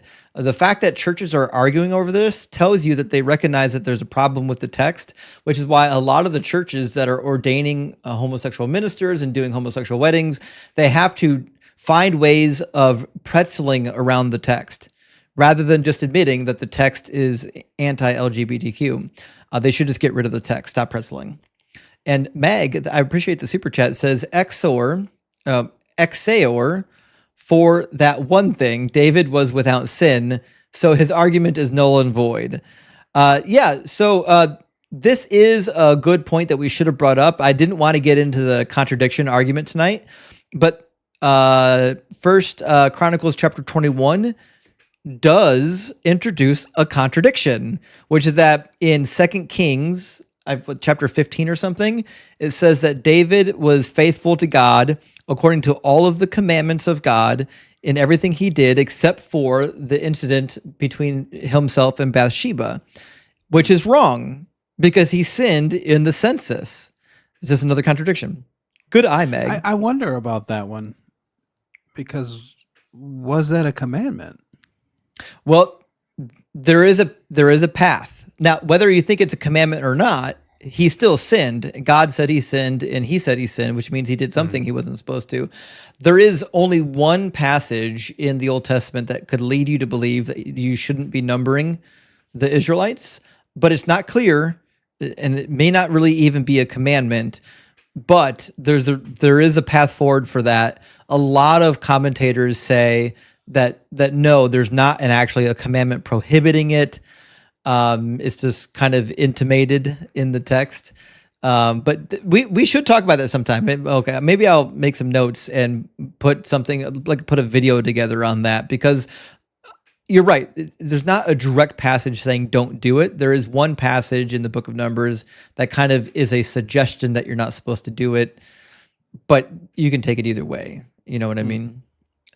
Anyways, Johanna, thank you for the super chat. Johanna says, I don't know who, but someone subscribed me to The Trumpet, a free doomsday magazine. Yeah, it is. They are forever talking about everything that is happening now. It's forecast in the Bible. Except you know as well as I do, Johanna, that it is not forecast in the Bible, and The Trumpet is full of malarkey. But maybe I should get a subscription and do some videos on that nonsense, because it convinces a lot of people. One of my good buddies literally believes that the book of Revelation is talking about Trump being the Antichrist. Weird. But Kyle says, what passage is that grape in? It's going to be in 2 Samuel chapter 16 and 2 Samuel chapter 12. Those are the ones you want to refer to. Atheist Dude, good to see you. He says, Justin, what do you think about doing a Reddit debate on our Debate a Christian. I don't think anything about it. Could care less. I don't do text debates. I only do video debates. I have zero interest in like debating people old school over text. If I was interested in that, I would just like log into Facebook and argue with my relatives. Don't really want to do any of that nonsense. Way easier just to do what we're doing here. You know what I mean? Also, Reddit's kind of a graveyard. Yeah, it really is. I could care less what's happening on Nothing Reddit. happening on Reddit. No, they're done. they're the old media. But Johanna, thank you again for the super chat. Big W says they bring up scripture to explain everything. Do Isaiah 23 and Ezekiel 27 and Deuteronomy 28 recast a mart or a smart, a something of nations and a world trade alliance that will shut us out of the U.S., Britain, and English-speaking nations? No. There's not a single word in Isaiah, Ezekiel, or Deuteronomy that refers to our time period. Not a single one. Not a single word in any of those books has anything to do with the time period we're living in. Ignore all of them. Don't worry about it. Don't let it. Everything in Isaiah is about either the post Assyrian invasion or the post Babylonian invasion, and that's it. There's nothing in there about our time period. I got 3 more super chats, and then we're finally done. Sorry, I really wanted to catch up, so we didn't get further behind on our next guest. And tired of liars, I'm with you. Thank you for the super chat. It says Matthew 5:23-24. Leave offering, seek reconciliation. Oh, yeah. Referring to what we were talking about before, where it says God, where I presumptuously said that God didn't say to seek forgiveness from your neighbors. And then Mac corrected me, and it sounds to me like you found another one. I think Jesus might be the first. Now I need to go back to the Old Testament and do some digging, but I think that was the same reference. Okay, same reference. That makes sense. And John Gates, thank you for the super chat. It says, in the beginning, God created all of us in heaven, for he is just and loving God, and we lived happily ever after. That could have been the case.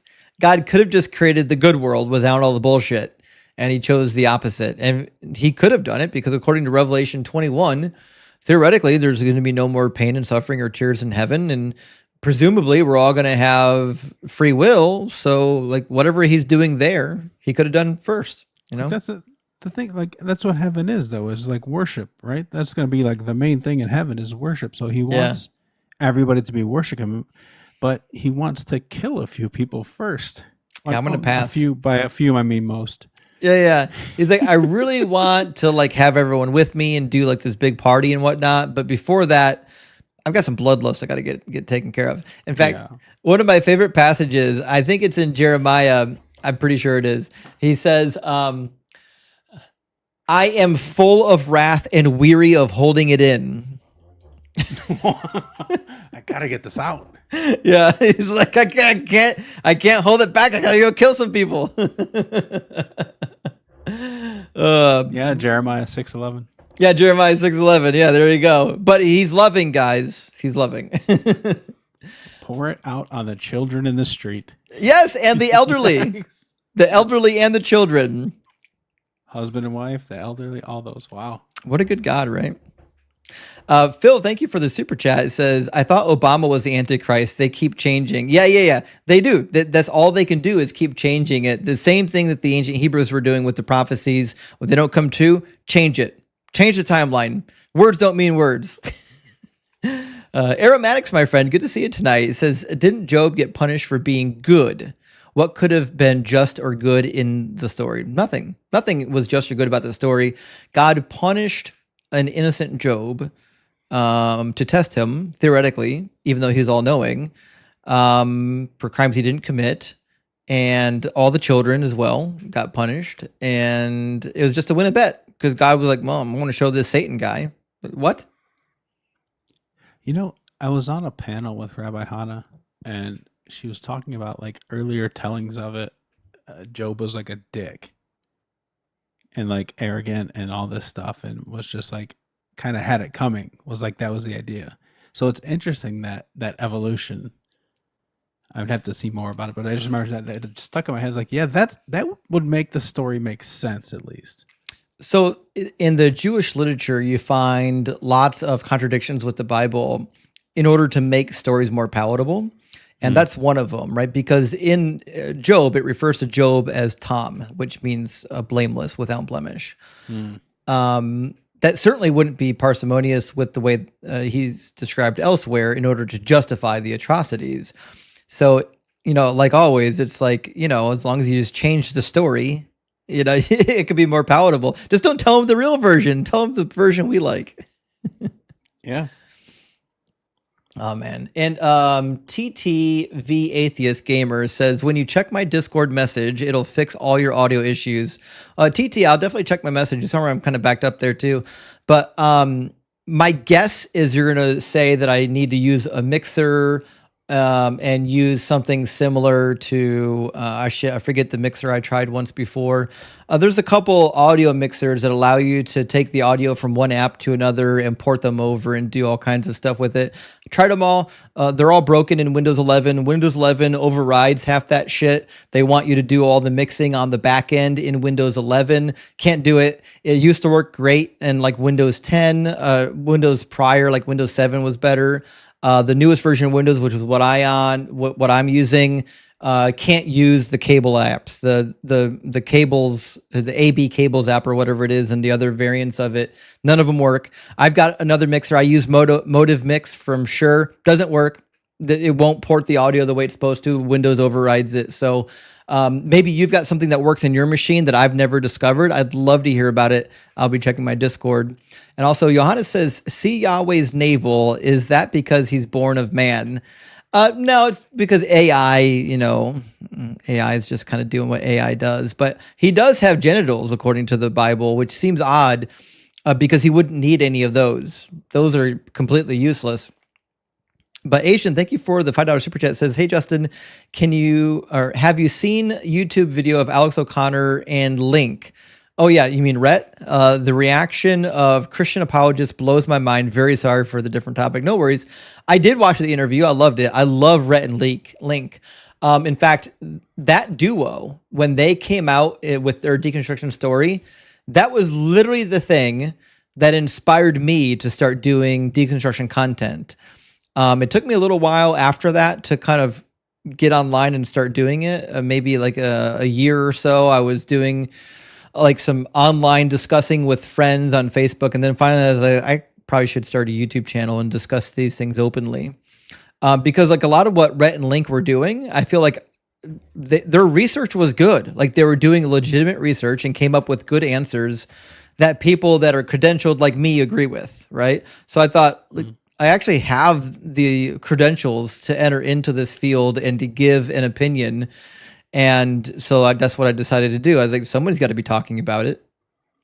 I didn't know that they were going at it for that long. I thought they were more new to it. But I don't really have any Yeah, they've been at it for a couple of years now. They came out around the same time as the guy who did I Kiss Dating Goodbye. You know what I'm talking about? No, I don't. Oh, Josh, what was the name? Shit, now I got to think of the name of it. Who wrote that book? Joshua Harris. Yeah.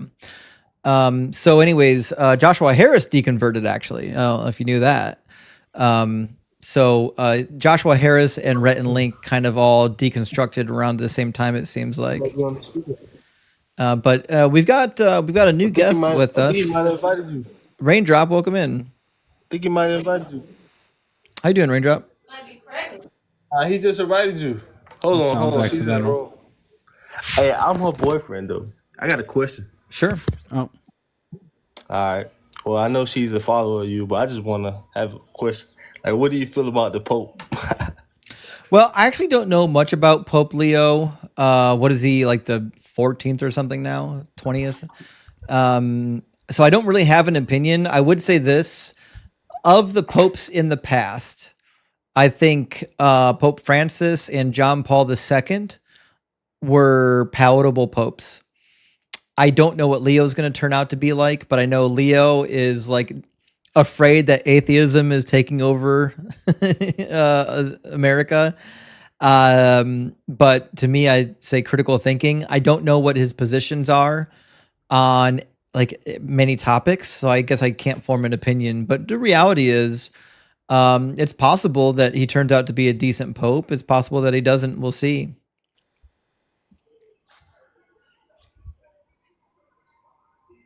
Yeah, it seems like everybody has something to grab onto with him, right? Because you enjoy it. see like the tweets with him countering JD Vance, but then you see that he's a registered Republican. So it's like, well, Right. it's just a never. It sounds like just a never Trumper. I think when it comes to the Pope, people want to be hopeful because he's such an influential person. They want to give him the benefit of the doubt, but the reality is he's probably not that much different from prior popes. Oh, Yeah, I think so too. yeah, we just lost our guest. Okay. Oh well. Well, we'll grab the next one, I suppose. Anyways, let's see who we got. Well, this should be fun. Rob's been begging to get in, and Rob's been waiting for a while, so we'll get Rob in the mix. You know Rob? I've talked to Rob once or twice. I have to like limit our conversations because they're always circular. But Johanna, thank you again for the super chat. Big W, Johanna. I appreciate that. It says, I'm totally disgusted with fundamental Christians who rejoice in the end of times. They have no care for the future because they believe our world will end in their lifetime. They are the worst custodians of the earth. This was a big concern when I was still in the church, was the fact that so many Christians were okay with destroying the planet, thinking, well, it's going to end anyways, and this is like the inevitable.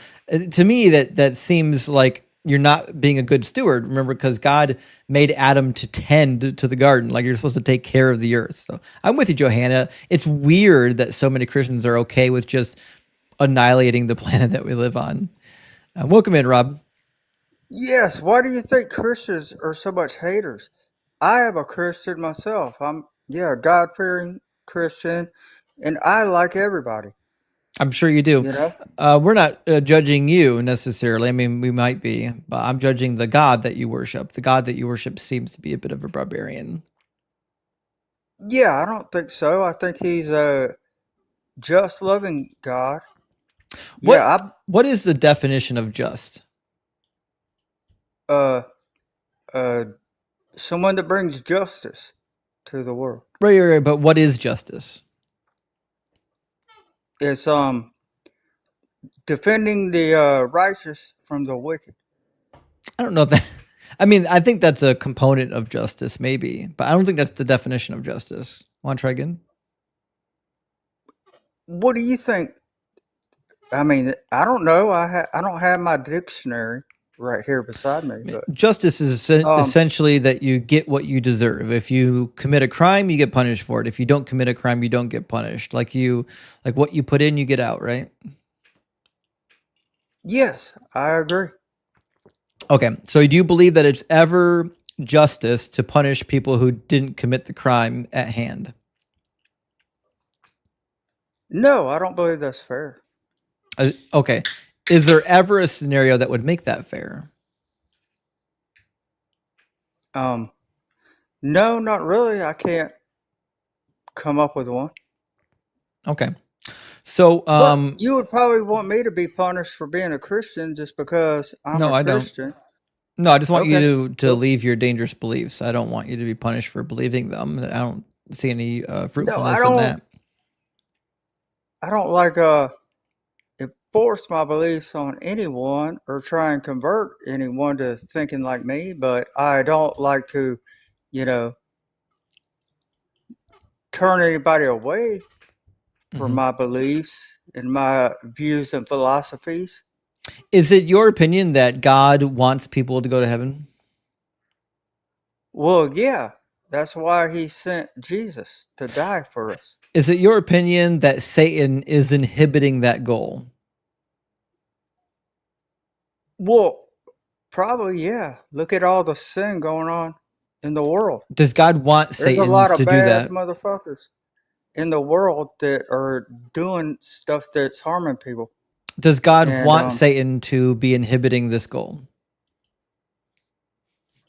Well, it says in the book of Revelations, I believe, that God's going to just a yes or no. Unalive Does Satan. God want Satan to be inhibiting this goal?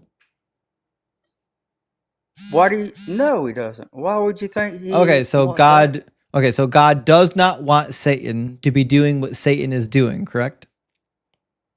Right. Okay, so why does God allow Satan to continue to do it? Well, they both have similar powers. Did God give But him those powers? at the end of the day, God has more power. Right, but who gave Satan the power? Well, Satan was an angel Right, at one time. but who gave Satan the power is what I'm asking. The dude that invented Satan. God did. Okay, so could God limit Satan's powers? He will in the book of Revelation. See, everybody Well, was put Rob, on this planet. Rob, just focus. and we all Rob. We all know the story. We know the story inside and out. We don't need a Bible lesson. I'm asking simple questions. All I need are answers to the questions. So God could limit Satan's power, right? Well, yeah, he could. Okay. Why doesn't he? But God can do whatever he wants to do. But why doesn't he? I don't know. I'm not God. I don't get to make up. I mean, I don't get to decide what God does. Okay, so God created Satan, gave him an unnecessary amount of power. So God created Satan, gave him an unnecessary amount of power that he didn't actually need. When Satan uses it to harm people and send people to hell, God just allows it. Meanwhile, he punishes people all the time for even minor infractions. In Numbers chapter 15, he punishes an individual for picking up sticks because they violated the Sabbath, didn't even know that that was a violation of the Sabbath, had him killed anyways.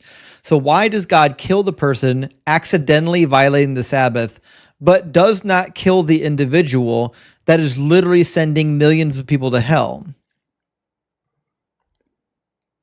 Well, I don't really follow the Old Testament. I Just answer no one cares. Just answer the question. Why does God kill people for minor infractions, but he doesn't kill Satan for committing literally the gravest sin ever? What was a minor infraction? Picking up sticks on the Sabbath. They did what? Picking up sticks on the Sabbath. Well, yeah. So why does God kill people who the heck's going to pick up a stick on the Sabbath? People who need to cook. So why would God kill somebody for merely picking up sticks on the Sabbath, but he doesn't kill Satan for literally sending people to hell? Well,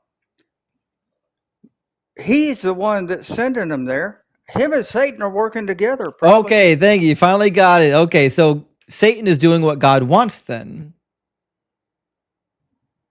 Well, I mean, Satan's just like going to jail, you know? Is Satan doing what God wants him to do? Well, I don't know if they're like communicating. I just know about Rob, this is why every conversation we have never goes anywhere, because you can't answer questions. It's a yes, no, or maybe. Answer any question. You can't answer my question. It's a yes, no, or maybe. You want to control the conversation every time. I'm a normal, logical. It's my stage. This is my conversation. I know. I get it. So the question is, does Satan do what God wants him to do? Probably not. Okay, so Satan probably a sinner. So Satan doesn't do what God wants him to do, which is described in Jesus. Jesus' own words says that Satan was a liar and a murderer from the beginning. And 1 John chapter 3 says that there is no truth in him. So it seems to be like he's not doing what God wants him to do. Okay, yeah. Okay, so he take the tortoise in the hair and twist that around to make it a really bad story. Yeah, he can't stay on topic. If I wanted to. Mac, I know you've talked to Rob before. He's always this bad, isn't he? I mean, if you can consider what I'm really engaging good with Rob, if you can consider that talking, yeah, I've done it. It's always no, this I'm bad. really good. It really is. But all right, yeah, I've got Listen, Rob, I bet in real life you're delightful. I bet you're like the uncle everyone wants to be at Thanksgiving dinner. But like I can't keep talking to you. You just talk in circles. You don't answer questions. It smells great. I bet he's delightful. He's got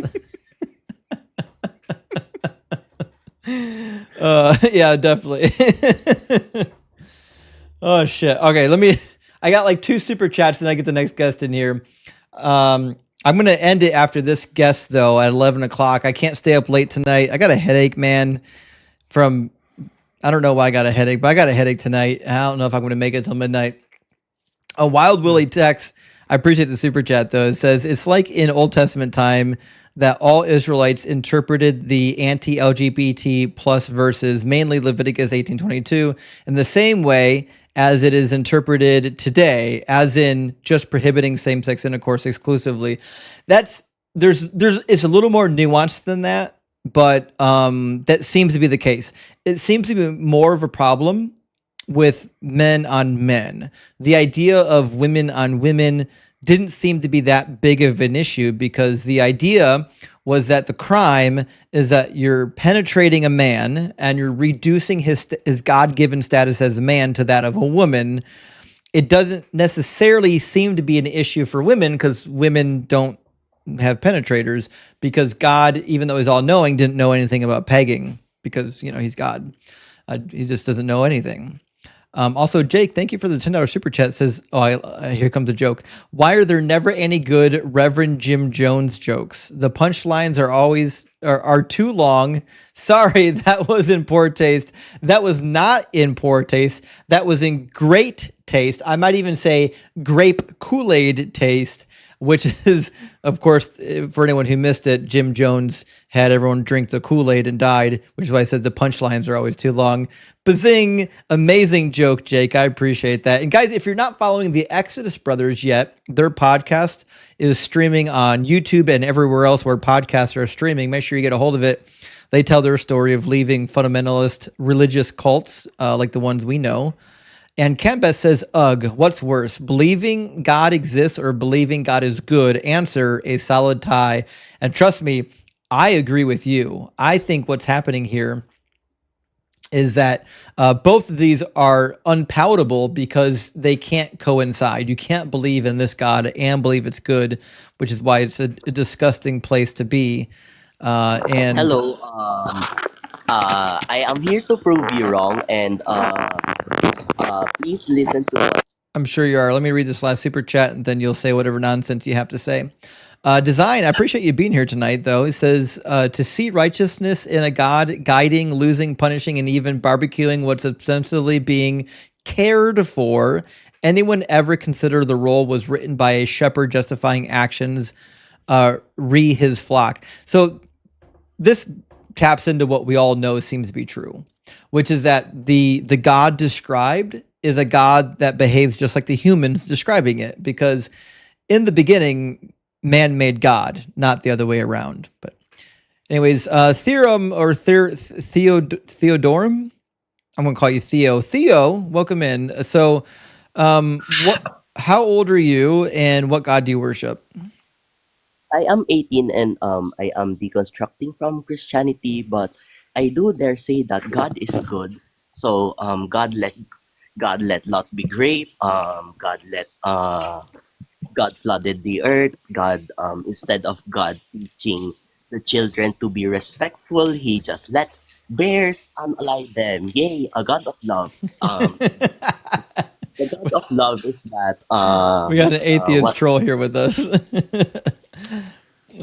Yeah, Theo, what's up? what are you doing? I'm sorry, I'm just it's okay, Theo. We don't mind a good trolling every now and then. Yeah, so well, what else? But anyways, we appreciate that you deconstructed. Big W on deconstructing. But we do have to move on to the next guest, though. Thank you for having me up. Cheers, friend. Cheers. All right, Steven's been waiting for a little. Oh, Steven dropped. Okay, well, I guess Steven's not coming in. So try Logan. Also, Katie, thank you for the super chat. It says, does Doug wake up with morning stalagmite? I could only assume the answer to that question is yes. I mean, obviously.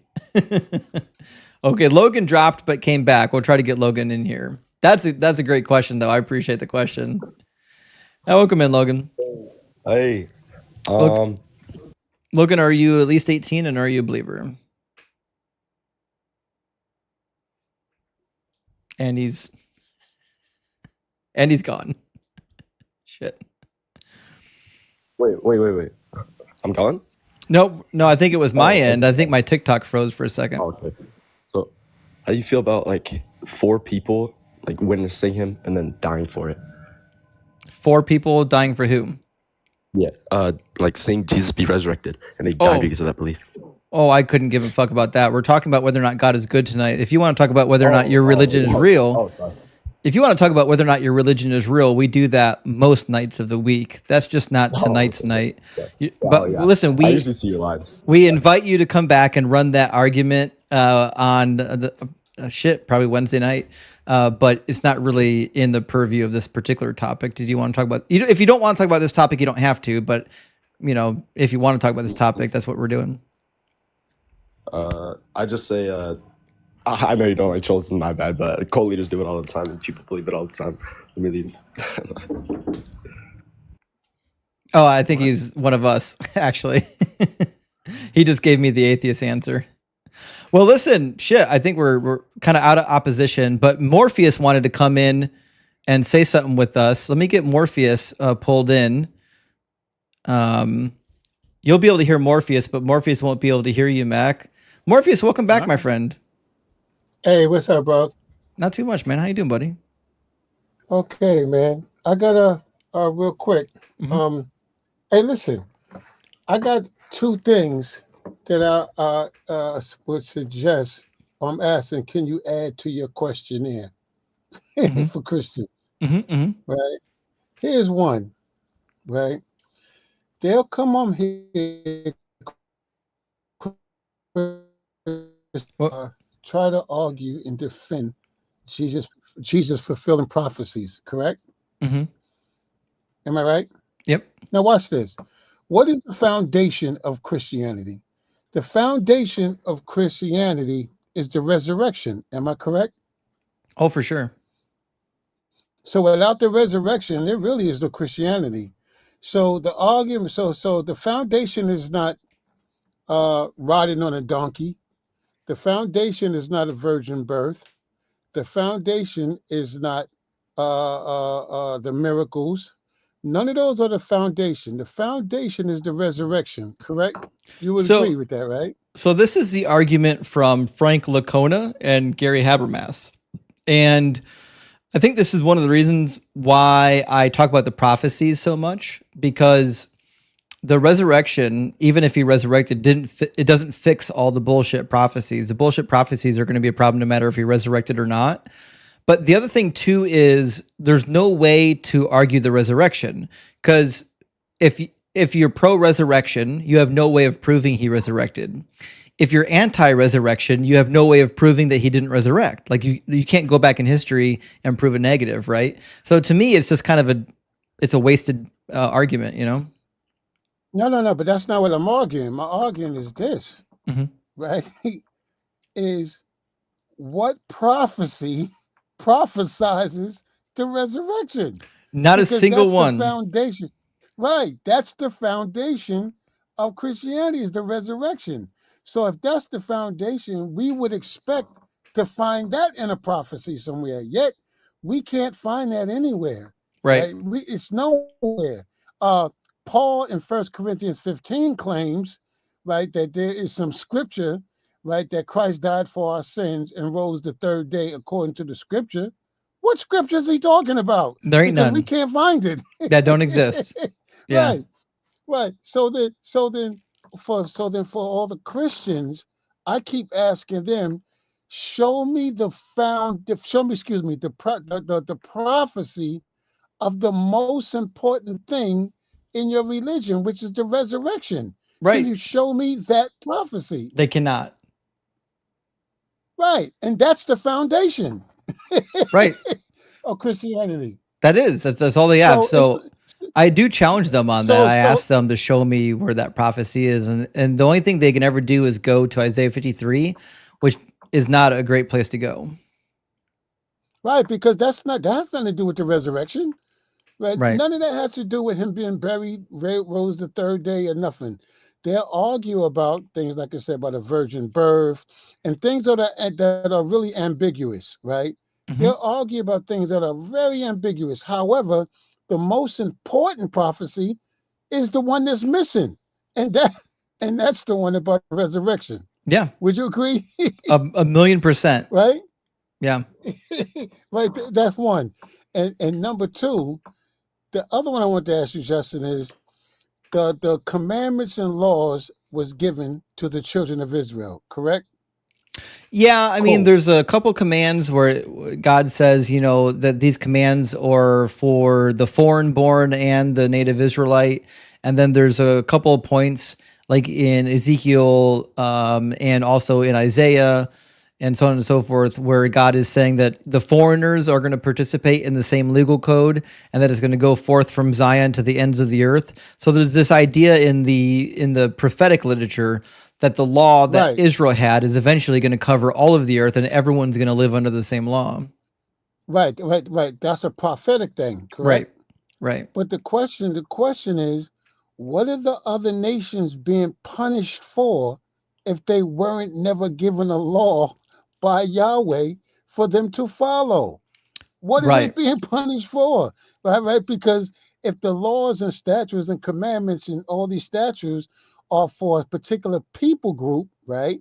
I could understand them being punished, right? Because they was given these laws and commandments that they violated, right? Right. But what are the other nations violating from Yahweh if Yahweh never gave them any laws? Well, they're not. And Paul actually addresses this. Paul says that in the book of Romans that when the people who are without the law do what is required by the law, that they are in fact doing something even better than the Israelites because they don't even have the law.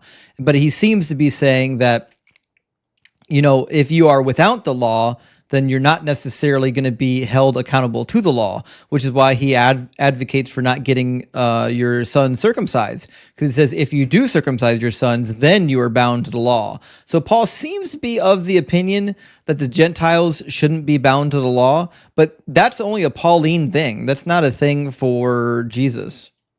Yeah, right. But I'm not even referring to that. What I'm referring to is, like, for instance, the other day,